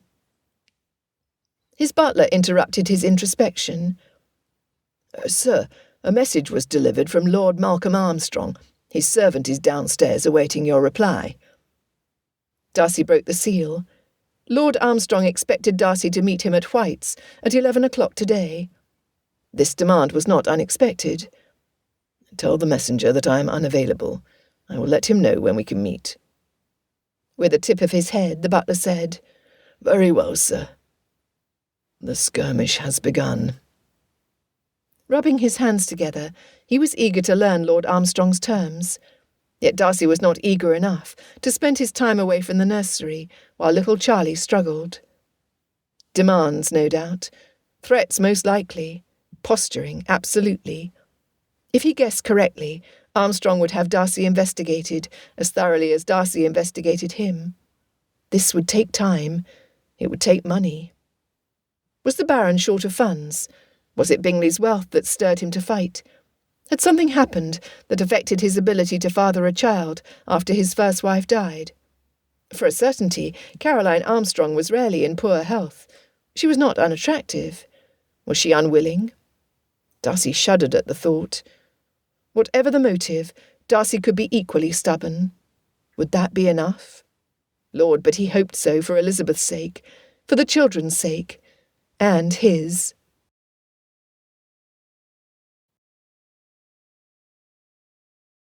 Chapter 14. Elizabeth stroked Charlie's cheek. His fever persisted, although after 2 days, abated. He appeared to respond to the lukewarm water baths and compresses and the liquids they managed to give him. She was especially encouraged when she touched his bottom lip. The lad's little tongue teased the pad of her finger before attaching himself, suckling hard. Raging emotions jolted her. Delighted, she called Mrs. Carter away from feeding Clara. At the same time, Darcy entered the nursery. His constant concern for the health of the child furrowed his brow. He took Clara from Mrs. Carter. When the nurse was in position, for the first time the boy never hesitated, taking long pulls, gulping milk until it dribbled out the sides of his mouth. It was such a turnaround from his prior efforts that Elizabeth reached for Clara, holding her next to her brother. Instantly the babe settled, the corners of her pout lifting into what appeared to be a smile. Then she belched, sounding more like a hardened sailor than a lovely little lady. Elizabeth and the other females chuckled. Darcy laughed. What a welcome sound in the nursery. When the doctor came into the room, he confirmed that Darcy and Elizabeth had reason to rejoice, especially when little Charlie's lower stomach rumbled to a roar. He cautioned, Continue to nurse him, Mrs. Carter. I do not hold with these modern ideas of giving an infant wine, watered-down honey or sugar, or cow's milk. I've personally seen no success from using these measures. Instead, a colicky baby is most often the result. The babies will need to be kept warm and out of the wind. Both have weak lungs from their early birth. Allowing them to cry for short periods is healthy. Thank you, Doctor. Elizabeth rejoiced to see her husband relax. The housekeeper tapped on the door frame. Sir, Lord Matlock, Colonel Fitzwilliam and the attorneys are waiting you. I put them in the drawing-room. Would you like me to direct them to your study?" "If you would allow me a moment." After her husband departed, the housekeeper remained alongside her. Elizabeth asked if all was well.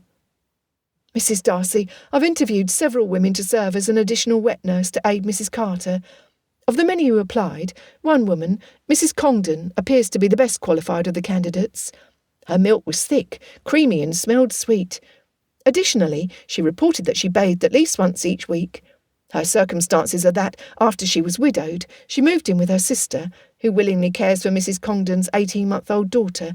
This will allow Mrs. Congdon to reside here." Elizabeth's brow shot to the ceiling. The housekeeper examined the breast milk. The exceptionally detailed care and concern of Darcy House's servants continued to impress her. And her husband? This was one more point in his favour. Pleased with Mrs. Price's devotion, Elizabeth said, "Then I shall look forward to having Mrs. Congdon in the nursery. She's below, waiting for your approval. I shall bring her up directly."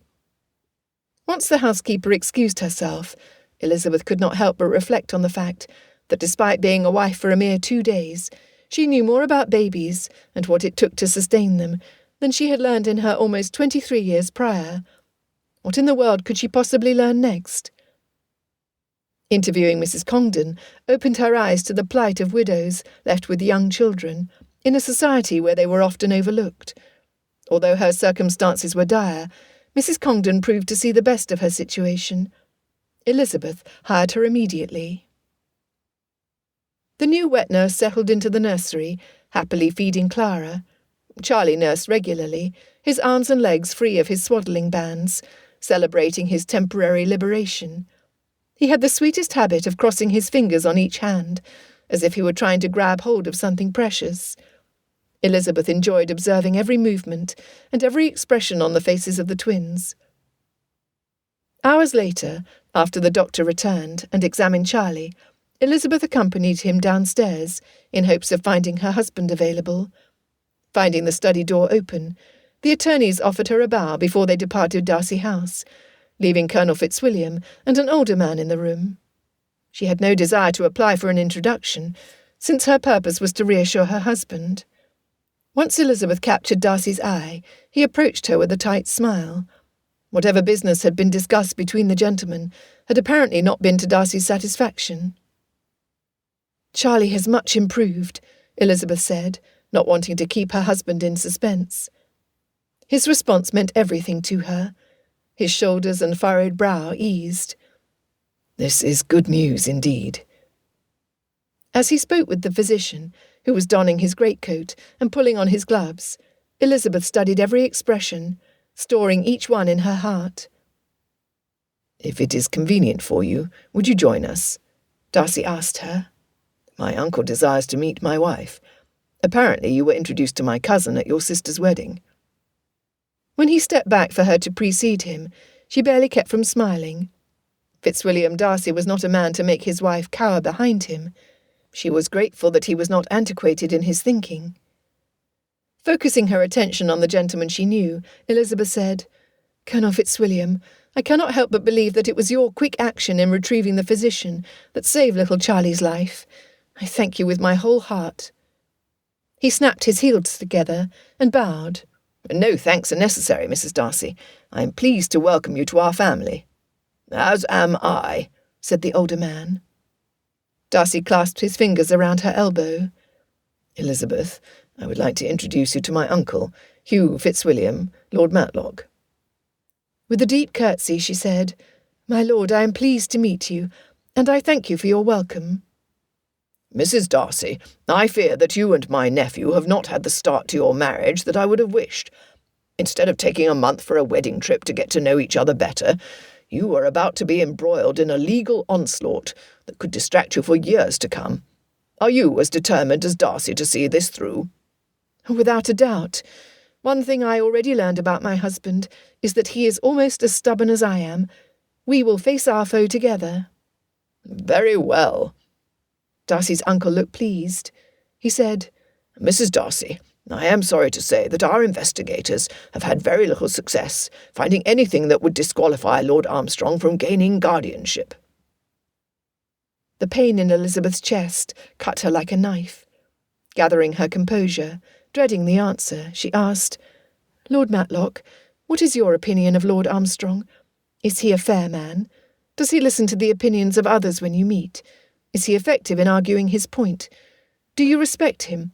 Do others of your acquaintance view him as a good man?" Darcy's uncle did not answer right away, increasing her nerves. Finally he said, "Mrs. Darcy, you ask difficult questions, for which I only have difficult answers. Lord Armstrong is an effective orator, with a considerable measure of influence. I cannot imagine that he would not listen to the advice or opinions offered by His Royal Highness Prince George. As to the advice offered by any other man, including the officiating judge at the Court of Chancery, I cannot say. As to whether he is a good man, the simple truth is that I do not know him well enough.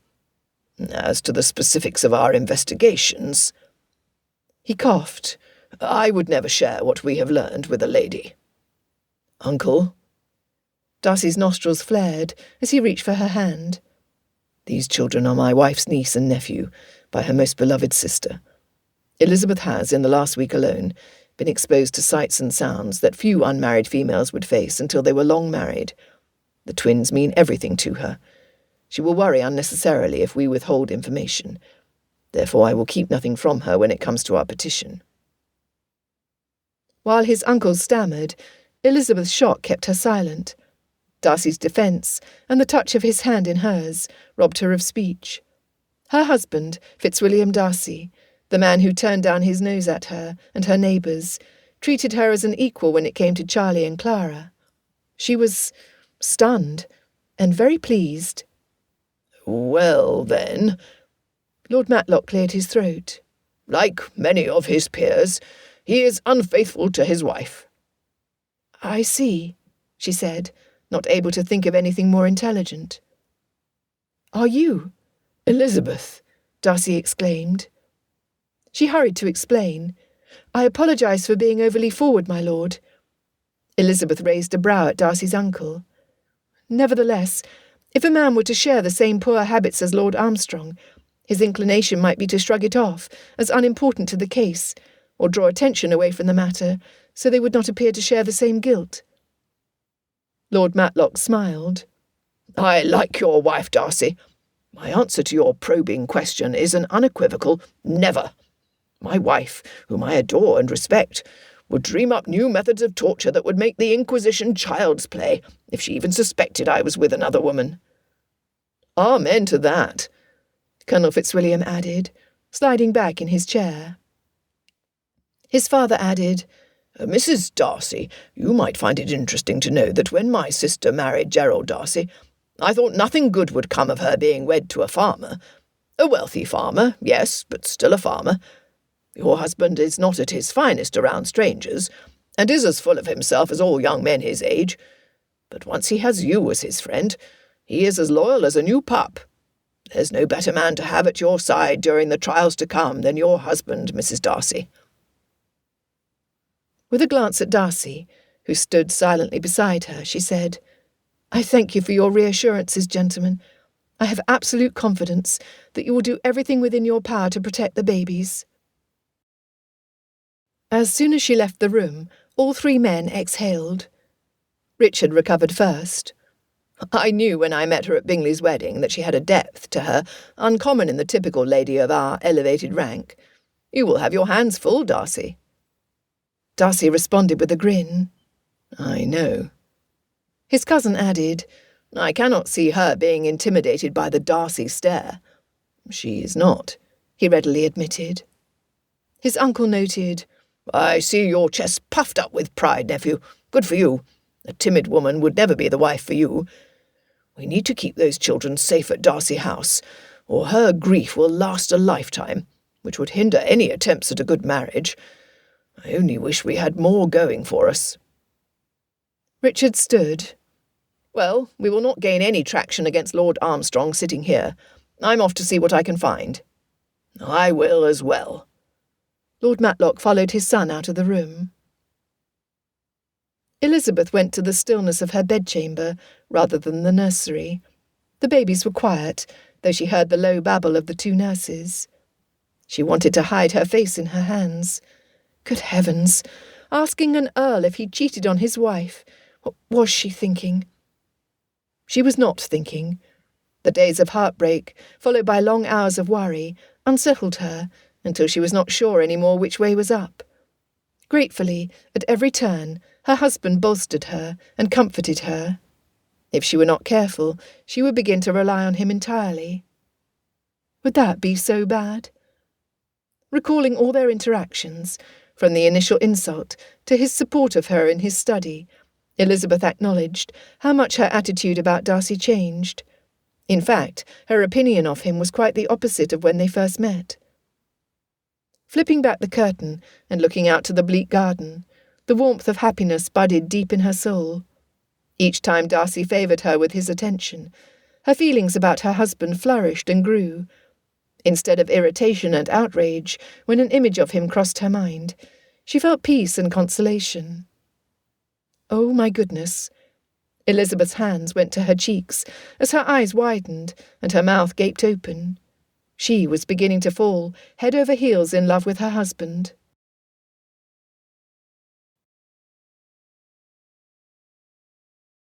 Chapter 15.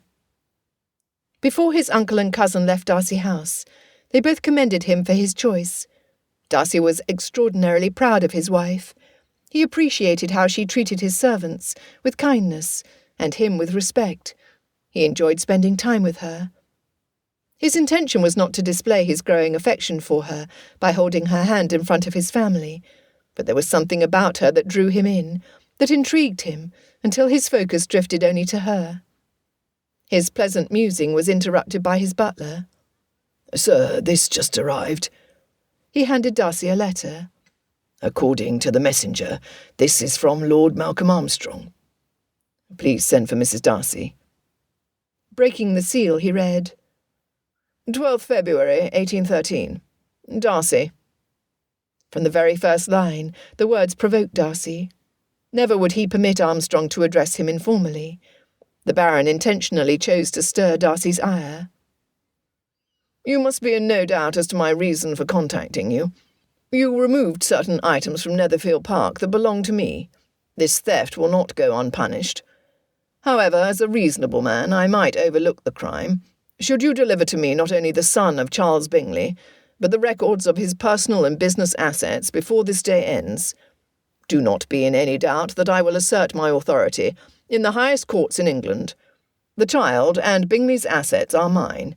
Any claim by you or anyone else is made invalid by the single fact that Bingley was as inept in death as he was in life, by not legally appointing a representative for the care of the child and his assets.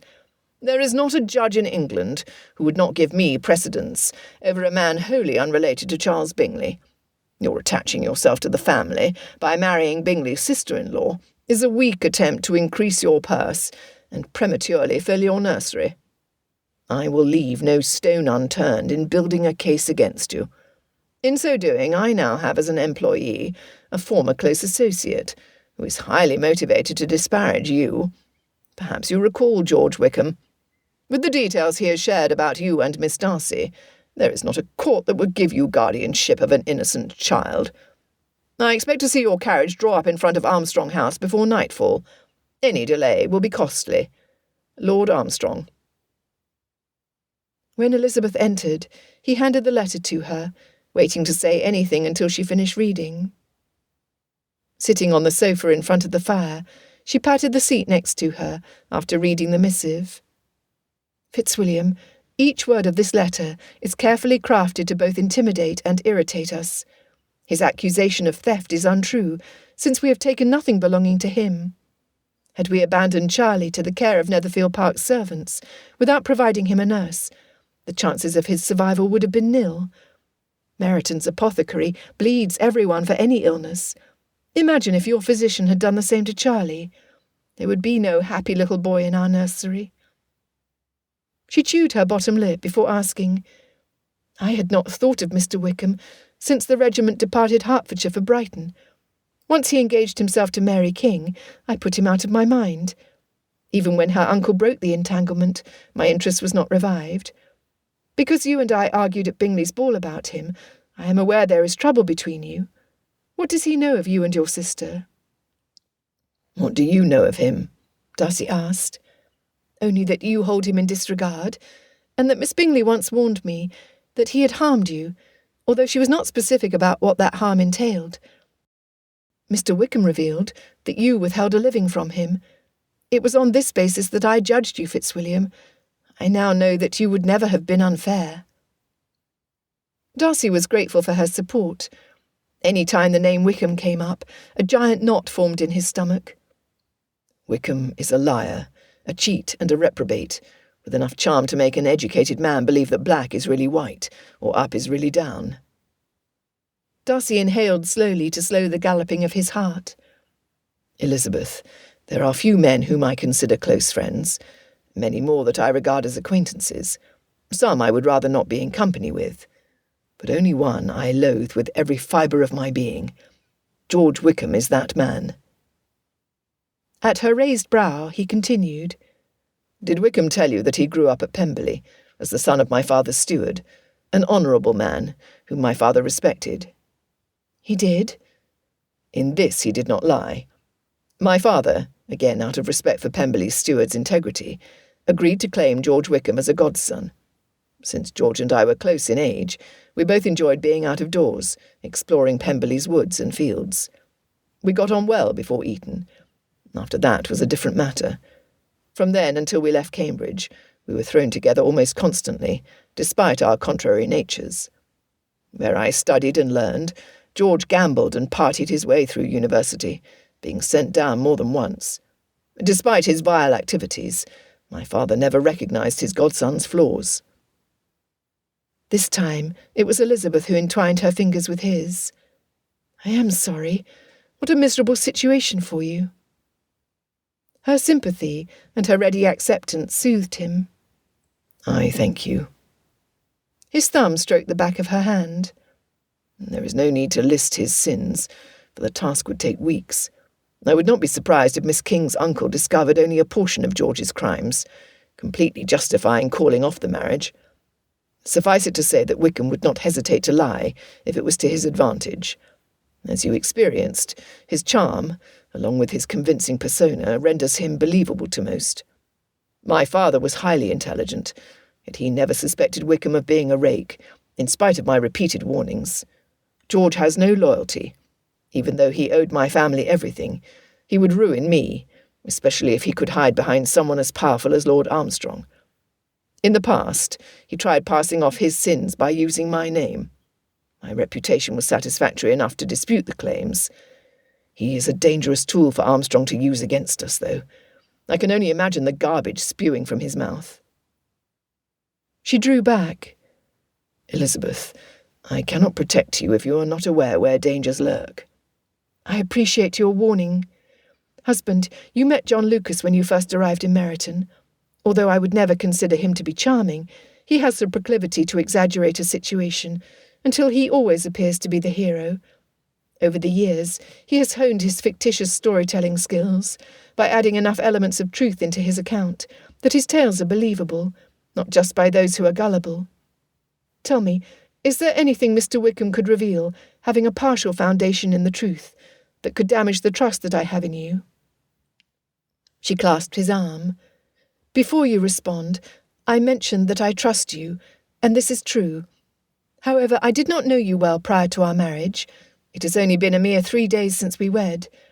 Any feelings and opinions I have are new and fragile."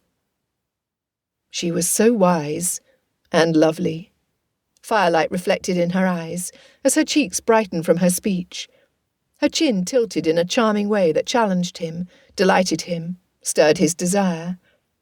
Considering his words, he knew that nothing less than the unadulterated truth would suffice. "I am not perfect, and neither is my sister. You must know, Georgiana has forever been timid. Richard is her co-guardian. We sheltered her. Too much. When she was left on her own, she was vulnerable. 3 months before I came to Meryton, I established her at a seaside cottage at Ramsgate. Wickham turned his full charm on her, confusing her into agreeing to elope with him. She thought she was in love, and had been told I would approve of him as her husband. All along he greedily desired her fortune, knowing how much their connection would hurt me. I arrived in time to stop her from joining him and her treacherous companion in the carriage destined for Gretna Green. She was despondent until she came under the care of Aunt Fitzwilliam. As for me—" He rubbed his hand over his mouth, wishing he did not need to share his imperfections. Yet he comprehended how wise it was to know this information in advance. She leaned against him, bumping his shoulder. "Before you continue, might I speak? For you see, I have grievous sins that, if brought up in court, would have you question the mental acuity and moral purity of your bride." He wanted to chuckle when her eyes sparkled. Instead, he arched his brow, imitating her. "Very well.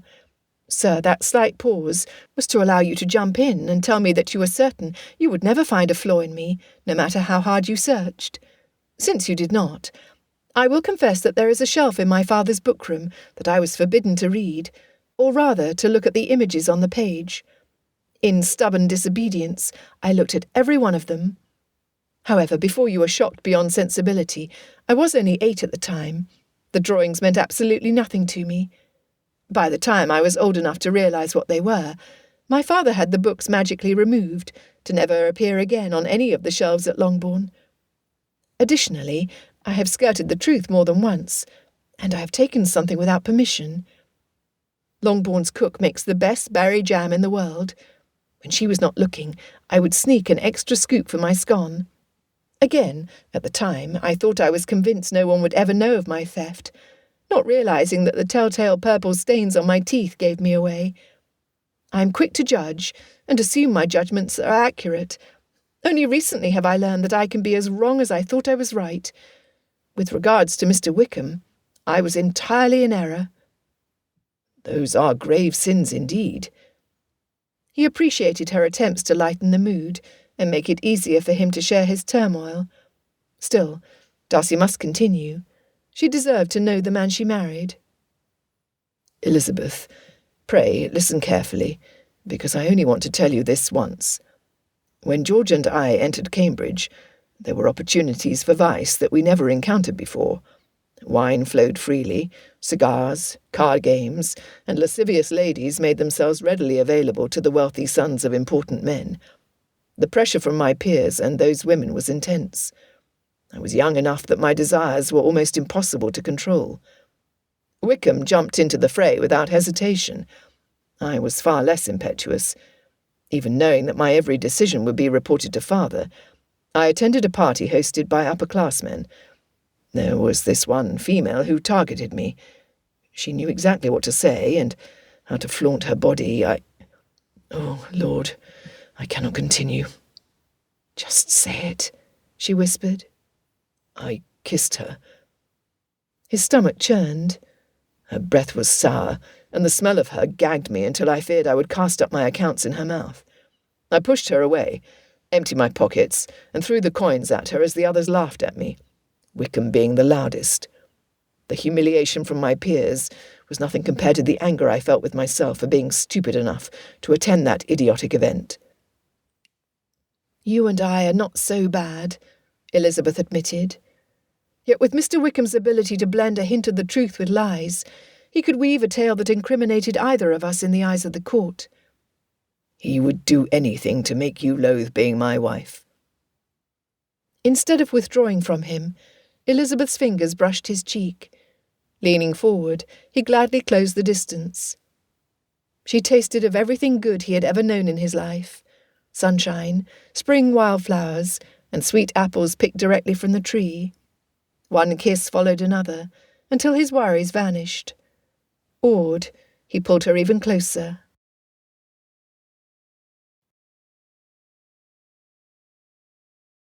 Chapter 16. Elizabeth's toes curled. Her bones melted into a puddle.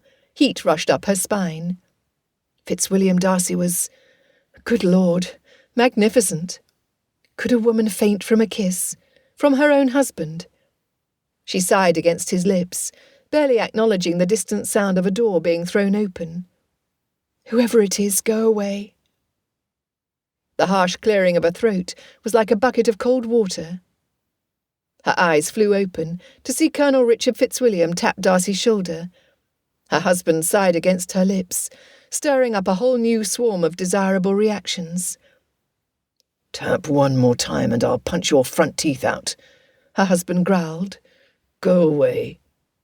Darcy, well, it appears that my timing is not nearly as perfect as I always profess. The Colonel pulled a chair in front of them. I hate to interrupt, but we need to talk. I saw Lord Armstrong at the club, and you will never guess who was with him. Wickham, Darcy and Elizabeth said together. Richard sat back in his chair. How did you know? Darcy retrieved the letter that had slipped to the floor and handed it to the Colonel. With each paragraph, Richard's face reddened as the muscles in his jaw tightened. This is it, then. Dropping the note on the side table, Richard rubbed his palms over his face, apparently a family trait. He will lie or embellish the truth until you and Georgie will be ruined, to the point that no fair judge would even consider your case. Darcy stood and paced. What you say is true. At the same time, I cannot fail to believe that justice will prevail. Do recall that Mr. Sutton offered 3 options to gain custody.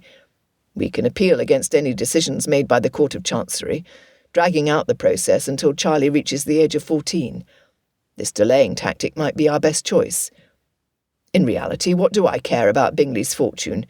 If it all disappeared to pay court costs and fees, the custody of Bingley's son, at least for his first 14 years, would be worth it to me, to us. He gestured to Elizabeth.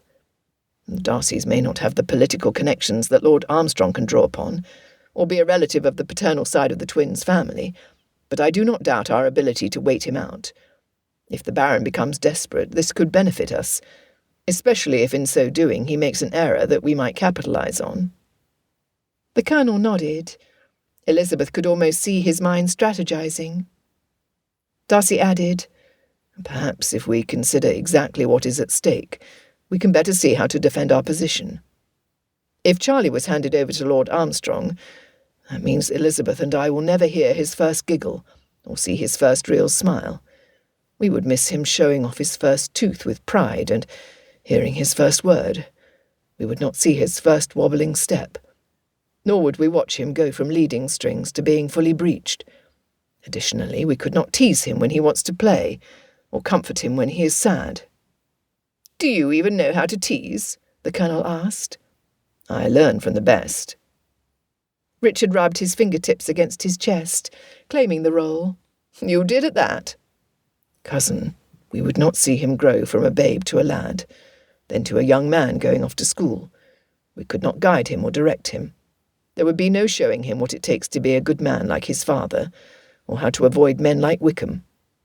Worst of all, we could not tell him about his parents, how kind they were, and how much they loved him even before he was born. It would be tragic on so many levels to lose him to strangers, for that is what Lord and Lady Armstrong would be to him.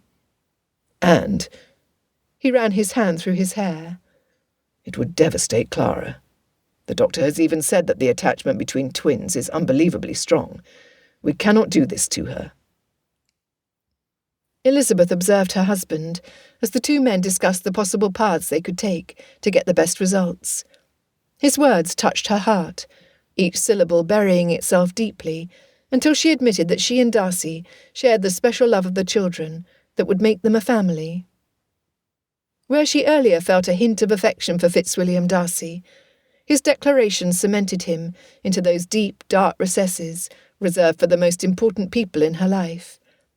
In the few days since their marriage, he became her sounding block, her champion, and her hero. No more could she evade the subject, nor lie to herself. If she searched the globe, she would never find as fine a man as her husband. She readily admitted that he was as handsome as sin.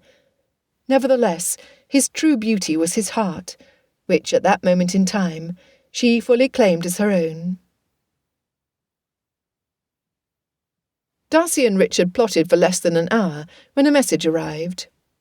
Mr. Darcy, one of my assistants overheard a clerk on Lord Armstrong's legal team state that his lordship will arrive at Chancery late this afternoon to file his petition personally. If there is a possibility that Lord Matlock, Colonel Fitzwilliam and yourself can accompany me within the hour to file your petition, then ours shall be seen first. If you are unable, we will take whatever preventive measures are available. Most judges prefer to settle guardianship cases quickly. A decision might be made as soon as Lord Armstrong's petition is read. My messenger awaits your reply. Respectfully, Mr. Samuel R. Sutton, Attorney at Law. Without a word, Richard left for Matlock House to inform his father. Darcy called for his carriage. Rushing to his room to change his coat, the open door to the sitting room revealed Elizabeth rocking one of the babies. When his wife spoke silly nothings to the child, the little one cooed the sweetest sound, reminding Darcy of Georgiana as a newborn.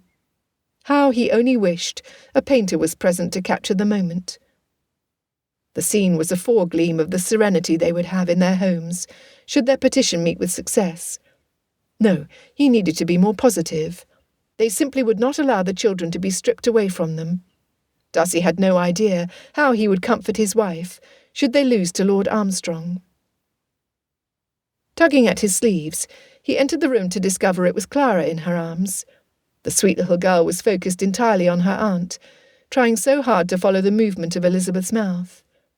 The noise from the corner indicated that Charlie was busy nursing. His entrance distracted his wife. "Fitzwilliam, we are both aware of the sort of mother that Caroline Armstrong would be. There was not one occasion in Hertfordshire when she considered anyone other than herself, or what she wanted, or felt she deserved. Would she take one look at the children and fall in love? I am confident that the answer would be no.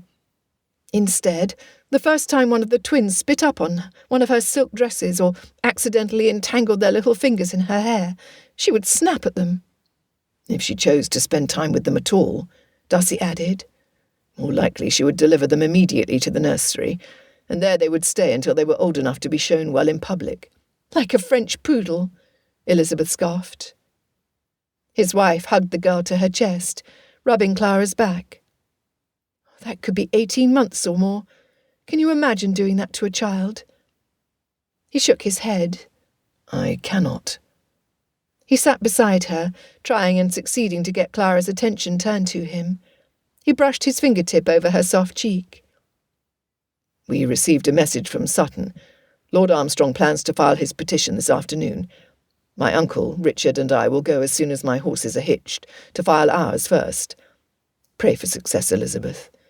For like you, I simply will not tolerate anything less." She leaned against him, the baby's head resting on his shoulder. "Then I will pray for the judge to be a fair man, one who values the emotional state of children even more than their financial care.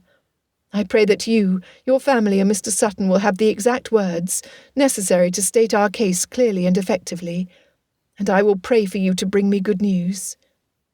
"Elizabeth," he whispered. It did not matter to either of them who instigated the sweet kiss. Clara, apparently not happy to be pressed between them, bumped her head against his chin. He felt Elizabeth's smile on his lips. "I do believe that the little lady insists on your full attention, sir." Kissing the little one on the forehead, he then did the same to his wife, departing Darcy House with a smile. Less than an hour later, his happiness deflated. When Darcy, Lord Matlock and Colonel Fitzwilliam entered the offices of the court, Gilbert Hurst, Bingley's brother-in-law, along with his attorney, waited. What was he doing there? Had Lord Armstrong changed his mind and decided to send Hurst to do his bidding? Tipping his head toward Darcy, Hurst declared, "You and Caroline's husband thought you were the only two with interest in those children, but I'm here to declare that Louisa and I have just as much right to Bingley's property, if not more than either of you. My petition for guardianship of the children and trustee of Bingley's wealth is prepared. You are too late." "No, we are not too late. Nor will I stand here and state my case. We will see you in court." Darcy turned away from him, cutting Hurst, as did his uncle and cousin. When it was their turn to present their petition, Mr. Sutton addressed the clerk. Good sir, do you know whether this case will be assigned to the next judge in line, or will His Honour the Lord Chancellor be presiding? The clerk glanced over the paperwork before looking at the attorney. In cases such as this, the Chancellor, the Honourable Lord Hendricks, will preside. I am pleased with this information, young man. Lord Hendricks is known to be a man of justice, whose first concern is the children. Mr. Sutton nodded to Darcy. According to reports, Lord Hendricks refuses to be bought, nor is he influenced by rank. This is good news. Have you heard the same, Lord Matlock? Yes, indeed. I would want none other to oversee this petition. The clerk's mouth gaped open. Yes, well, I will be sure to tell the Chancellor that you said so, my lord. See that you do. His uncle had no need to posture. His authority spoke for itself. When the paperwork was gathered, the young man asked that they be seated, before disappearing into an office at the back of the room. What does this mean? Darcy asked the attorney, after stepping away from the others. Sutton shook his head. This means that we are in trouble. Having both of Mr. Bingley's brothers-in-law filing separate petitions weakens our case further.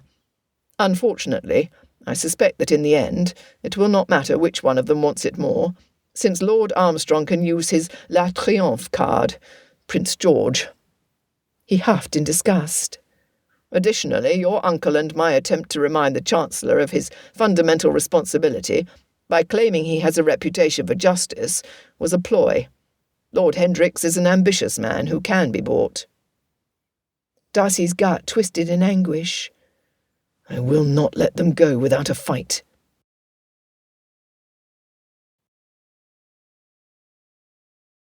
Chapter 17. Lord Robert Hendricks barely acknowledged them as they filed into his office. Please be seated, gentlemen. The clerk gathered 2 files from the corner of the desk, before placing their petitions in front of the Lord Chancellor. After introducing each of them, he said, My lord, Mr. Gilbert Hurst of London, and Mr. Darcy of Pemberley in Derbyshire and London, are each petitioning for the guardianship of 2 children born 2nd of February 1813, to Charles Bingley and Jane Bennet Bingley, deceased. The Lord Chancellor nodded, as his quill quickly moved over the document he was writing. Gilbert Hurst blurted, And the estate, Bingley's property. Do not forget that his fortune is also at issue. The clerk inhaled sharply. I have not forgotten, sir. With a glare at the top of Hurst's balding pate, he continued, My lord, after a cursory glance at the petitions, my summary is as follows. Mr. Bingley, the father of said children, had legal documents prepared prior to his marriage, naming Mr. Fitzwilliam Darcy, friend, and Colonel Richard Fitzwilliam, second son of Hugh Fitzwilliam, Lord Matlock, as co-guardians for any future children. However, this document remained unsigned at the time of Mr. Bingley's accidental death. Also unsigned was a marriage settlement, by which he assigned full authority over his heirs and possessions to his wife, Jane Bennet Bingley, deceased in childbirth. Again, Hurst interrupted. This means that the Bennets have no authority to make decisions regarding the boy or the money. Finally, Lord Chancellor Hendricks looked up from his paperwork, pinning Hurst with a stare. Do you believe that I am unaware of the law? Hurst stammered. No, my lord, No, my lord. Very good. He resumed writing. After a short pause, he gestured with his quill toward his clerk. Proceed. The clerk cleared his throat before continuing. After the twins were born, they were cared for by Mrs. Bingley's sister, Miss Elizabeth Bennet, who has since married Mr. Darcy. The children remain with them. The Chancellor nodded, finally laying down his pen. Before he spoke, he surveyed each individual in front of him. Darcy understood from Mr. Sutton's warning that he stood on shaky ground. The Chancellor had the power to rule in favour of either of them. The judge settled his eyes on Hurst. Mr. Hurst, I understand that you were the first to petition for the children, so I will ask you 2 questions. What are the names of the children, And can you describe their appearance?" Hurst's face flushed. His hand quivered. Darcy wanted to laugh in derision. If he used the same tactic with Darcy, there would be no stammering or lengthy pause. Patting his pocket, he kept his composure. Hurst sputtered. "They are small and—" He looked everywhere except the man in front of him. Piles of paper covered every surface, except the 6 chairs in front of him. The air smelled of dust and inactivity, and Hurst's sweat. The boy would be Charles Bingley II.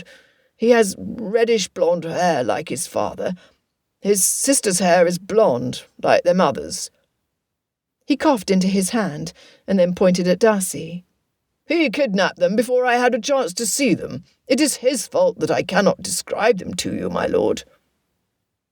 Pushing his spectacles down his nose, the Chancellor frowned. Turning his full attention to Darcy, he asked, "Can you tell me the children's names and what they look like?" Confidently he answered, "Charles Alexander Bingley II and Clara Jane Bingley, who is 6 minutes older than her brother." Removing the folded linen squares from his pocket, he unwrapped the first and held it out to the man. "As you can see, Charlie's hair is dark brown.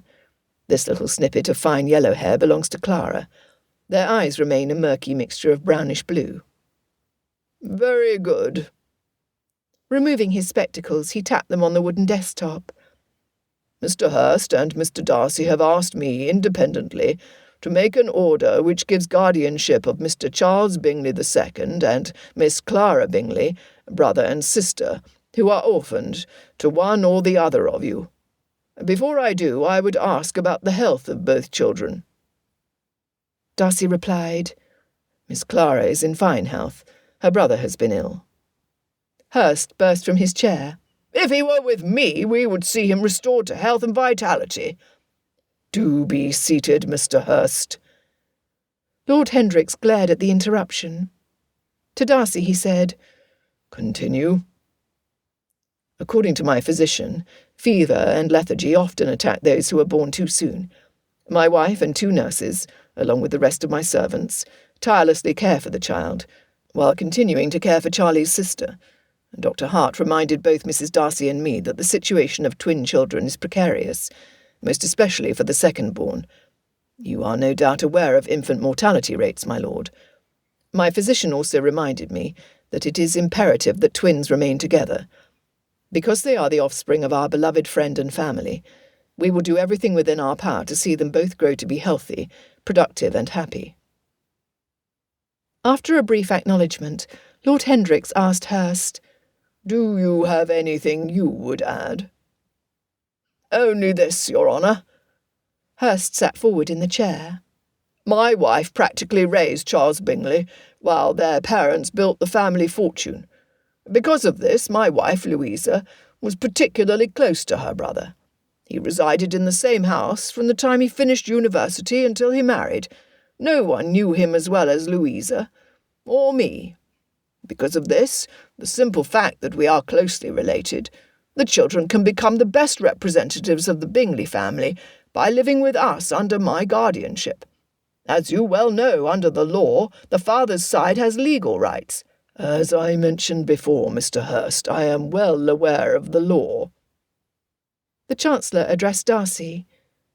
"Do you have anything you would add?" So much weighed on how he replied. If he said the wrong thing, Elizabeth and the children would suffer. A millstone seemed to press his shoulders down.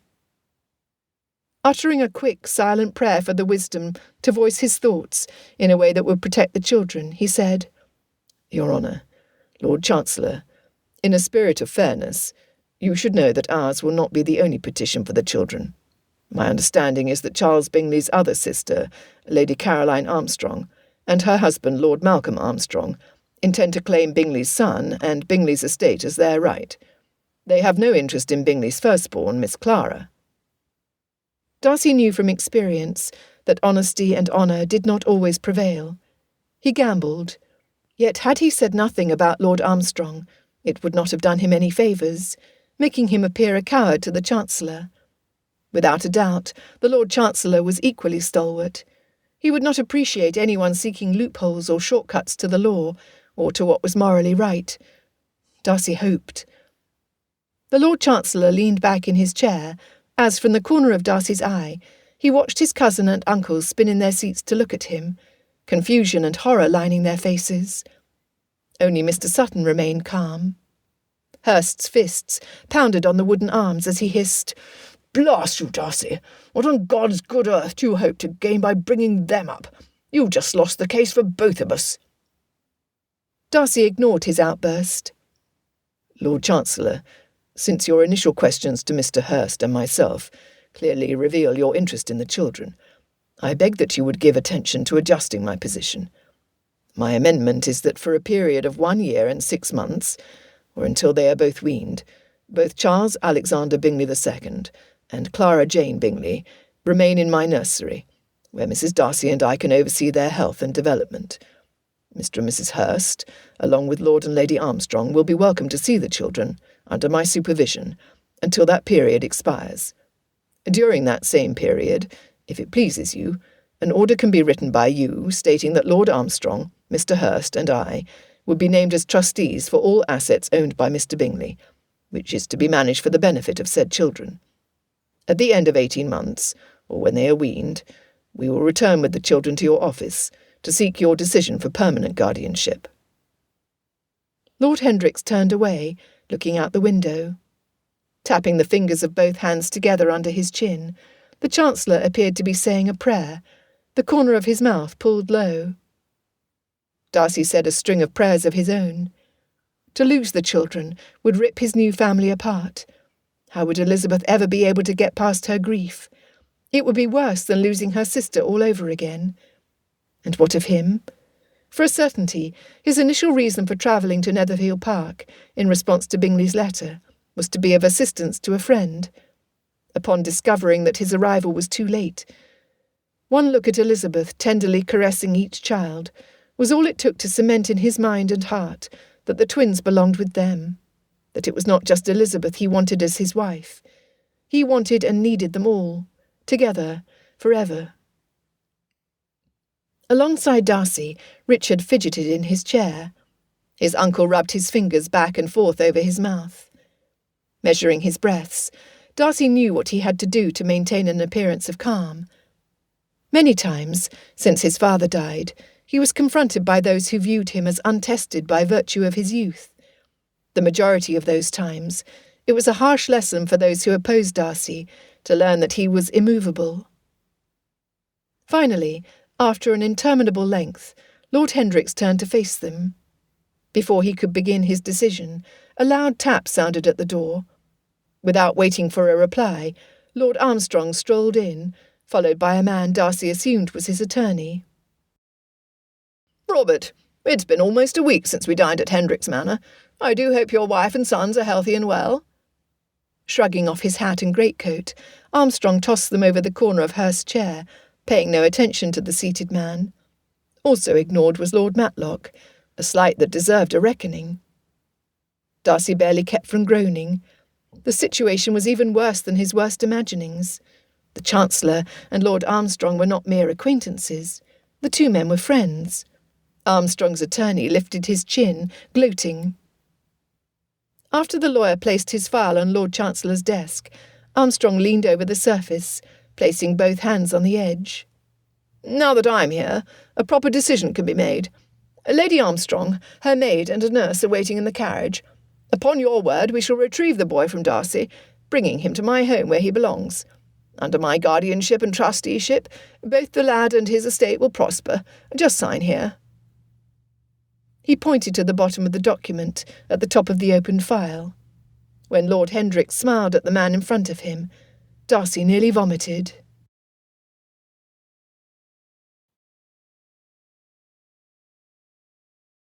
Chapter 18. Each time Elizabeth stepped into the nursery, a sense of calm enveloped her. The babies were everything good about the world. Jane and Bingley would have been devoted. Clara, her belly full, took advantage of the removal of the swaddling bands to stretch, flailing her arms wide, pointing her toes like she was trying to touch the bottom of the cradle. Once she was clean and dry, Elizabeth rested her on her shoulder, gently rubbing her back. Mrs. Congdon diligently attempted to feed Charlie. The poor lad kept falling asleep. The wet nurse spoke softly to him, encouraging him to wake long enough to fill his stomach. As she rocked, Elizabeth refused to allow herself to fret about what was happening in the Court of Chancery. If anyone could guarantee the success of the children, it was Fitzwilliam Darcy, a man who did not fear exercising the power in his possession. Lord Matlock was not without resources of his own. Would he use them to benefit the new Mrs. Darcy and Bingley's children? She had no reason to doubt his willingness to support his nephew's new family, but everything about their situation was so new. Leaning back in the chair, Elizabeth absorbed the sounds and smells of the room, enjoying the babe tucked over her heart. Mrs. Carter yawned. That little gal slept very little last night. Her brother slept through her squalls. Mrs. Congdon grinned. He reminds me of my Albert. When he was newly born, he could sleep through anything. I swear, had a hurricane struck the house, he would not have stirred from his slumber. It seemed like every minute of the day I spent trying to tempt him to nurse. Now that he's 6, it seems like I spend every minute of the day cooking for him, because all he wants to do is eat, and I can't get him to go to sleep at night. Why, not 2 weeks ago he told me that if he did not have something more to fill his stomach, he would probably not live through the night. I gave him my last biscuit so he would finally close his eyes. Children. Mrs. Carter nodded knowingly. My Gertrude was completely opposite. As a baby she was always eager to eat. When she was 6, nothing I put on her plate suited her. Even now she is a picky eater. She's a skinny little mite who would rather spend her time doing anything other than sit at the table. Her youngest sister is not yet 2. Little Milly would still be nursing, had I not got work with these young ones. I feared that she would need one last pull of the breast before she walked down the aisle to wed her husband, if I did not have to make her stop. I agree, children. Chuckling to herself, Elizabeth hummed.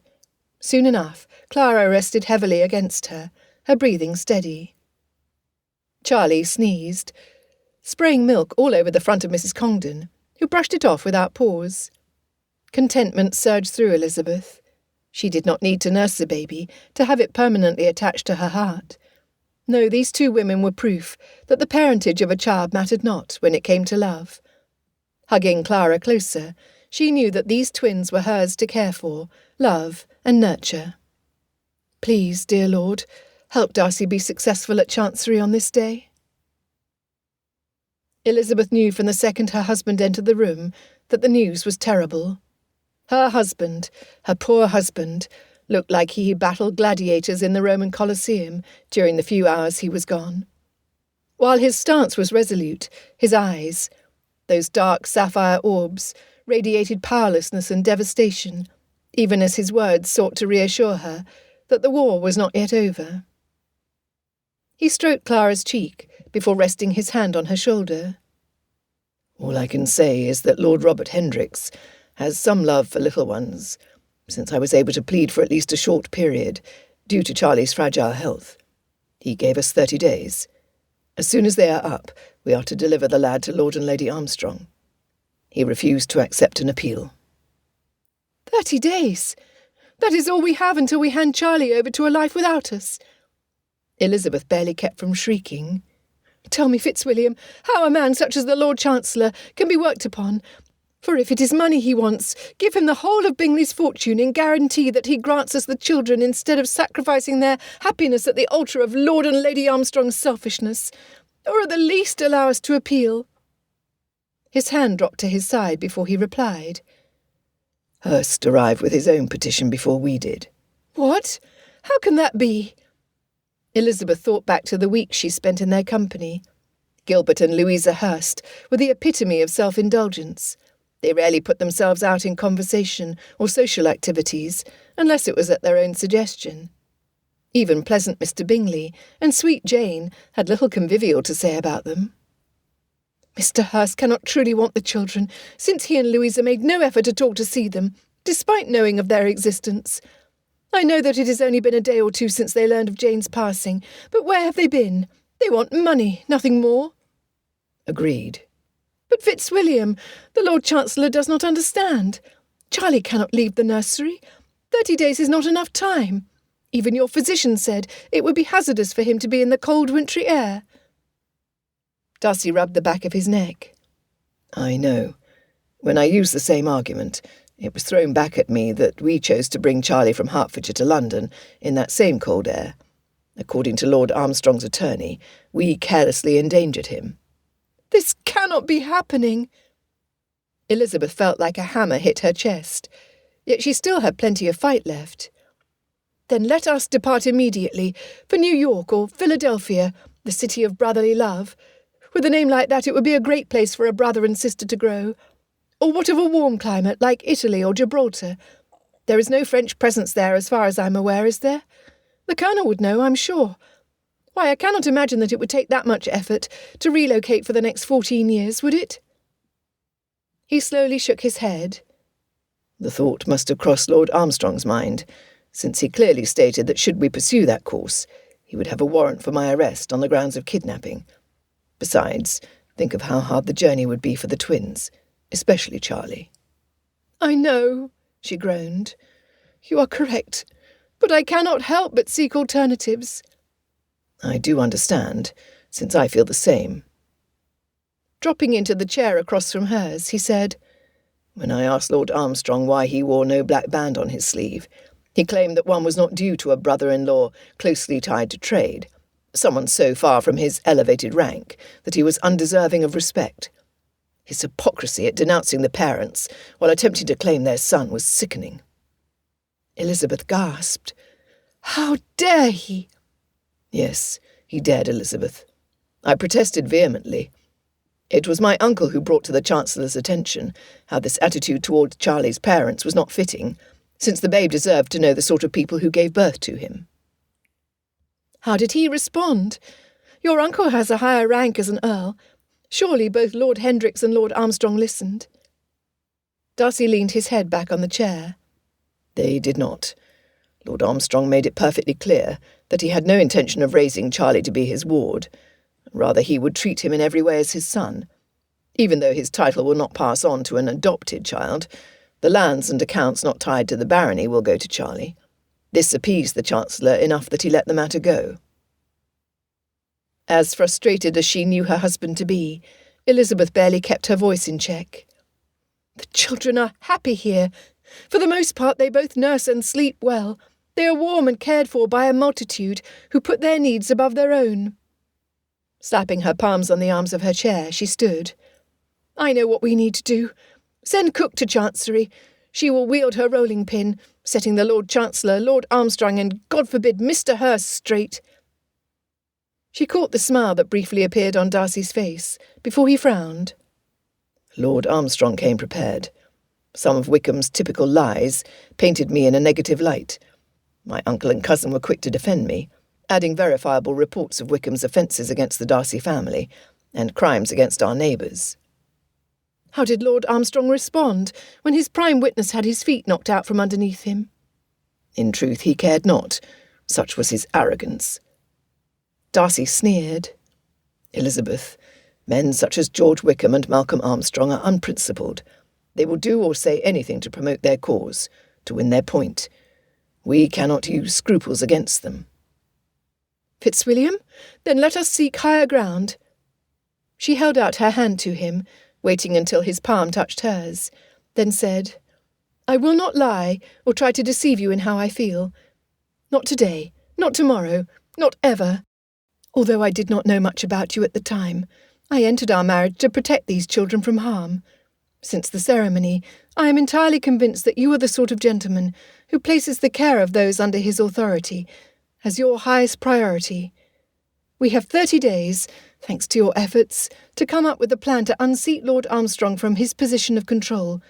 We have not yet lost this fight. His fingers squeezed hers as he stood to face her. My lady. He bowed. We are not alone in our struggles. With your cunning and mine, in addition to our family's wisdom, it is possible that what Lord Armstrong won today was a Pyrrhic victory. Tapping her finger against her chin, Elizabeth mumbled, A win at great cost to himself. Stilling all movement, she asked, "What do you have in mind, Fitzwilliam?" The tension in his face eased, as did the pressure of his hand on hers. "I cannot believe what I'm suggesting, since I'm inclined to have the two of us become recluses, spending every minute with the twins. However, we need to muster the troops. Therefore I propose to have the Matlock family, along with my sister, come to Darcy House not long after your parents arrive." A tribunal? A court of justice? The pounding of her heart quickened. This could work. Darcy transformed from weary and worn to assured in front of her eyes. "If we are to stand a chance, we need to utilize every resource. Your mother proved to be the sort to take a task seriously. Your father's affection for his family moved him to leave the comfort of his library. To be honest, I expected neither of your parents to be of use." Before she could protest, Darcy added, "Nonetheless, I was completely wrong about them. I do not intend to misjudge your family poorly again." He stepped closer. "Dear wife, I believe that we've been going about this all wrong. We have assets that Lord Armstrong does not have. Love and devotion to Charlie and Clara must account for something, do they not? Justice is on our side, as is our willingness to go to any length to keep the twins with us." Despite how difficult it was for her to hear his opinion of her family, she understood his meaning. Now was not the time to be arrogant, like Lord Armstrong and his wife. Darcy was correct. They were not without resources or hope.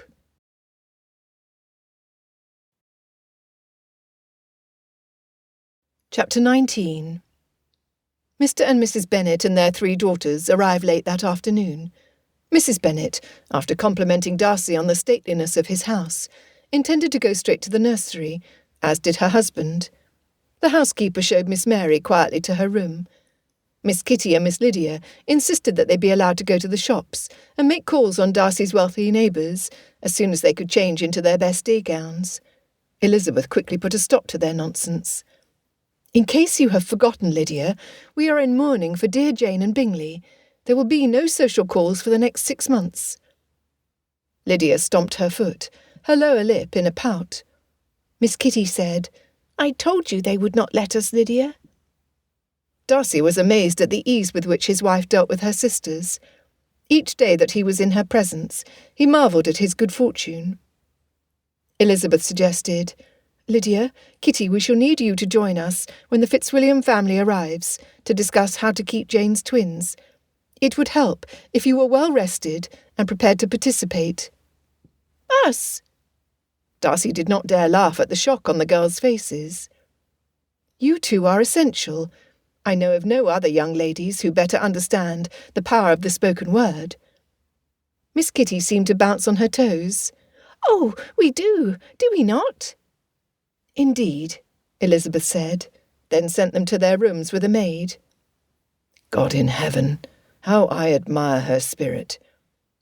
Darcy then understood what proper pride was. You are a clever woman. The corner of her mouth tipped up. Never forget it, Fitzwilliam Darcy. Darcy accompanied Elizabeth to the nursery. Mrs. Bennet held Charlie, while Mr. Bennet read Shakespeare's Sonnet 18 to Clara, taking liberty with the stanzas. Shall I compare thee to a summer's day, Miss Clara? Thou art more lovely and more temperate than your sweet mother Jane, God rest her soul. Rough winds do shake the darling buds of February. Are there buds in London at this time of year, Miss Clara? Or will we need to wait until spring, like the bard suggests? Oh, you have no ready reply. Then I shall continue. And summer's lease hath all too short a date. The baby cooed, enraptured. Darcy bumped Elizabeth's arm, tipping his head to her weeping mother. "Are you well, Mamma?" Elizabeth asked. She sniffed. "Lizzie, I miss my Jane terribly. This is the first baby boy I've held in my arms since we lost our son the year before Jane was born." Stunned, Elizabeth said, "You had a son. Mamma, how did we not know?" Her father replied, Lizzie, the loss was too great. We could barely speak of it between ourselves. Thomas was perfectly formed, though his heart and lungs were weak. He lived for a mere 6 weeks. 6 weeks of hope, delight, and relief. Then he was gone. Our heartbreak was complete." Her mother closed her eyes as she rocked her grandson. Speaking through her tears, she said, "The baby was not strong like our girls. Do you remember, Mr. Bennet?" "How could I possibly forget?" Bennet gently ran the tip of his finger down Clara's alabaster cheek. "We have discussed this Lord and Lady Armstrong situation at length. You know how the entail on Longbourn cannot be broken, which means that none of my daughters have the security of knowing they will live in their childhood home after I die. Therefore the Bennet family no longer needs to be tied to the estate, if there is another, better solution. And these 2 children are all we have left of Jane. She, the gentlest of my 5 daughters, would have moved heaven and earth for the twins. How can we not do the same? Thus, Mrs. Bennet, Mary, Kitty, Lydia, and I agree that we permanently lease Longbourn, using the funds to set up a house in Italy, where the climate is warm and more healthful for the twins. We would raise Jane's children until they are old enough to choose their own guardian." Elizabeth gasped in wonder. "You would truly risk imprisonment to do this, because Lord Armstrong would insist on nothing less if you were discovered." Her father shrugged. "I have been a selfish being all my life. This past week has forced me to face how little I have done for my family, and we all suffer for it. Charlie and Clara are my chance to right wrongs." "But," Elizabeth asked, "what about us? Where are we in your plans?" Her mother replied, "Your marriage is just beginning, Lizzie. You 2 need to forge a future you both desire. Being newly married is a challenge. Even 2 individuals as amiable as Bingley and Jane had difficult moments. In spite of having as much help as is available, having your days and nights held captive by these 2 little ones can starve a union of the attention it needs to be successful. You need time alone to nurture a strong relationship that will withstand all that life hands you. Eventually, you will have children of your own to love and cuddle. But these 2, they need us, and we need them." Elizabeth leaned against her husband, gazing up at him in amazement. When did Francine Bennet become the voice of reason? When did my father look out for someone's interests ahead of his own? Later, after the introductions to his family were made, Darcy took control of the gathering. Quickly updating the Fitzwilliams and Bennets with what happened that day in court, he asked for suggestions on how best to proceed. His uncle spoke first. "It was readily apparent that a close relationship exists between Lord Armstrong and the Lord Chancellor. I will attempt to discover their history, how these 2 men came to know each other, and how they spend their time together. I might find something to drive a wedge between them." Richard added, "It was quite apparent how Lord Armstrong would go to any length to see you lose those children, Darcy. Having a reputed former friend spread harmful tales against you to influence the judge is a disgusting tactic." Miss Lydia spoke up. "Colonel, I know from experience that there is nothing like gossip to break up friends, especially if the words paint someone in a less than favourable light. For example, I was jealous when I heard that Mary King was soon to engage herself to one of the militia officers. After all, she is a freckled thing. So when I first heard the rumour, I asked my Aunt Phillips, who enjoys nothing more than sharing details with others, how a girl could be so freckled when she spends the day sitting in her parlour waiting for visitors who never come.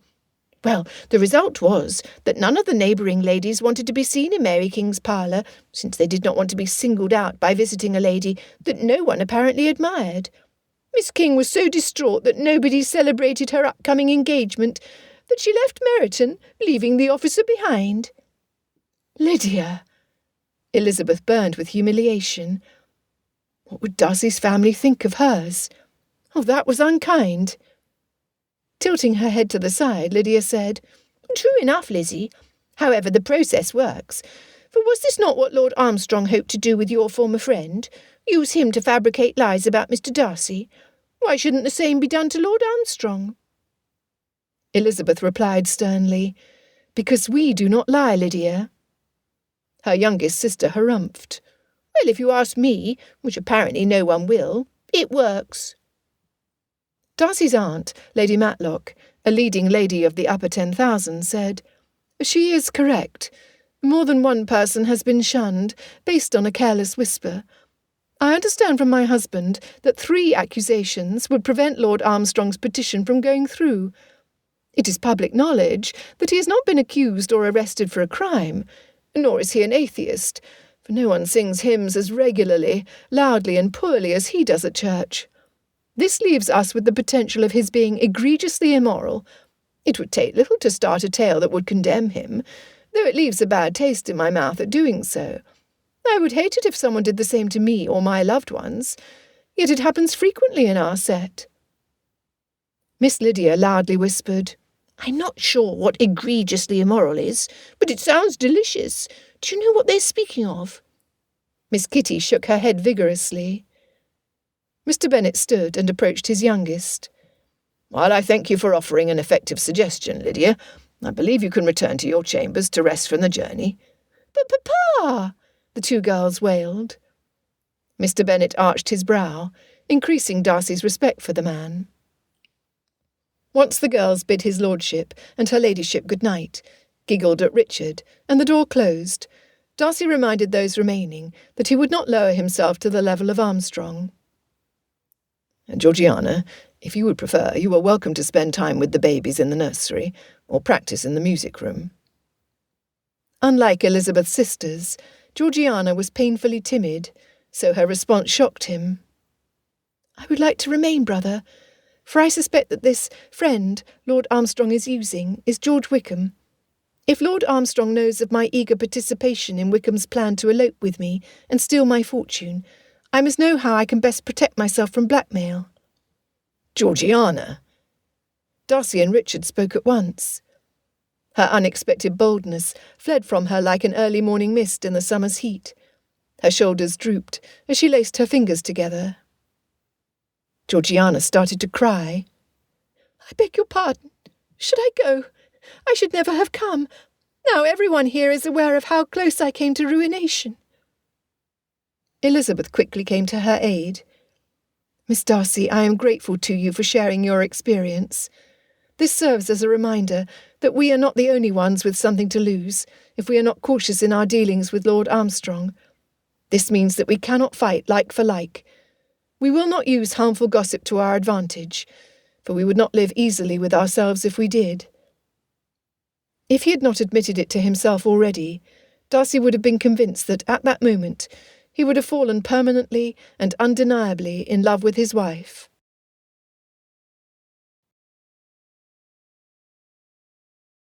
Chapter 20. Elizabeth and Darcy stood at the door of the nursery. Despite the late hour, Mrs. Bennet fussed over Charlie, and Mr. Bennet rocked Clara. He bent to whisper in his wife's ear. We need to talk. Her eyes immediately shot to his before she nodded. They retreated to their sitting room, where the servant set out a bottle of wine, 2 glasses, and a plate of bread, cheese, meat, and sliced fruit. Rather than join him on the sofa, Elizabeth sat across from him, the firelight highlighting her cheeks, her slender neck, and that soft area where the babies like to rest. What are we to do, Fitzwilliam? He knew enough about his wife to know that vacillating was not her nature, nor was it his. I will not lie to you, Elizabeth. The whole evening, the one thought foremost in my mind was the wisdom of doing as your parents suggested, sending the twins with them to Italy. With his elbows on his thighs, he studied the pattern on the carpet. We could meet them there, spend our winters with them, watch the children grow. My servants can be trusted to oversee our properties efficiently. We would have no concerns that we leave behind should we go. You would do this? She moved to sit alongside him. The words sounded logical. Nonetheless, were they completely true? Not really. There was always an abundance of issues that arose with every estate, even during the colder months, when the autumn harvest was done, and before the spring planting began. I can see that you are not easy. Elizabeth placed her fingers on the back of his hand. I do understand the benefits for my family in choosing Italy over Hertfordshire. My mother would not care where she lived, as long as she had her grandchildren with her. Father and Mary would love nothing more than to experience Verona, Venice and Rome, The places where Shakespeare's tales would take on new life to them, where history would come alive. Kitty and Lydia could purchase exotic leathers and lovely fabrics in the markets. They might even cultivate interest in the arts, with a handsome Italian master. And the children? Tuscany is reputed to be filled with eternal sunshine, where fruits and flowers grow in abundance. Can you imagine the smell of the air when orchards are heavy with blossoms? He turned his hand to entwine his fingers with hers, his thumb stroking her palm. I was in Italy with my father the summer after my mother died. We travelled to Greece, Egypt, and the Holy Lands. While I do not recall Tuscany in detail, since it was at the end of our 3-month journey, and destinations blended, my father never forgot the Uffizi Gallery, the Duomo, the Accademia, and the Ponte Vecchio. Seeing the Renaissance paintings and sculptures left a permanent impression on him. I would like to travel again to study these art pieces as a grown man, instead of an adolescent. And what of your sister? Elizabeth asked. She was left with the Matlocks. How old was she at the time? Darcy quickly counted the months between the events. Almost 8 months. The tips of Elizabeth's fingers teased the pads of his. If the journey would have been difficult with an 8-month-old child, imagine the challenge of having twins less than 2 weeks old on a ship. They would need to fill the hold with nappies, since there's no laundry aboard. Mrs. Carter and Congdon would be necessary. They both have family here.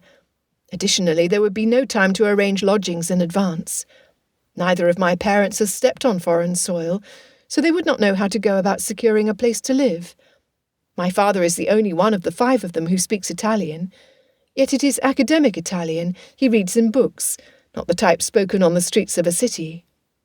Where I can see the initial benefit of having Charlie and Clara safely stowed away, where Lord and Lady Armstrong could not reach them, I cannot see how it would work. Can you? He tightened his grip and gently tugged her closer. Darcy appreciated her reasoning. I cannot.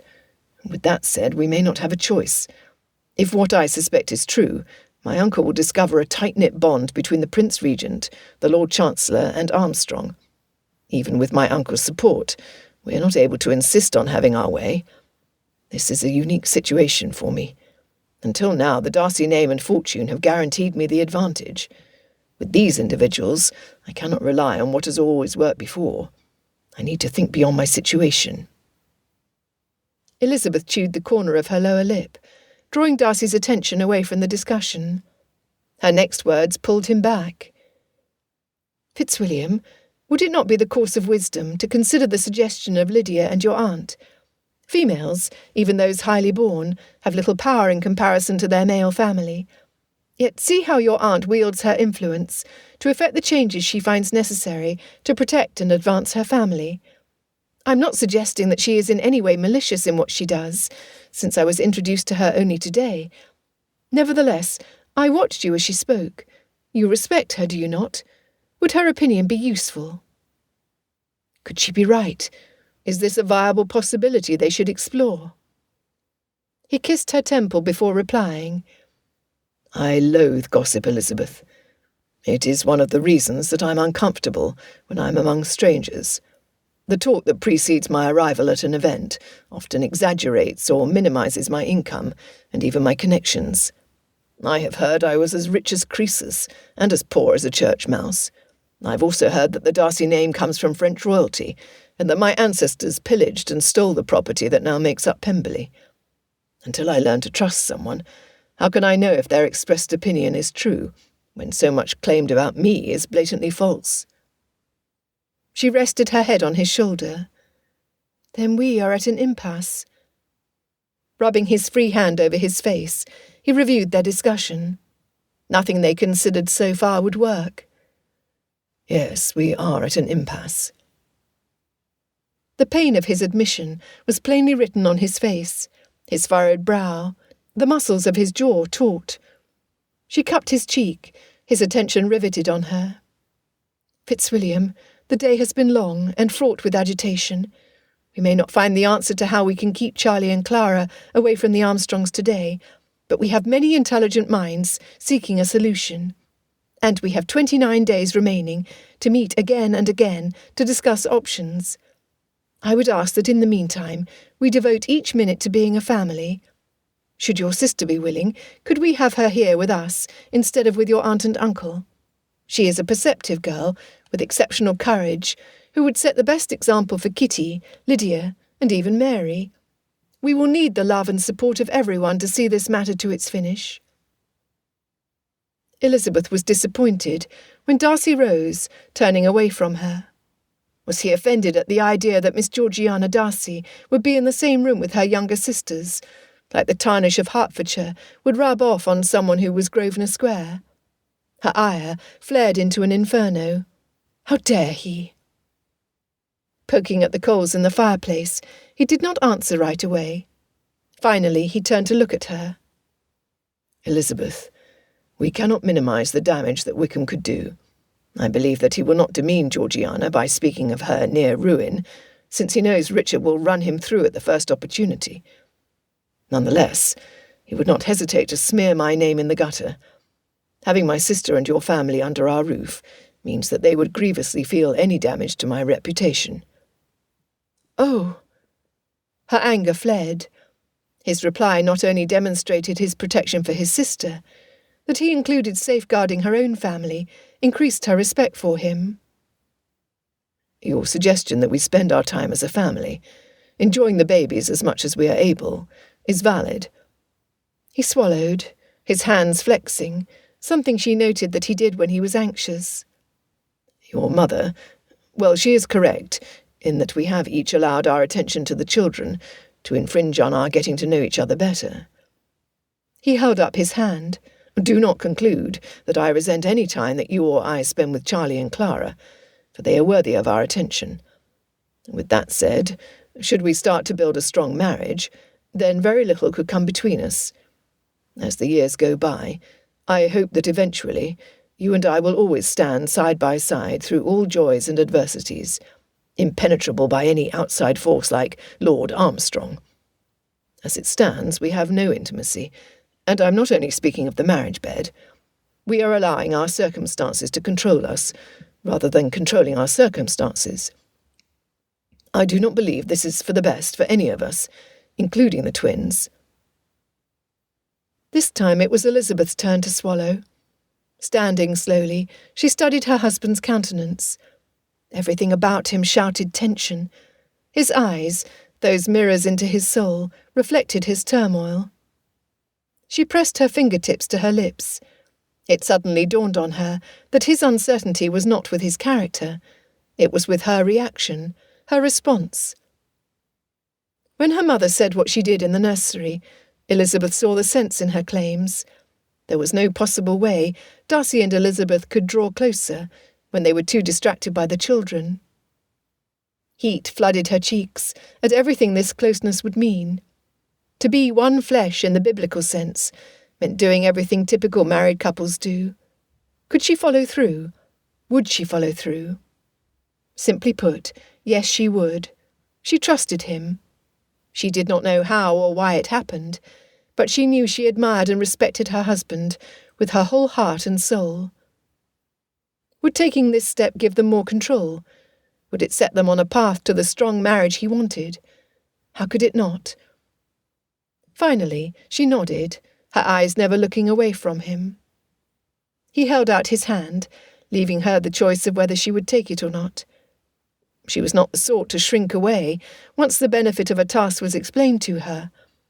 Being a united front would serve them well, and she trusted him not to seek his own advantage, since he had not done so one time since his arrival at Netherfield Park, after the loss of Bingley and Jane. He stepped closer, enfolding her in his tender embrace. Resting against his chest, his heart beat strong for her. He kissed her forehead, then her temple. Leaning back, he kissed the tip of her nose, her cheek and her chin, before he finally kissed her on the mouth. She loved him. Weaving her fingers around his, she followed him to his chamber.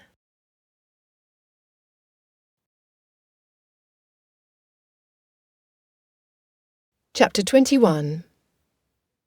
Darcy cherished the woman lying alongside him, her hair draped across his chest. Twirling a thick mahogany strand between his fingers, he knew without a shadow of a doubt that he would do anything for her. Little did she know that she had him in the palms of her small hands. Vowing to protect her and the children to the fullness of his abilities, he considered their next step. "Elizabeth, are you awake?" he whispered. She stretched, her toes running from his knee to the arch of his foot. "I am." He kissed her forehead. "I have been thinking." She leaned away from him, her eyes sparkling, her voice teasing. "Have you now? How odd for Mr. Fitzwilliam Darcy to think." "Minx." He smiled, raising her hand to his lips, kissing the inside of her wrist. "You cannot distract me, woman." She snorted. "Ha!" His heart filled with tenderness for her alone.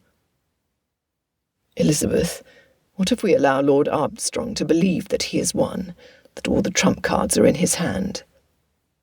Her expression instantly changed to serious contemplation. "Are you thinking that if we do, then there would be no reason for him to unleash Mr. Wickham?" "Yes.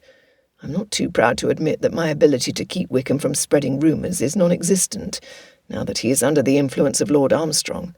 He has no reason to fear me." Darcy knew it only took a small flame to light a forest fire. The damage a small lie could do would be irreparable. Elizabeth suggested, "Then let us think about this long term. Let us say that something is discovered during our investigation of Lord Armstrong that disqualifies him from having the children. What can be done with Mr. Wickham?" Darcy scoffed. "For the first time I will step back and allow Richard to decide.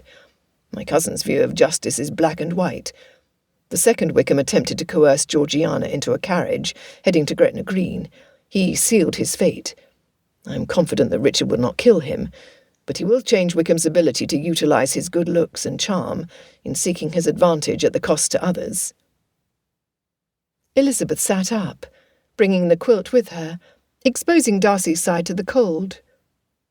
"Are you suggesting that your cousin would break Mr. Wickham's nose and shave him bald?" His eyes popped open. "You think Richard should do this?" She grinned. "I would. For what lady would want his company if his nose looked like the twisted river camel on the Bodmin Moor in Cornwall? He's terribly proud of his hair, the way he flips it around, drawing attention to it.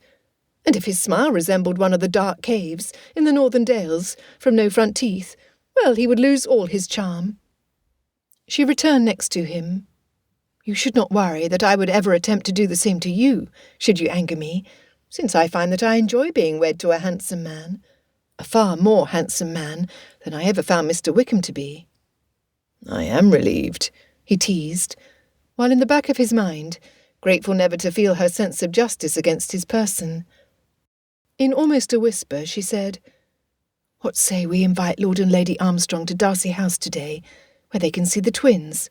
They cannot fail to notice the differences between the size of the children and how Charlie is weak and lethargic compared to Clara. Perhaps they will not be as eager to plan a future around a little one whose chances of survival are as small as he is." He pondered her suggestion, then replied, "The element of surprise would not hurt." Elizabeth expected Lord Armstrong to be severe-looking. What she did not expect was how much older he was than his wife. Although his features were plain, he had an air of authority that would draw attention in any room. Lady Armstrong was as Elizabeth remembered, elegantly dressed in black, wearing her arrogance like an overcoat, the same as her husband. At least she overtly mourned her brother. Disdain radiated from them both. Elizabeth stood confidently next to Darcy, who was at least 3 inches taller than Caroline's husband, was at least 30 years younger, and was masculine from his thick wavy hair to his polished shoes. When she caught Caroline's eye, Elizabeth made sure that she was not the first to look away. "Your note said we would see the boy," Lord Armstrong barked. "Where is he?" Darcy said, "Before the nurse brings Charlie down, there are a few details that you need to know. First, the physician assured us that it is not unusual for newborns to suffer various illnesses soon after their birth. Charlie spent 2 days with a high fever. We feared he would not survive. The doctor said that it would not be until he reached his 5th year that it would be safe to plan his future. Added to that, they are twins. They both suffer when they are separated. Therefore Clara will also be brought down." "You referred to him as Charlie?" Lady Armstrong asked, ignoring her husband's glare. "I called my brother the same when we were young." "Caroline, that is enough." Lord Armstrong turned away from his wife. Although Elizabeth had little sympathy for the lady, no wife should be treated disrespectfully in front of others. Elizabeth shot her husband a look. They had discussed in detail all the possibilities that might happen with the Armstrongs in their home. The result would be that there would be nothing in their speech or demeanour to indicate that they could take Charlie to their house. Thus Darcy ignored the exchange and proceeded as planned. Refusing refreshments, Lord Armstrong said, "You call him Charlie. That appellation will end the day we drive away from here with him in my carriage. He will from then on be forever known as the Honourable Malcolm Marcus Armstrong. The sooner we break his ties to his past, the better for him. Now, we are not here to socialise. Just bring the boy." How dare he? Had Jane lived, she would have been heartsick. As it was, Elizabeth was livid. Glancing at her husband, she realised that he fared little better.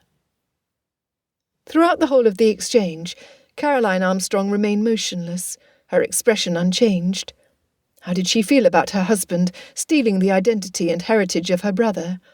Was she in agreement, wanting all evidence of Bingley's existence erased, considering her recent elevation in rank? Elizabeth looked closer, seeing a small crack in her armour. Blinking her eyes rapidly to contain her tears, Lady Armstrong did indeed feel the sting from her husband. Glancing away, so she did not make the lady uncomfortable, Elizabeth softened her opinion toward her. However, Lord Armstrong firmly remained the enemy. Very little time passed before the door opened, and Mrs. Carter and Mrs. Congdon entered with the babies. Clara was wrapped in a light pink blanket. Charlie was in blue. Lord Armstrong stood, approaching Mrs. Congdon. "Let me see his face," he demanded. The nurse pulled down the blanket and loosened the cloths wrapping him. Charlie stirred, his mouth pouting like his sister. He whimpered and mewed like a kitten. "He's not much of a boy."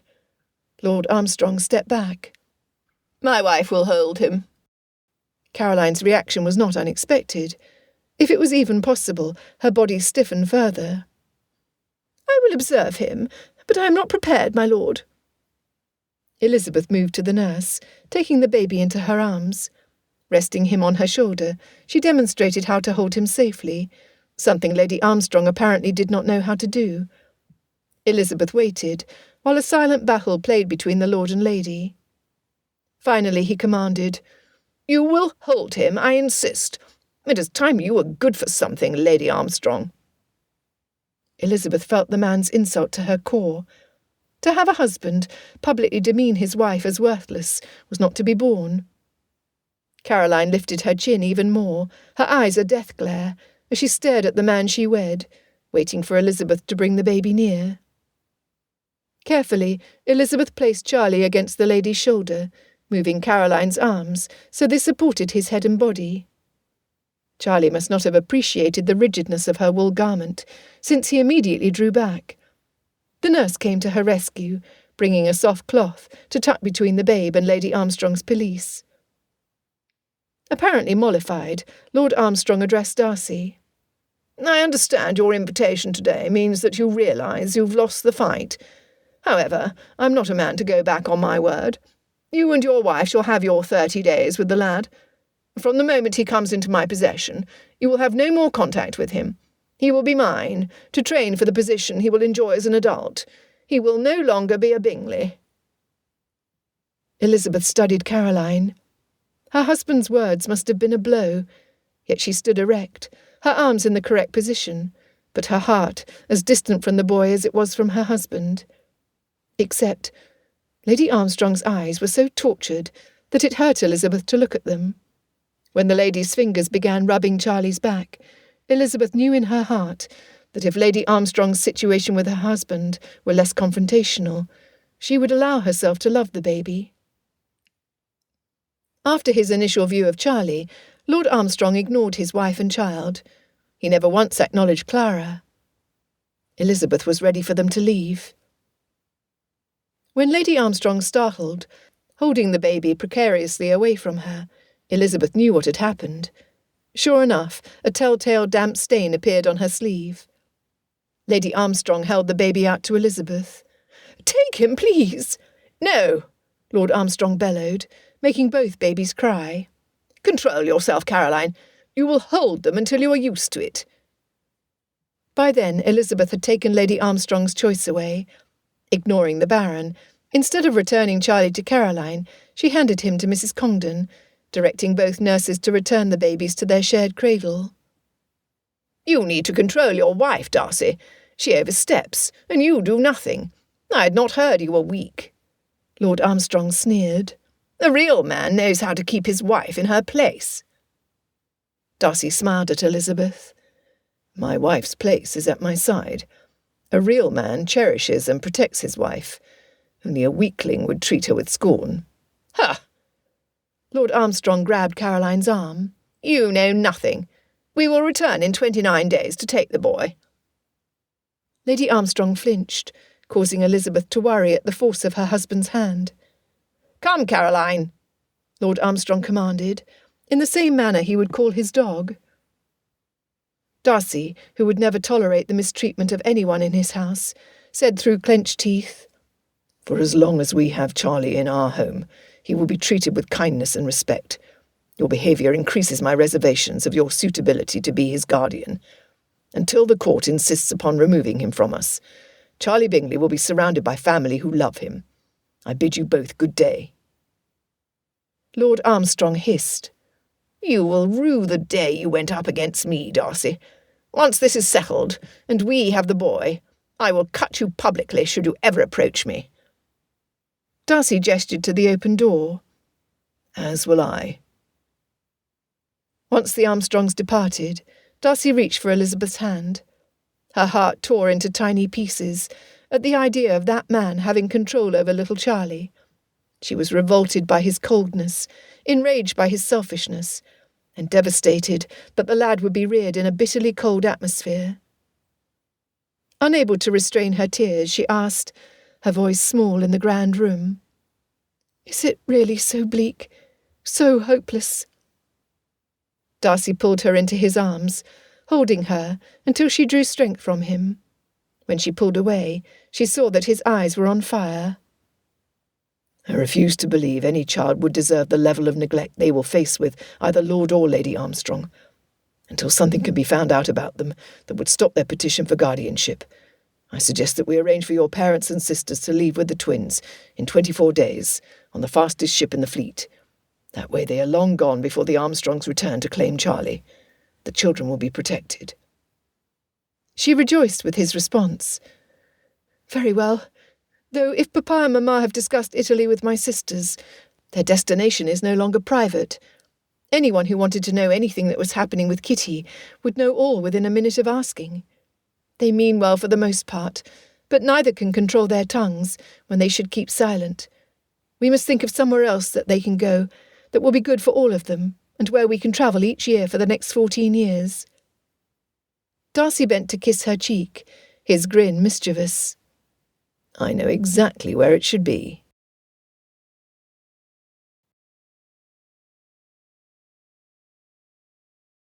Chapter 22. Days passed, with Darcy meeting regularly with his uncle and cousin, as well as her father. Despite the flurry of activity, her husband had nothing new to report. It was as if Lord Armstrong was as moral as any other gentleman of his status, which was a relief to Elizabeth. Lord and Lady Armstrong were lofty-minded, but there was no evidence that they were cruel, except to each other. Perhaps when Charlie was older, his future guardian would bend his arrogance to bring some joy to the lad. Elizabeth scoffed. How had she ever judged Darcy to be prideful and arrogant? He was everything a gentleman ought to be. Especially in the privacy of their chambers, he had shown her how giving, gentle and generous he was. Her love for him grew with each hour. She had taken to spending much of her days in the nursery. Georgiana was often at Darcy House, enjoying the company of Mary far more than Kitty and Lydia. The two young ladies had a love of music in common. Georgiana helped Mary to balance her desire to shine with modestly knowing her limits. Under her kind tutelage, Mary was blossoming. On the other hand, Mary encouraged Georgiana to move past her shyness. They both were eager to hold the twins. Georgiana favoured Charlie, while Mary and Clara had an understanding of sorts. What joy Elizabeth discovered when the girls came to the nursery. Babies were grand equalizers. It did not matter to the twins who were rich or poor, only that someone doted on them. Sombre Mary competed with Cook for Clara's affections. Lydia and Kitty were head over heels in love with Charlie. Lydia had the habit of reporting every minute detail of the latest Gothic novel to the little boy. Darcy, who also spent hours in the nursery, later reported that Charlie was hearing a skewed opinion from his aunt about how to court a lady properly. My question to you, dear husband, is whether or not you know how to properly woo a lady, for I remember none of your attentions having any success. Elizabeth loved his reaction when she teased. He lit up like a new day dawning. "Ah, you were not paying attention, dear wife." She could not believe how quickly he let down his natural guard when they were alone. He was a marvellous companion. If it was not for the custody battle, she was convinced they would have a peaceful life. Exactly 14 days after Lord and Lady Armstrong arrived and departed from Darcy House, another visitor, with equally strong opinions of her own superiority, came unannounced. Lady Catherine de Bourgh, Darcy's aunt and Lord Matlock's eldest sister, along with her daughter and personal clergyman, swept into their home, attempting to turn everything upside down. "Darcy, I will not be opposed. Reports of a most egregious nature left me no alternative but to leave my estate for town." The grand lady, wearing decades-old garments and a turban wrapped tightly around her head, thumped her gold-handled walking stick on the carpet-covered floor, muting the sound effect to her annoyance. "Is it true that you married without my express permission, that you are hiding children from a nobleman, and that you are harbouring a house full of miscreants from Hertfordshire under your roof?" Without waiting for a reply, she continued, "I cannot accept that any of these rumours are based in truth, for I am nearly your closest living relative. It would be most unlike anyone in the family to move forward on a matter as serious as wedlock without my consent. You must do what you can to stop these vicious rumours from spreading, or Georgiana's prospects for an equal marriage will be doomed. What would my sister, your mother, say to know these unsavoury charges are being brought against you?" When she paused for a breath, Elizabeth ordered tea from a very patient housekeeper. Mrs. Price, who stood directly behind Lady Catherine, only rolled her eyes at the outlandish commentary, which Elizabeth thought to be a minor miracle, for Elizabeth had yearned to do it at least 4 times. "Aunt Catherine, please allow me to introduce my wife. Afterward I shall ask Mrs. Darcy's family to attend us. The babies will remain in the nursery." Lady Catherine's jaw hit the floor. "You dare to suggest that these claims against you are true? Have you completely lost your senses?" Darcy held out his hand to Elizabeth. She stood next to him. "You have only been misinformed as much as to the nature of my marriage and new relations being unsavoury, which I never want to hear in my home again. My wife's family are gentry. My wife is a gentleman's daughter. Since I am the son of the same, in this we are equal." "You are the grandson of an earl, my own father, which renders you far above this new family that you dare claim. Everyone knows that you cannot be wed to anyone other than my Anne. From the cradle, your mother and I arranged your marriage to my daughter. This," she pointed a bony finger at Elizabeth, "this interloper needs to be gone from Anne's rightful place at your side." Elizabeth was surprised to see no reactions from Mr. Bourgh. Would she not speak up for herself? Was she not upset that her mother was speaking like her own daughter was not even in the room? For as much as Elizabeth occasionally felt that her mother crossed the line when it came to good manners, Francine Bennet would never treat a child like they did not have an opinion, even if she disagreed with said opinion. Lady Catherine gestured to her clergyman, a heavy-set young man with greasy hair and thick fingers. "Tell them, as a man of God, that the Church will not sanction this supposed marriage. Tell them they should not defame the institution of wedlock by claiming something entirely impossible." The imbecile clasped the lapels of his coat, rocking forward on his toes and back. "As my esteemed patroness states, her nephew is obligated by familial duty to marry his cousin and no other." "Enough!" Darcy's voice rang throughout the room. "You will cease immediately. Mrs. Darcy and I are legally and morally man and wife. Nothing you can say or do will change that." He gave his full attention to his cousin, who looked exhausted. "Anne, would a quiet room and a meal alone refresh you? Shall I have Mrs. Price send a maid to assist you?" Without looking up from the floor, she nodded. Elizabeth stepped forward to aid Darcy's cousin to stand, helping her walk to the door. "Oh, good Lord!" Lady Catherine exclaimed. "Thank God! She is nothing more than a servant. I thought she was your bride." Elizabeth barely refrained from laughing when Darcy roared, "What? Of course she is my wife." Speaking softly to Mr. Berg, who was barely able to stand on her own, Elizabeth said, "I believe it is best to allow aunt and nephew to find their way past this. Do you not agree?" Mr. Berg nodded before they cleared the doorway. Calling upon two of the footmen to provide aid, Elizabeth escorted her to a ready chamber in the family section. Lady Catherine and her parson could stay in the other wing, or on another floor if they chose to remain in the house, after Darcy finished adjusting the ladies' opinions. She did not need to hear the altercation. Her husband would gladly share everything that was said later, unless it was offensive. Elizabeth already noted that he would do nothing to intentionally hurt her, unless it affected the twins. Lady Catherine had no clue that she was up against a man as stubborn as she was when it came to protecting his own, and Elizabeth was definitely his own. When the Bennets entered the drawing-room prior to dinner, Darcy was not unhappy when his aunt barely acknowledged them. As soon as Darcy began the introduction, the clergyman snapped to attention. "Bennet, you are Mr. Bennet of Longbourn. Why, I am your heir, Mr. William Collins, humble servant of my patroness, the great Lady Catherine de Bourgh." He barely paused for a reply. "I had planned to attend you in November 1811 for the purpose of examining the estate, and possibly taking one of your daughters as a bride. However, I was required to cancel my travel to care for a small matter in the parish. How is your health? How is Longbourn? Have you abandoned my future estate, then? Have you settled here as your permanent residence? Are you ill? Do I need to hurry to Hertfordshire to oversee my future home?" Mr. Bennet chuckled, while Mrs. Bennet's mouth narrowed into a highly offended frown. Miss Mary gasped, in shock at his effrontery. Miss Kitty and Miss Lydia chortled. "La!" Miss Lydia laughed. "We are away from home not more than 2 weeks in the dead of winter, when you fear our estate is falling apart. Tell me, Mr. Collins, do you know anything at all about estate management?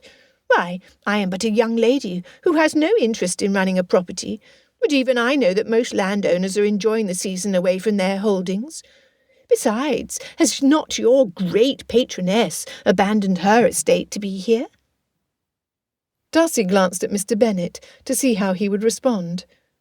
When he first arrived at Netherfield Park, Darcy's few exposures to Elizabeth's father secured his opinion that the man had a sarcastic bent he cruelly used on his wife and daughters. Yet when he replied, he was a far different man. "Mr. Collins, if you have not noticed, both Mr. Darcy and I have a black armband on our sleeve. Our wives and my daughters are dressed in black. The loss of my eldest daughter in childbirth has changed every aspect of our lives. Currently, my sole priority is to assist the ladies in my family to move forward with dignity and grace. Being away from Longbourn now is an escape from the weighty memories that surrounded us. Additionally, my 2 grandchildren are here, under the care of my second eldest and her husband, not in Meryton. My former son-in-law's family is threatening these same children. We are determined to do all within our power to see to their future. Thus where else would we be?" Mr. Collins looked to Lady Catherine, apparently unsure of how to reply. His aunt thumped her walking stick 3 times in rapid succession. "What do you mean, that your former son-in-law's family is trying to remove the children from here? Who are they to take anything away from Darcy?" Mr. Collins' expression was a mixture of greed, mottled with sly stupidity. "Is one of your grandchildren a boy? Is he expecting to inherit once you are gone? Surely your grandson cannot have Longbourn ahead of me." He poked his chest with his thumb. "My grandson is not yet 1 month old, so as intelligent as I believe him to be, he has no great expectations of taking anything away from you, Mr. Collins. To answer you, Lady Catherine, our grandson's aunt on his father's side is married to a powerful man, with friends in high places, who insists on making little Charlie his heir, leaving Clara behind. His petition and ours are in front of the Court of Chancery. According to the order of the Lord Chancellor, we have 2 weeks remaining before we will lose my grandson forever to Lord Armstrong." "Malcolm Armstrong? Who is he to us? I have heard his name. A baron compared to an earl?" Lady Catherine scoffed. "Darcy, tell the court who your grandfather on your mother's side was. That will be all that is necessary to settle this matter. A baron? Bah!" "The Lord Chancellor knows, Aunt Catherine." Darcy watched in amazement as his aunt transferred her ire at his marriage to the aunt and uncle of the twins. "What has been done? How can they be worked upon?" she demanded. "Why, had I known about this, I would not have hesitated to attend the Lord Chancellor himself. Who is he? Some court-appointed judge who thinks more of himself than he should?" "He is Sir Robert Hendrick's aunt." "I see." She deflated in front of his eyes. "I am aware of who he is, and the connections he has to the throne. My father and grandfather were embroiled in a lengthy land dispute with the Hendricks that ended up in Matlock's favour. He hates all Fitzwilliams. He will get no justice there." Darcy groaned. His wife's expression was crestfallen. For the millionth time, he wished his aunt could exercise self-control. It was not to be. "Mr. Bennet, are your daughters out?" "Yes, Lady Catherine." "All out? How odd to have 3 younger daughters out in company when only the eldest 2 wed. Did they have a governess?" "No, Lady Catherine." "No governess? What sort of upbringing have they had, then?"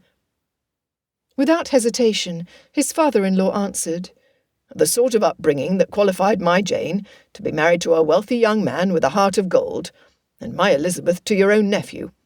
Each of my girls are rational creatures who require little direction, Lady Catherine."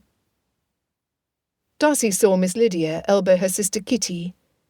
"Did you know that we are rational creatures? Papa said so. I understand the creatures part, but why ever would he consider either of us to be rational?" Darcy hoped his aunt could not hear the girls. He knew their father could, when Mr. Bennet glanced in their direction. Poor Elizabeth pretended to cough to keep her composure. Mrs. Bennet paid her youngest no mind. From the moment Mr. Collins identified himself as Longbourn's heir, she had not ceased scowling at him. His aunt continued her offensive questioning during dinner. Mr. Bennet handled her with equanimity, leaving Darcy and Elizabeth to enjoy their meal. As his gaze settled on one person, then the next, Darcy never would have thought such a motley crew would entertain him.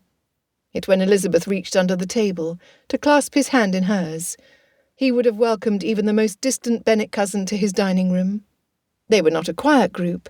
In fact, the younger girls were rather noisy in their attempts to engage Anne in conversation. For better or worse, Lady Catherine appreciated their efforts, leaving them alone for the moment. It was a fragile sort of peace, but he would take it as long as it existed. After that, he would take charge, keeping Elizabeth's life as easy as possible. He entwined his fingers with hers, stroking her palm with the pad of his thumb. Family meant more and more to him each day. Leaning toward his wife, he whispered, "We need to keep everyone, including the children, with us, Elizabeth, for always." Her eyes widened in pleasure. "I agree."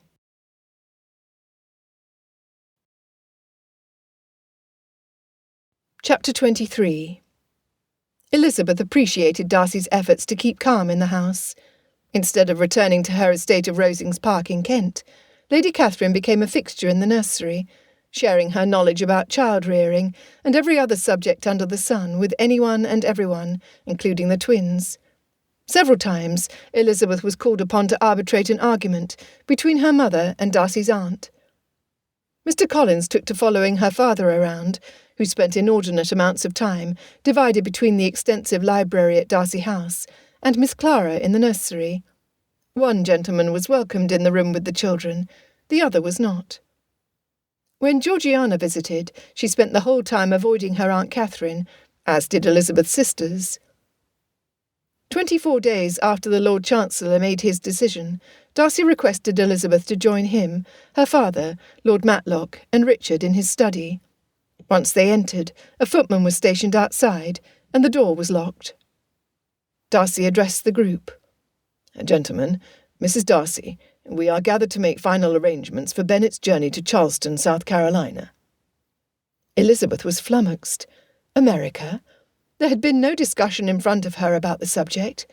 In fact, in caring for her family and guests, one day slid into another, and the whole plan completely slipped her mind. "My man of business has arranged a letter of credit against my investments there for the family to use. Already items requested by Mr. and Mrs. Bennet have been removed from Longbourn and are carefully stored in the hold of a clipper belonging to Mr. Gardiner, the brother of Mrs. Bennet. The ship will depart on the tide in 2 days. By the time our 30 days are up, they will be well outside the English Channel into the Atlantic. Mr. Gardiner has personally selected the boat and crew. The manifest for the trip shows their eventual destination to be Italy. Only we will know that their first port of call will be in the Americas." 2 days? How can that be? For as much as she and Darcy endeavoured to be alone, they still spent hours with the family. Yet there had not been a hint from either of her parents that removing the children from Darcy House was still an option, or that the plans were already far advanced. She was especially proud of her mother for not speaking out of turn. It proved her attachment to the twins. Who could blame her? Charlie was particularly endearing. Only once since his initial illness had his fever risen.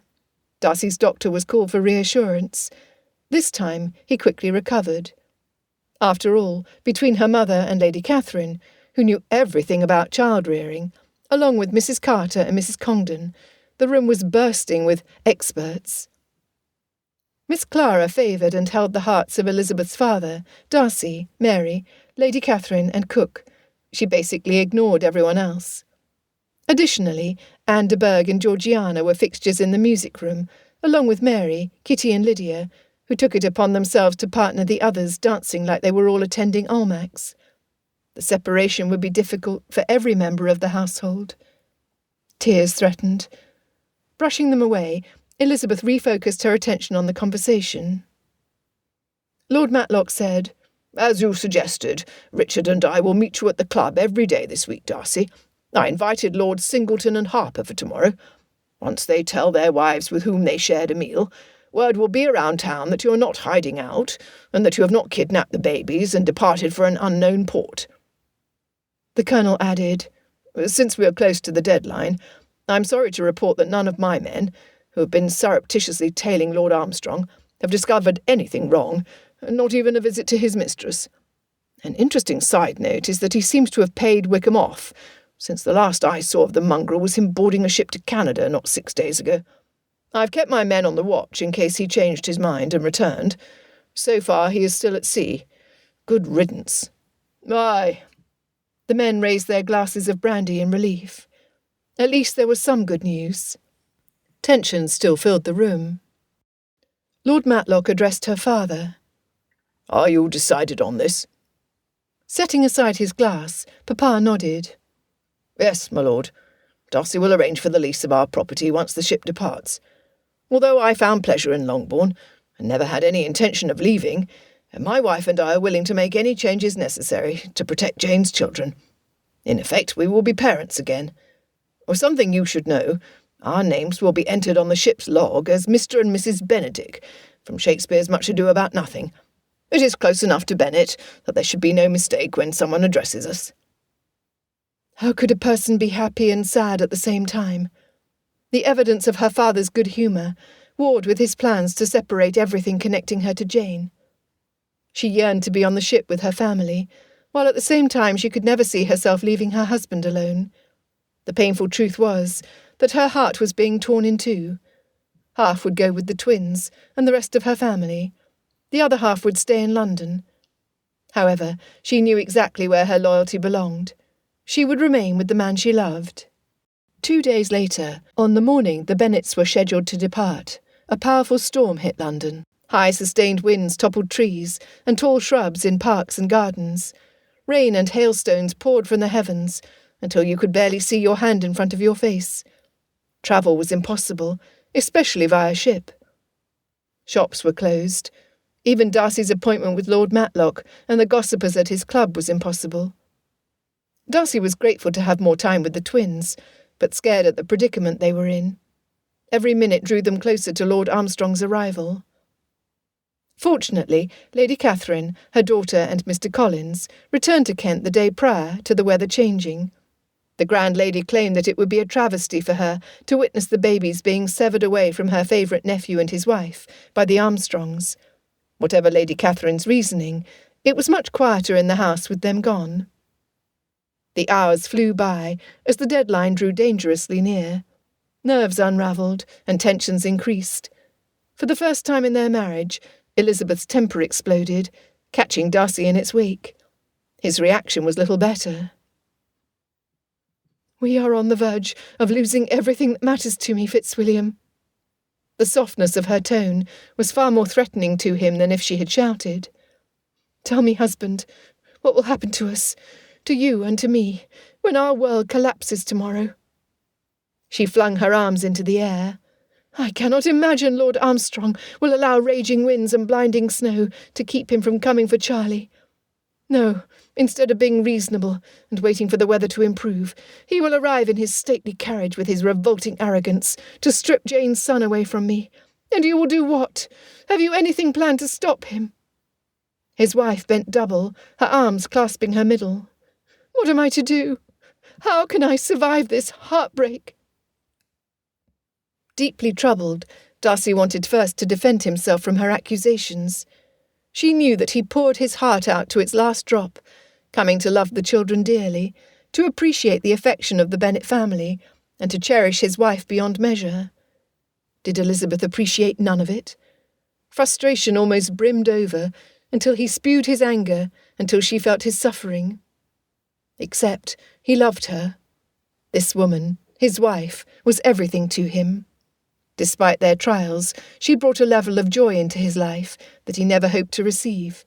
She delighted him, frustrated him, and perplexed him, while she soothed him, invigorated him, and rejoiced with him. Recognizing that her charges against him were mere expressions of her pain, he did the only thing he knew to do. He held her as her tears shook her until she melted against him. Immediately, her expression changed from I to we, demonstrating the power of a caring embrace. "What will we do, Fitzwilliam? How will we manage to move beyond this pain? How can we help Clara? She will be devastated losing her brother. Already she suffers when he is only inches away. What will we do when she realizes, even at her tender age, that he is not coming back?" She sobbed, her arms surrounding him, extending solace to him through her suffering. "And my parents, my sisters, and Georgiana, they love Charlie so much. For the past month they have tended to his needs, teased him, and poured out their love for him. What will they do when he is no longer here?" She pulled him tighter to her. "And what of us? Would you have married me without the children? Would I have married you? What will happen when we only have Clara in the nursery? Will we be able to move forward with our hearts broken and crushed? Can we have a future? Fitzwilliam, what are we going to do?" His inclination was to address each question one at a time, but that was not what Elizabeth wanted. Instead, she needed reassurance. Drawing from deep in his heart, he considered his words carefully, how much he desired her to know, and how much he was willing to reveal to the woman in his arms. Brushing his fingertip over her cheek, he wiped the tears away. "My Elizabeth, I have come to love you with all of me, to the point that I feel your pain intensely. I also feel your joys and your concerns." The fabric of her dress was soft on his palm as he ran his hand slowly up and down her arm. "In the short time we have been wed, I discovered that each kiss we share is a promise. I learned that with you by my side, we are invincible." He sighed when he felt her stillness. "In truth, I do not know how we will move forward when Lord Armstrong comes. At the same time, I know beyond doubt that we will always head in the same direction together. I love you, Elizabeth, and I always will." In a flash of movement, Elizabeth cupped his face in her hands and kissed him like he was more important than air. Intense relief filled him that somehow, some way, he said something that resonated with her heart. He was not used to vulnerability, yet he would expose himself to her again and again if it eased her way. Each word he spoke was the absolute truth to him. She needed to know how cherished she was. He drank in the comfort she offered, the overwhelming evidence that she needed only him. When she leaned back slightly, he brushed his lips across her forehead.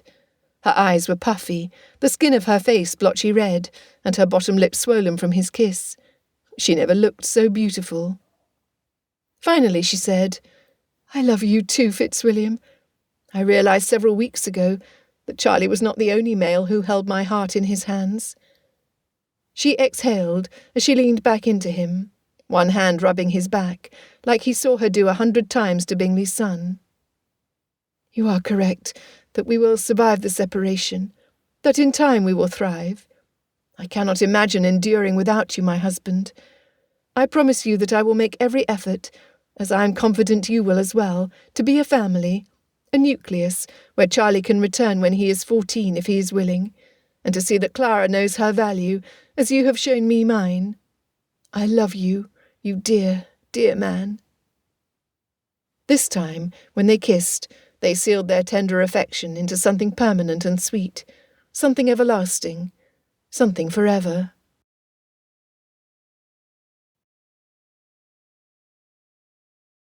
Chapter 24. An hour later, Lady Caroline Armstrong was the last person Elizabeth expected or wanted to see in her drawing-room. When the lady refused to be seated, instead looking everywhere about the room except at her, Elizabeth could not keep the bite from her tongue. "You have heretofore shown no interest in your niece or nephew, Lady Armstrong. What do you mean by coming today? For you must be aware that Lord Armstrong will be arriving tomorrow to take Charlie from us." She gestured to the window. "The weather could not be worse. I cannot imagine why you are here." The lady's fingers toyed with the clip that fastened her reticule, still refusing eye contact. "Will Mr. Darcy be joining us?" The stiffness of Lady Armstrong's shoulders, and the press of her lips together, hinted that any softness she had shown to Charlie upon her last visit was an anomaly. Elizabeth had no reason to be generous. "I think not," Elizabeth replied, without hesitation. She would not expose her husband to Lady Armstrong's vitriol. Determined to get to the point, she asked, "How may I be of assistance?" When Lady Armstrong dropped her gaze to the floor before replying, it occurred to Elizabeth that nerves threatened to overtake the lady. Odd, since Caroline Armstrong was one of the most confident females of her acquaintance. Reconsidering her response, Elizabeth asked, "Do you need Mr. Darcy to be here?" "I do." "Very well. I shall notify him that you are waiting, leaving it up to him to choose whether he will come." Elizabeth asked a footman to find her husband, and within moments Darcy strolled through the door, his brow arched at their guest. "Lady Armstrong?" Darcy barely acknowledged her with the tip of his head. "Do be seated." Caroline kept her eyes on the floor. How unusual. Since the time Elizabeth met Caroline in Hertfordshire, there was not a moment when Caroline was not fully attuned to Darcy's presence. Now she refused to look at him, nor did she take advantage of the chair offered to her. Darcy glanced at Elizabeth. She shrugged, completely ignorant about what was happening.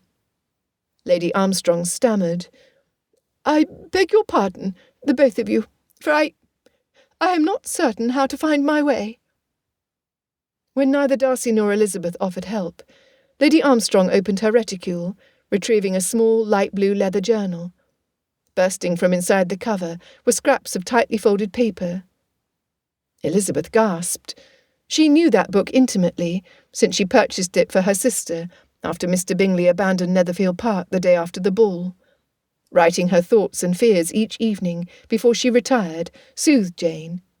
Its contents were exceedingly personal, private. Jane had never even shown the contents to her.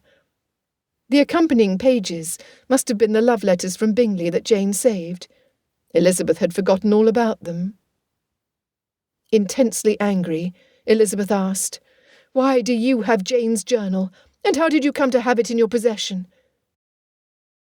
Turning it over as if she was surprised to see it in her hand, Lady Armstrong squared her shoulders, opened it to a marked page, and said, "I need to know if what is written is true."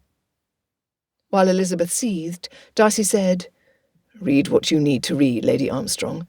Then I suggest that you leave the journal behind before you depart." His dismissal was perfect, easing Elizabeth's distress somewhat. Clearing her throat, Lady Armstrong began. 27th of November, 1811. I received a message from Caroline Bingley that the family left for London with no expectation of returning to Netherfield Park. At the end of her note, she states that Mr. Bingley's affections lie with Mr. Darcy's sister. How can this be? Can a heart be more broken than mine? Lady Armstrong stopped reading. I shall skip the description of Jane's suffering, since it would only yield pain that you do not need to remember, as well as reveal my pettiness, for which I have paid penance. I only wanted you to know the setting of the paragraph I need you both to hear. Clearing her throat, she began again. Lizzie argues that Caroline is merely hopeful of an attachment to the Darcy family, since she desires nothing more than to be of that sphere, and that there is no arrangement between Miss Darcy and her brother. I cannot be as confident. In stating her opinions, I fear that Lizzie does not like Miss Bingley. While I admit that she is not an easy woman to come to know, there are many things I admire about her. For example, she is truly lovely in appearance. Her facial features are symmetrical and beautiful. Her hair is glorious. Her sense of style is impeccable. If she only wore her garments with assurance instead of challenge, she would attract every eye. She is as witty as Lizzie, too. Their fundamental difference is that behind my sister's speech is kindness. Caroline's is acerbic. Lizzie claims that Miss Bingley struggles for acceptance, and that she goes about drawing attention to herself in a way that fosters a negative opinion from those she yearns to impress. I am not blind. I do see a measure of truth in my sister's statement.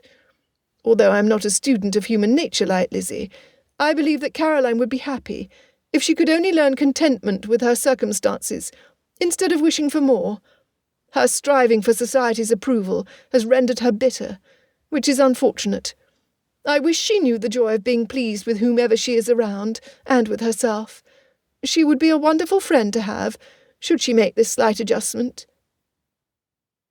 Closing the journal, Lady Armstrong held it out for Elizabeth to take. I only need to know if you believe what your sister wrote to be the truth. Unquestionably I do. Hugging the book to her chest, Elizabeth was stunned, when Lady Armstrong's knees seemed to give way as she dropped into a chair. Lady Armstrong murmured, You do. You truly feel that I could be worth knowing. She sighed, then looked directly at Elizabeth. Of course you do, since I have never known you to speak anything less than the truth. I've been a fool for too long, imputing bad, when there was goodness surrounding me. Looking at Darcy, Elizabeth shrugged, wondering what was happening. He shook his head, not knowing as well.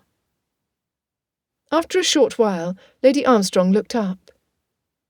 I want to thank you for allowing me into your home without invitation. You also need to know how greatly I suffered when I learned that Charles was gone. He was a great source of happiness.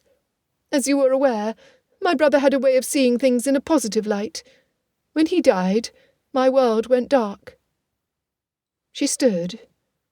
"And although I was uncomfortable with holding an infant, the fact that he is my beloved brother's son overwhelmed me until I was barely able to control my tears. That you offered me the privilege of being close to him deserves a reward. What I am about to tell you is for your ears alone.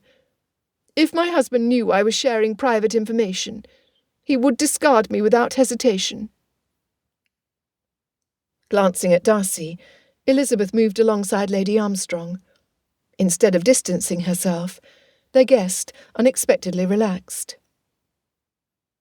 Lady Armstrong said, "Rumour has it that my husband's wife died giving birth to a girl child who also perished. The truth is that, although the baby did not survive, the mother did. However, as far as my husband was concerned, the marriage was over. He purchased a small cottage in Cornwall, where the former Lady Armstrong lived until 2 weeks before he offered me his hand." She paced the room, stopping at the window to peer outside. "I could not believe my good fortune when he proposed. After all, what is Mr. Darcy to a lord?" She scoffed. "Our wedding night was painful. The next night he did not come to me, nor has he since. Unless it is necessary, he does not speak to me, nor am I welcome to accompany him to all the places and events where I have long desired to be.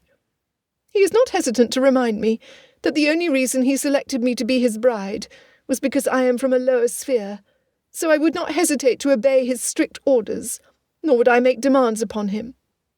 However, this is not the complete truth." What a miserable life! Elizabeth was grateful she was married to the better man. "Do you know the history of King Henry VIII?" Lady Armstrong unexpectedly asked. Darcy replied, "Since we are concerned with your nephew's future, I perceive that you refer to his taking many wives to provide him a son. Am I correct?" "You are." Lady Armstrong inhaled deeply. Exhaling slowly, she said, "Lord Armstrong showed no interest in me until he overheard gossip that my brother and his wife were expecting a baby. He sought me out, asking me odd questions about Jane's health, her beauty, and about my brother's health and looks. I did not understand his purpose until after we wed. It was not me he wanted. It was my brother's son.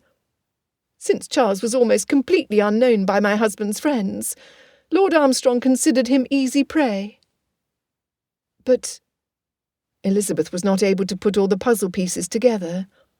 Surely, after only one girl child born, Lord Armstrong would try again with you. "I thought the same, Mrs. Darcy. I fully expected my husband to pursue that course, instead of ignoring me. Since you are aware that my curiosity moved me to take your sister's journal, so I could learn private information, it will come as no surprise that I determined to locate the key to a locked box my husband keeps in his chambers, under his bed, seeking information that revealed my husband's motives." Elizabeth moved to stand next to Darcy. "Oh, despise me if you dare. Before you do, know that satisfying my curiosity will allow you to keep little Charlie." "Go on," Darcy ordered.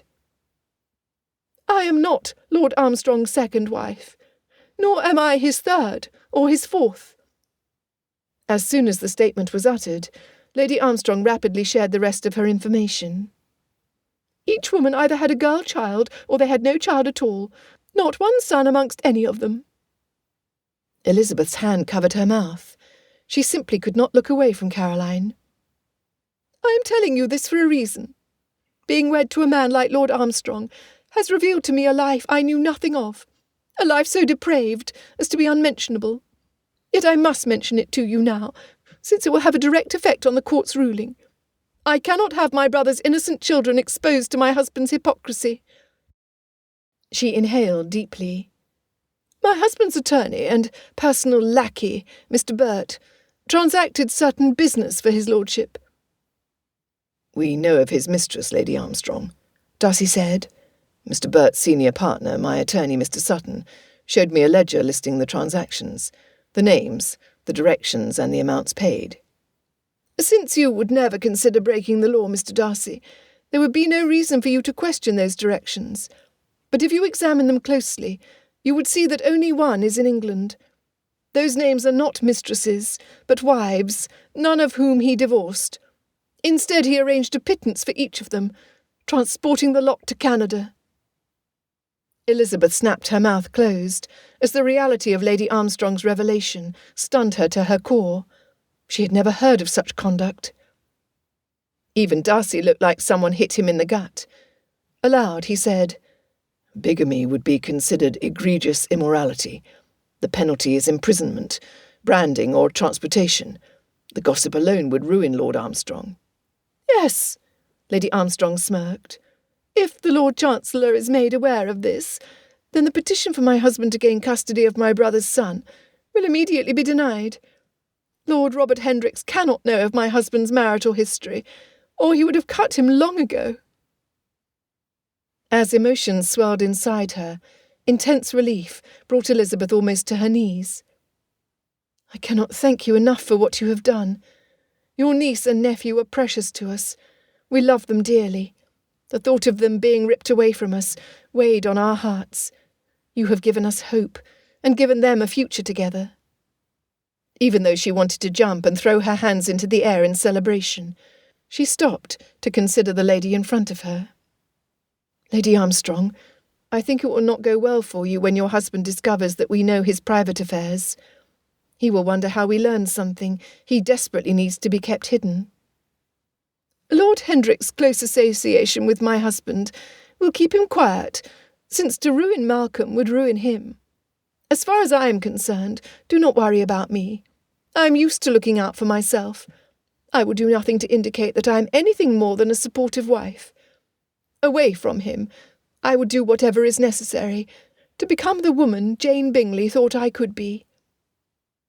Drawing a slip of paper from her reticule, Lady Armstrong handed it to Darcy. "Here is a list of my husband's wives before me. This should be all you need to have him settle the matter of guardianship in your favour, since he will want to avoid going to court, knowing you are aware of his history. He will end the fight today." Darcy bowed formally. "I, too, offer my sincerest appreciation. Mrs. Darcy and I cherish the twins as if they were our own. If there is anything we might do to help you—" A smile lit her face. "Do not trouble yourself, Mr. Darcy. I only ask that you not slight me in public, should we see one another, when I am not with Lord Armstrong." Shaking her head, Elizabeth stated clearly, "The fault is your husband's, not yours. Of course we will not deny your acquaintance. You are an aunt to Charlie and Clara. As long as you are not in company with Lord Armstrong, whom we cannot trust, not because of his private conduct, but because he would willingly separate the twins, you will be welcome here." "Very well." Lady Armstrong glanced around the room. "All this elegance, wealth, and status was not what I expected it to be. I am determined to be happy, and you know I always get what I want." It was not until Lady Armstrong left the room that Elizabeth slid her hand into her husband's grasp. "She did not get you, did she?" He tugged her into his embrace, kissing her once, then twice. He said with a twinkle in his eye, "Never."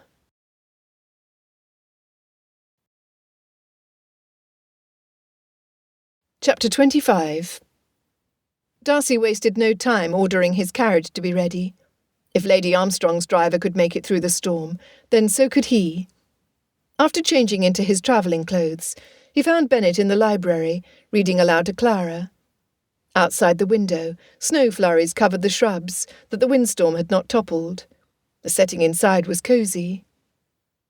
Elizabeth's father closed the book, setting it aside on the table. Instead of Shakespeare's sonnets, this time he shared Childe Harold's Pilgrimage by Lord Byron with the infant. "I can see that you have news, son. Can this little one bear your tidings? Or should she return to the nursery first?" Bennet quipped. Darcy was eager to see the matter of guardianship permanently settled. Sir, I will only share that Lady Armstrong does not love or respect her husband. She shared news that changes everything, giving me confidence that these children will never need to leave our home, nor will you need to leave England. After I collect my uncle, we will depart for Armstrong House to confront his lordship with information that in the eyes of the law he no longer qualifies to be guardian of any children. His wife assured us that once her husband knew we were aware of his, history, he would step aside if we kept his personal life private. I believe her implicitly. Mr. Bennet's eyes narrowed. I will not ask for specifics, Darcy, since this little lady does not need to know anything about that side of life. Nonetheless, I am curious why Lady Armstrong freely undermined her husband. I imagine that in doing so it will not go well for her. Darcy never enjoyed being in the company of the former Caroline Bingley. Even her good-natured brother spent as little time with her as possible. Obviously, her husband felt the same. Yet she had done them an invaluable favour, likely at a significant cost to her. I will do what I can to protect her. Darcy tried to explain. Sir, when I was a lad, I envisioned my adulthood would be spent with my father, where he was forever the master, and I was his indulged heir.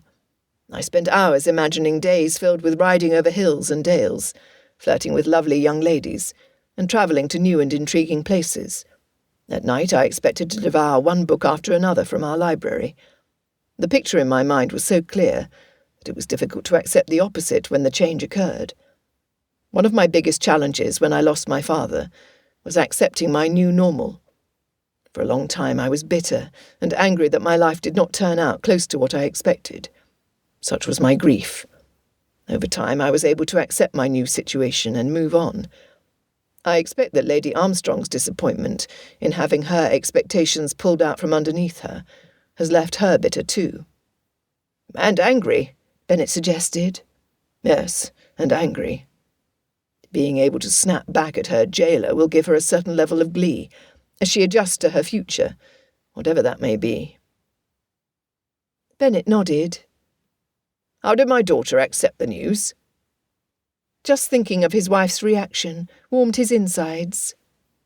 And once Lady Armstrong handed Elizabeth her sister's journal, including Bingley's love notes, she rushed upstairs to share our good news with the nursery, then retreated to our sitting room to hold the book to her chest, smiling through her tears. That's my Lizzie, Bennet grinned. I beg to differ, sir, but that is my Elizabeth. Bennet's expression widened to a smile. Darcy, you will discover, once this little girl is grown, that there will be nothing to please a father more than to see her future well settled with a man who holds her in deep affection and respect. What Jane had with Bingley was perfect for her. Had one of my other daughters caught Bingley's eye, I fear their marriage would have been miserable. So even though the time they were together was far shorter than I ever dreamed, I am comforted knowing those months were happy. Now, as far as you are concerned, in truth I expected when you first arrived in Meryton and insulted Lizzie that I would never be pleased that you were my son-in-law. For once in my life I am delighted to be proven wrong. You are the perfect man for my second daughter. Intelligent, responsible and protective. If I dare to hazard a guess, I believe you are as deeply in love with her as she is with you. Darcy did not hesitate. I am. Good. You will both be excellent parents for the twins. Sir, Elizabeth and I spoke about this very thing several times this month, and we agreed that we will be uncle and aunt instead of papa and mamma. Charlie and Clara had excellent parents. We would never want to take anything away from Bingley and Jane, such is our love for them. Especially for Charlie, who will eventually have access to all that his father and grandfather saved for him. Therefore, since we are their uncle and aunt by birth, we will be known to them as such. We will spend their growing years assuring them of the devotion their parents would have had for them. We will make Bingley and Jane as real to the children as possible. As your other daughters marry, the children's immediate family will grow. They will have more aunts, uncles and cousins than they could ever wish for. For their sake, and the sake of our unborn children, we will be Aunt Lizzie and Uncle Darcy. Bennet shrugged. Do as you please, son. I am confident that however they choose to refer to you, this little one and her brother will grow up in a happy home." Darcy sat across from him. "Which brings up something else that Elizabeth and I discussed. Already your most cherished possessions have been moved from Longbourn. Once they are unloaded from the ship, will you want them returned to your estate?" Bennet startled, disturbing Clara, who needed a quick transfer to her grandfather's shoulder to be rocked. "What do you mean? Where else would we go?"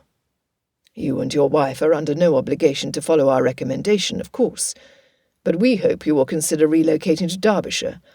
The Dower House at Pemberley is truly grand, and is in excellent repair.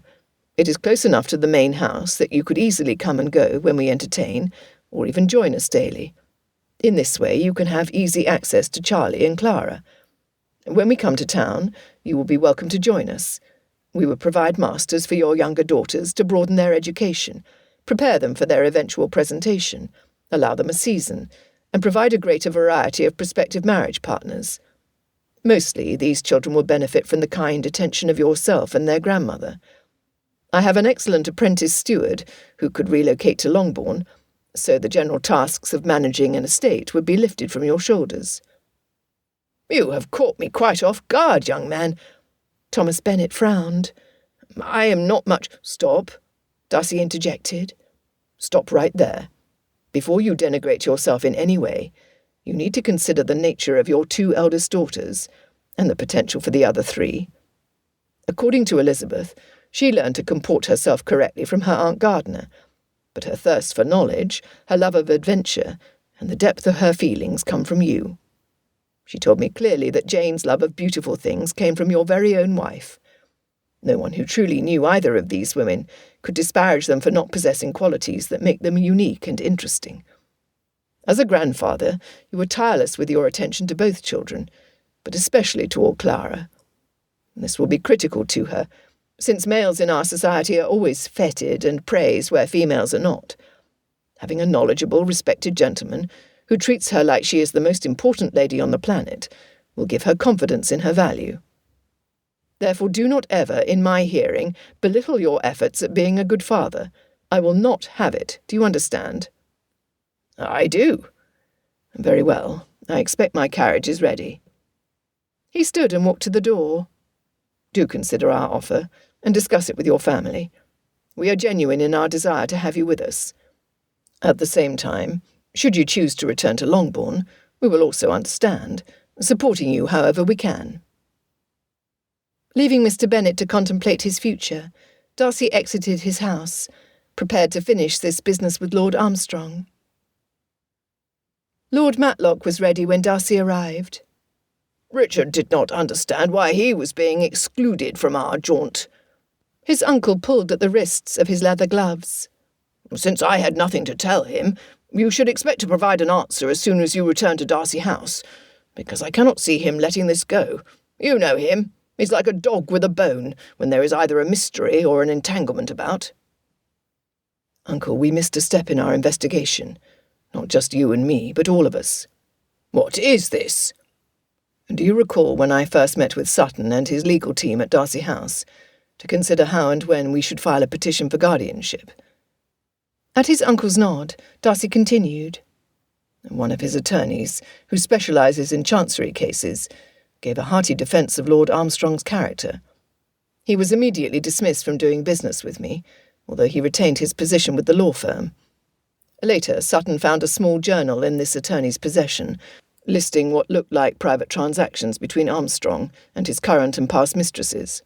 This attorney, Mr. Burt, is the key to silencing Lord Armstrong and stopping him from claiming Charlie. If only we had pursued this lead from the beginning." Lord Matlock rubbed his palms together. "Well, this sounds interesting. I can tell that you already know exactly what it will take to bring Lord Armstrong to his knees. Now tell me what you know." "In good time, Uncle. We will be at Sutton's office shortly if the roads are clear." Not 20 minutes later, Darcy and his uncle were ushered into a private conference room, with Mr. Sutton and Mr. Burt seated at one end. Casually sitting across from them, Darcy waited until the man looked at him directly. "Mr. Burt, I have but one question for you concerning Lord Malcolm Armstrong and his petition for guardianship of young Charles A. Bingley II. If I state it clearly, do you swear to answer honestly?" The attorney's eyes darted to Mr. Sutton before he answered, "I will." "Very well, Mr. Burt. Would you tell us the married name of Emma Goodman, Rachel Peterson, Amelia Hornbrook, and Catherine Crim?" Darcy could almost smell the man's sweat. Beads of moisture dotted his upper lip and his brow. His face paled. His Adam's apple bobbed. Good. He knew. If I tell you, Mr. Darcy, sir, I would be revealing information that I am under a sworn oath to keep private." He rubbed his hand over his mouth. "I cannot say." Darcy stood. "No need. You confirm my suspicions without saying a word. I will warn you, however. When I speak with Lord Armstrong, which will be immediately after we leave this office, I will not hesitate to tell him where we stopped and with whom we met prior to our arrival. Anything that comes from this conversation will need to be dealt with by you." Without looking back, Darcy and Lord Matlock left the building and entered the carriage. Once underway, Darcy shared what Caroline Armstrong told him. "Good Lord!" his uncle exclaimed.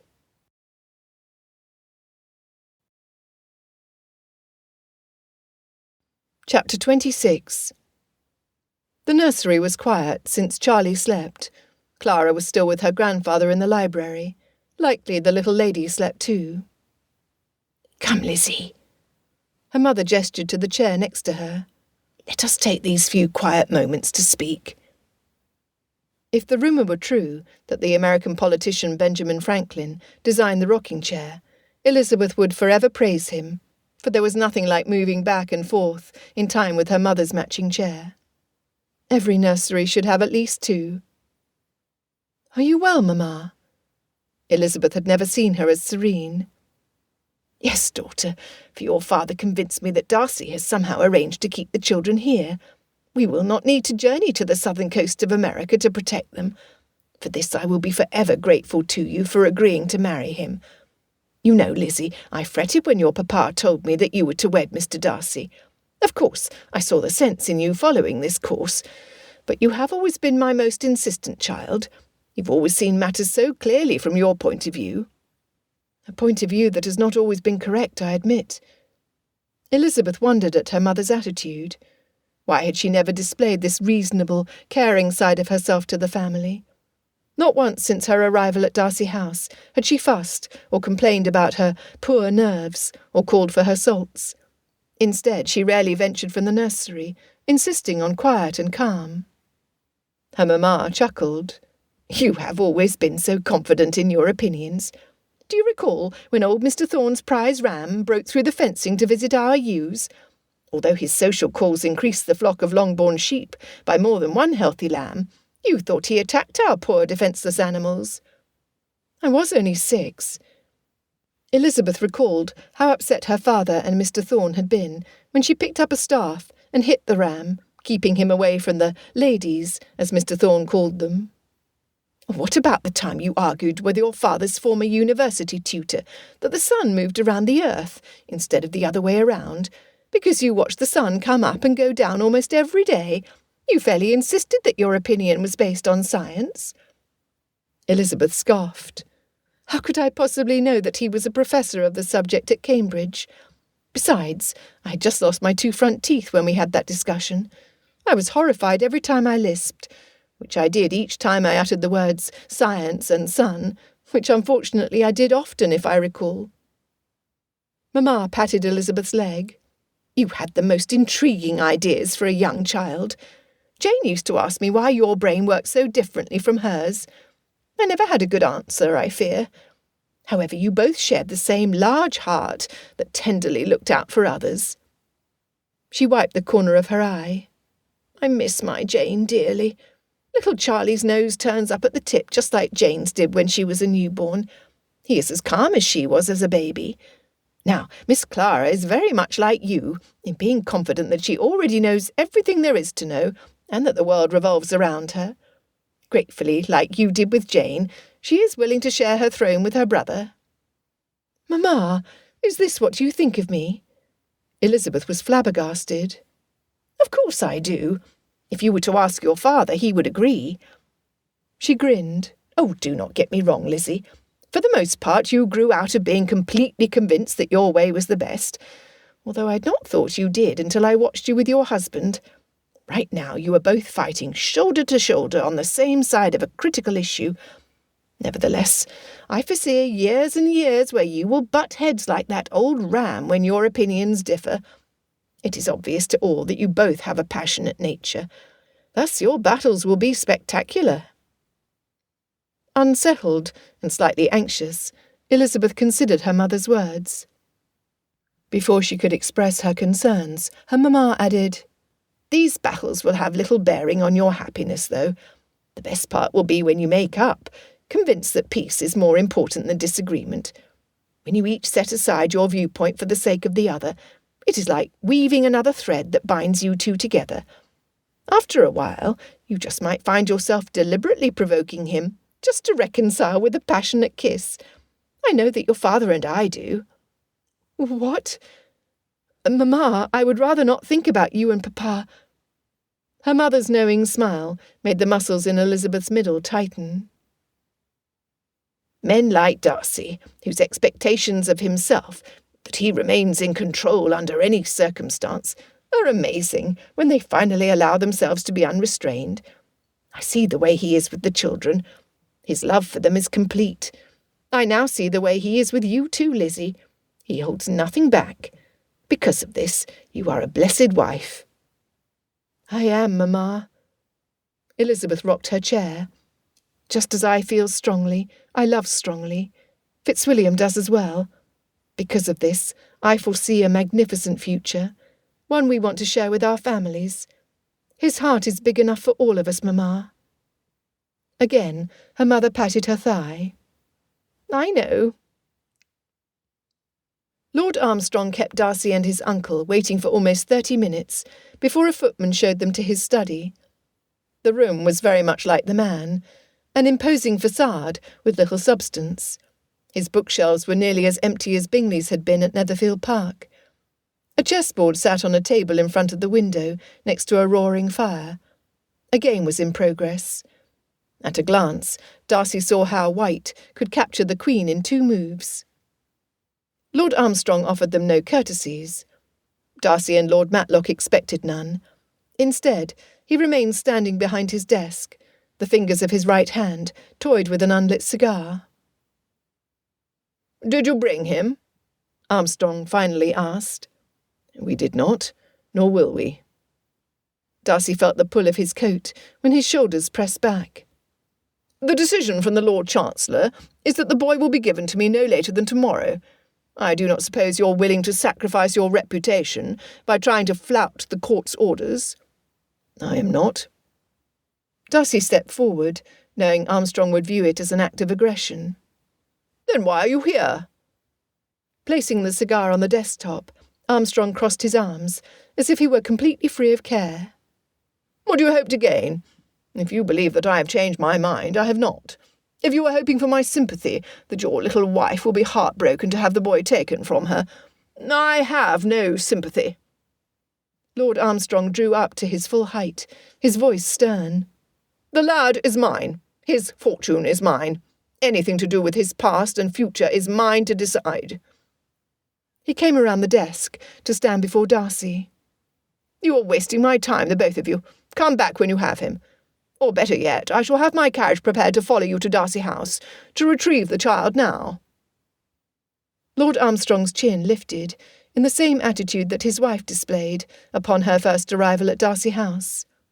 "Then our business will be concluded to the satisfaction of the court. I shall never acknowledge you again." "You will not have Charlie today or tomorrow. In fact, I propose that you will not ever have the opportunity to spend 1 second alone with him, until he is of an age to decide for himself who will be his guardian." Darcy refused to address Armstrong by his title. "Ha! Do you dare?"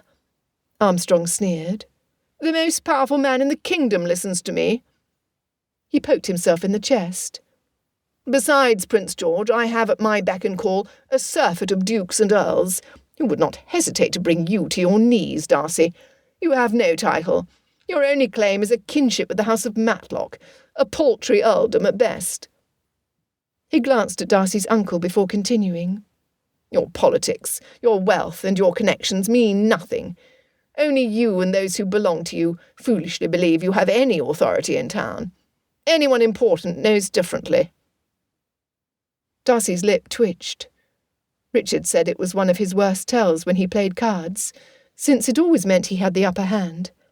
Still, Lord Armstrong would not have known this.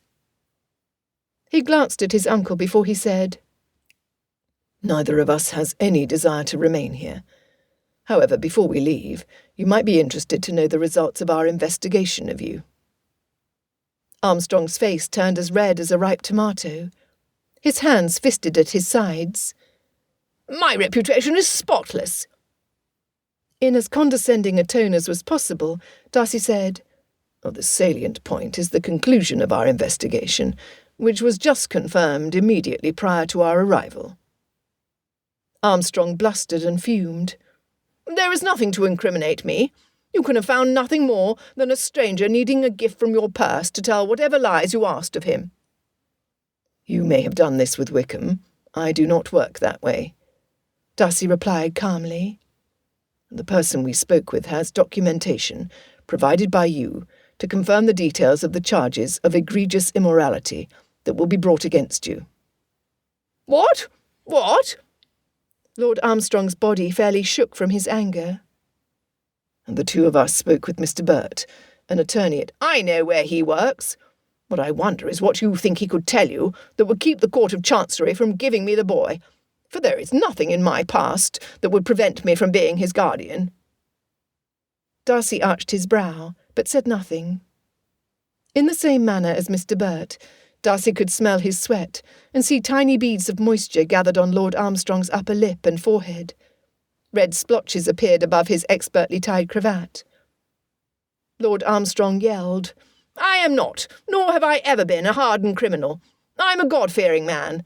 I would never and have never committed an immoral act not typical of my peers.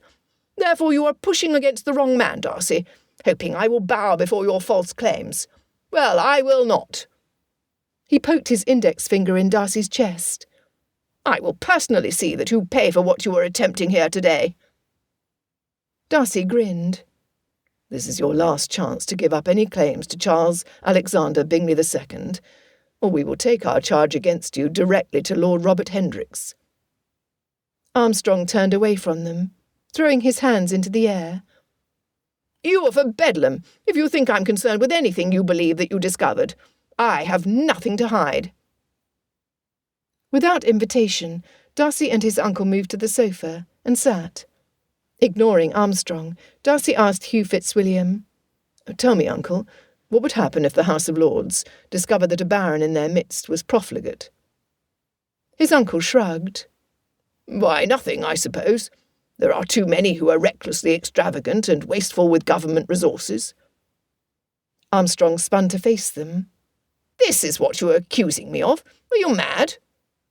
Darcy replied, "No to both of your questions. I am not accusing you of profligacy, and I am not mad." Turning his attention back to his uncle, he asked, "What if a man was unnecessarily cruel? What would happen then?" Shaking his head, Lord Matlock said, "Well, again, there would be no consequences." Darcy tapped his chin. "Finally, what if it was discovered that a lord was living a life so secret that the shame of his conduct would reverberate throughout society, affecting all those he was close to, such as the regent? What if it was something the public and lawmakers viewed as disgusting, something so repugnant that the punishment would destroy a man's life?" All the colour drained from Lord Armstrong's face. Before the Baron could act, Darcy said, "Bigamy." "I will have Bert's hide!" Lord Armstrong roared. Swaying weakly, he collapsed into a chair, his breathing shallow. "Or do you want to keep this secret, Darcy? Name it." "I expect you to contact the Lord Chancellor to withdraw your petition before tomorrow. I expect you never to attempt to contact Charlie until he is an adult male, capable of taking his own stand for what is right and wrong. I expect you to politely withdraw from society, making whatever excuse you deem necessary. Additionally, Darcy and his uncle stood. I expect that you never speak to me or my wife again. Without looking up, Armstrong nodded. Done. You could ruin me. Before departing, Darcy turned back and said to the broken man, That is not my purpose. I only want both children. He paused when Armstrong banged his fists on the arm of his chair. I do not care what you do in private. The only reason I condemn you is because of your callous attempts to use your influence to remove a newborn infant from a loving family. It is this act alone that I cannot condone. I promise you that if you drop your petition to the Court of Chancery and any attempt to gain custody of Charles Bingley's son, I will keep my silence. I will. Then have your carriage readied. We will follow you to the Lord Chancellor's office. I care not what you tell Lord Hendricks as to the reason why you are withdrawing. We will see this matter done today. In less than an hour, Darcy and his uncle did not look back as they departed the house, nor did they speak until they were under way. Finally, when they were several streets away from Armstrong House, Lord Matlock said, I am proud of you, nephew. By addressing the issue the way you did, you protected Lady Armstrong from her husband's wrath, for I do not doubt that he would make her already miserable life intolerable. Nodding, Darcy said, As soon as we leave Chancery, I want to be home. I want to be surrounded by sweetness and innocence. I need Elizabeth. Darcy looked like he fought Napoleon and his whole army when he joined Elizabeth, her parents, 2 wet nurses, and several other servants in the nursery. Cook reluctantly handed Clara to Darcy, melting some of his tension and exhaustion. He reached for Charlie too, and Elizabeth loved his reaction when both babies settled against him. She cherished that about him, how he found peace and contentment with his family. Music from Georgiana's playing filtered up to the family rooms, soothing them. Still, all eyes studied Darcy, wondering what occurred at his meeting with Lord Armstrong, but no one said a thing. Elizabeth surveyed his every muscle, every movement. He kissed the top of Clara's head, and then he did the same to Charlie, holding his lips in place for a long moment. When he looked up at her, she noticed the gleam in his eyes. We must have won. Finally he smiled. It is over. His voice rumbled from his chest. It is well and truly over. My uncle and I followed Lord Armstrong to the Chancellor's office and witnessed his petition being torn in two. I have in my possession the order proclaiming Richard and I guardians, and Richard, Thomas Bennet, and I as trustees of their estate. The children stay with us. Her heart felt like it might burst. Cook squealed, startling the twins awake. Her mother wept happy tears. Her father sighed, "Thank the Lord," before resting his hand on Darcy's shoulder. When Mrs. Price asked if they should plan on the Matlocks' arrival, Darcy nodded. Elizabeth said, "Yes, they will be here soon. Cake and punch for all." Darcy added, "If my wife and I could have a moment." Immediately, one by one, they left the room. Elizabeth sat in the chair next to him and began to rock, matching his steady rhythm. She reached out to him, her fingers clasping the arm holding Clara. "Thank you, Fitzwilliam. Bingley trusted you to keep his family safe. Jane agreed with his choice of you and Richard as godfathers. Their trust was not misplaced. Not once did you give in to despair, nor did you give up the fight." She barely kept from gushing. Swallowing hard, she forced her breathing to even. "I cannot help but think that had Caroline Armstrong not arrived with her damning information, you would still have prevailed. I love you more than words can express, you dear man. You are truly a man among men. I will forever be proud that I am your wife." When he kissed Clara again, Elizabeth heard him whisper, "I think she likes me." She smiled.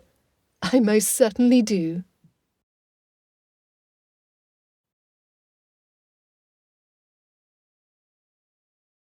Epilogue. 1835, 22 years later, Pemberley. The chapel brimmed with family and friends.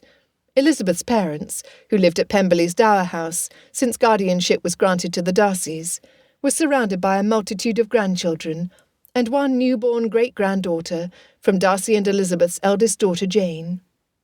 Darcy could not have been happier. All the hours Elizabeth and Clara spent overseeing the chapel decorations were worth it.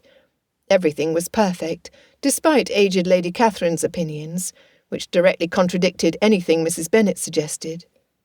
The two sat directly across from each other, both pleased that they single-handedly arranged the courtship and wedding details to their satisfaction. Elizabeth and Clara allowed both ladies to believe what they wanted, as they silently went about doing things their way. How Darcy loved them all. Surveying the crowd, the Fitzwilliam family sat opposite the Darcys, since the eldest grandson of Lord Matlock was the groom. The rest of the Bennets scattered throughout the pews. He spotted Lady Armstrong sitting beside, but not speaking to, Elizabeth's youngest sister. They were not doting aunts, although they were attentive enough. Neither had children. While Caroline Armstrong socialised to be seen, Lydia attended the same events to enjoy herself. On an aside, Lord Armstrong died years before of the pox.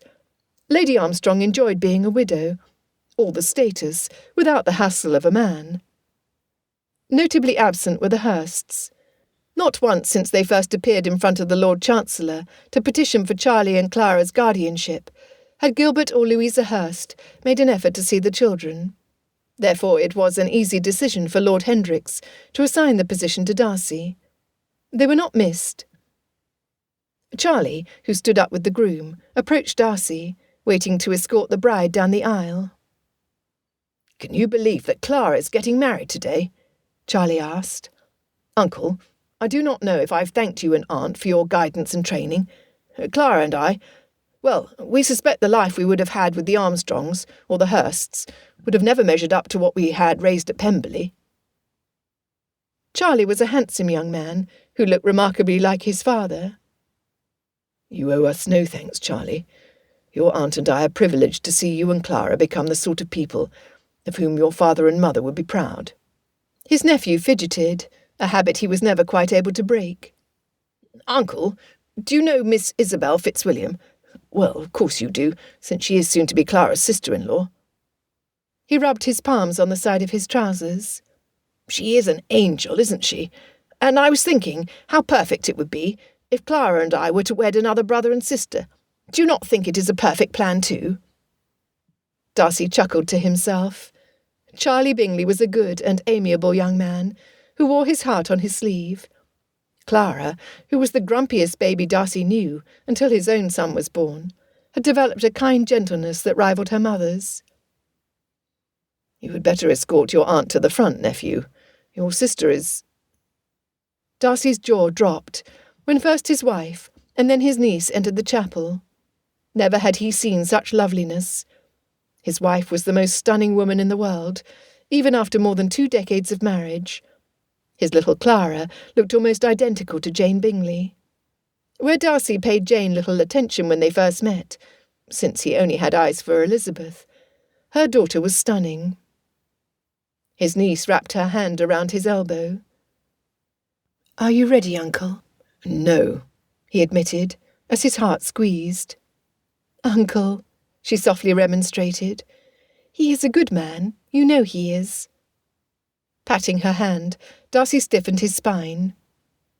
"I could not have parted with you, my Clara, to anyone less worthy." Late that night, when all the guests had gone to their beds or returned home, Darcy searched for his wife. He found her in the empty nursery, rocking back and forth. He sat at her side, quickly falling into rhythm. Moonlight streamed through the window, giving her an ethereal glow. "The wedding was beautiful," Elizabeth said. "Yes, it was." "Clara was lovely."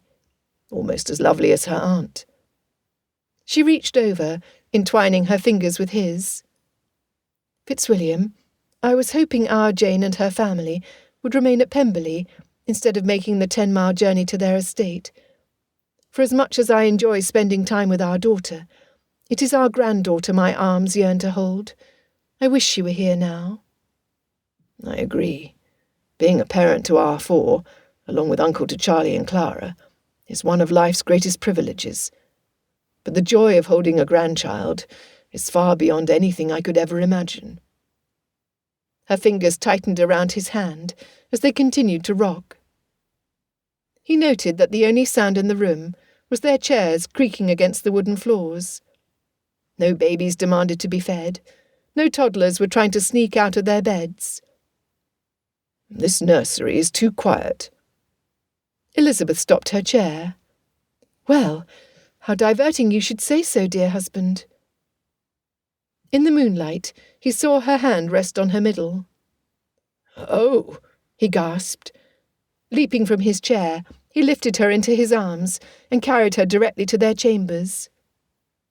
"Perhaps this time we shall have twins." The end.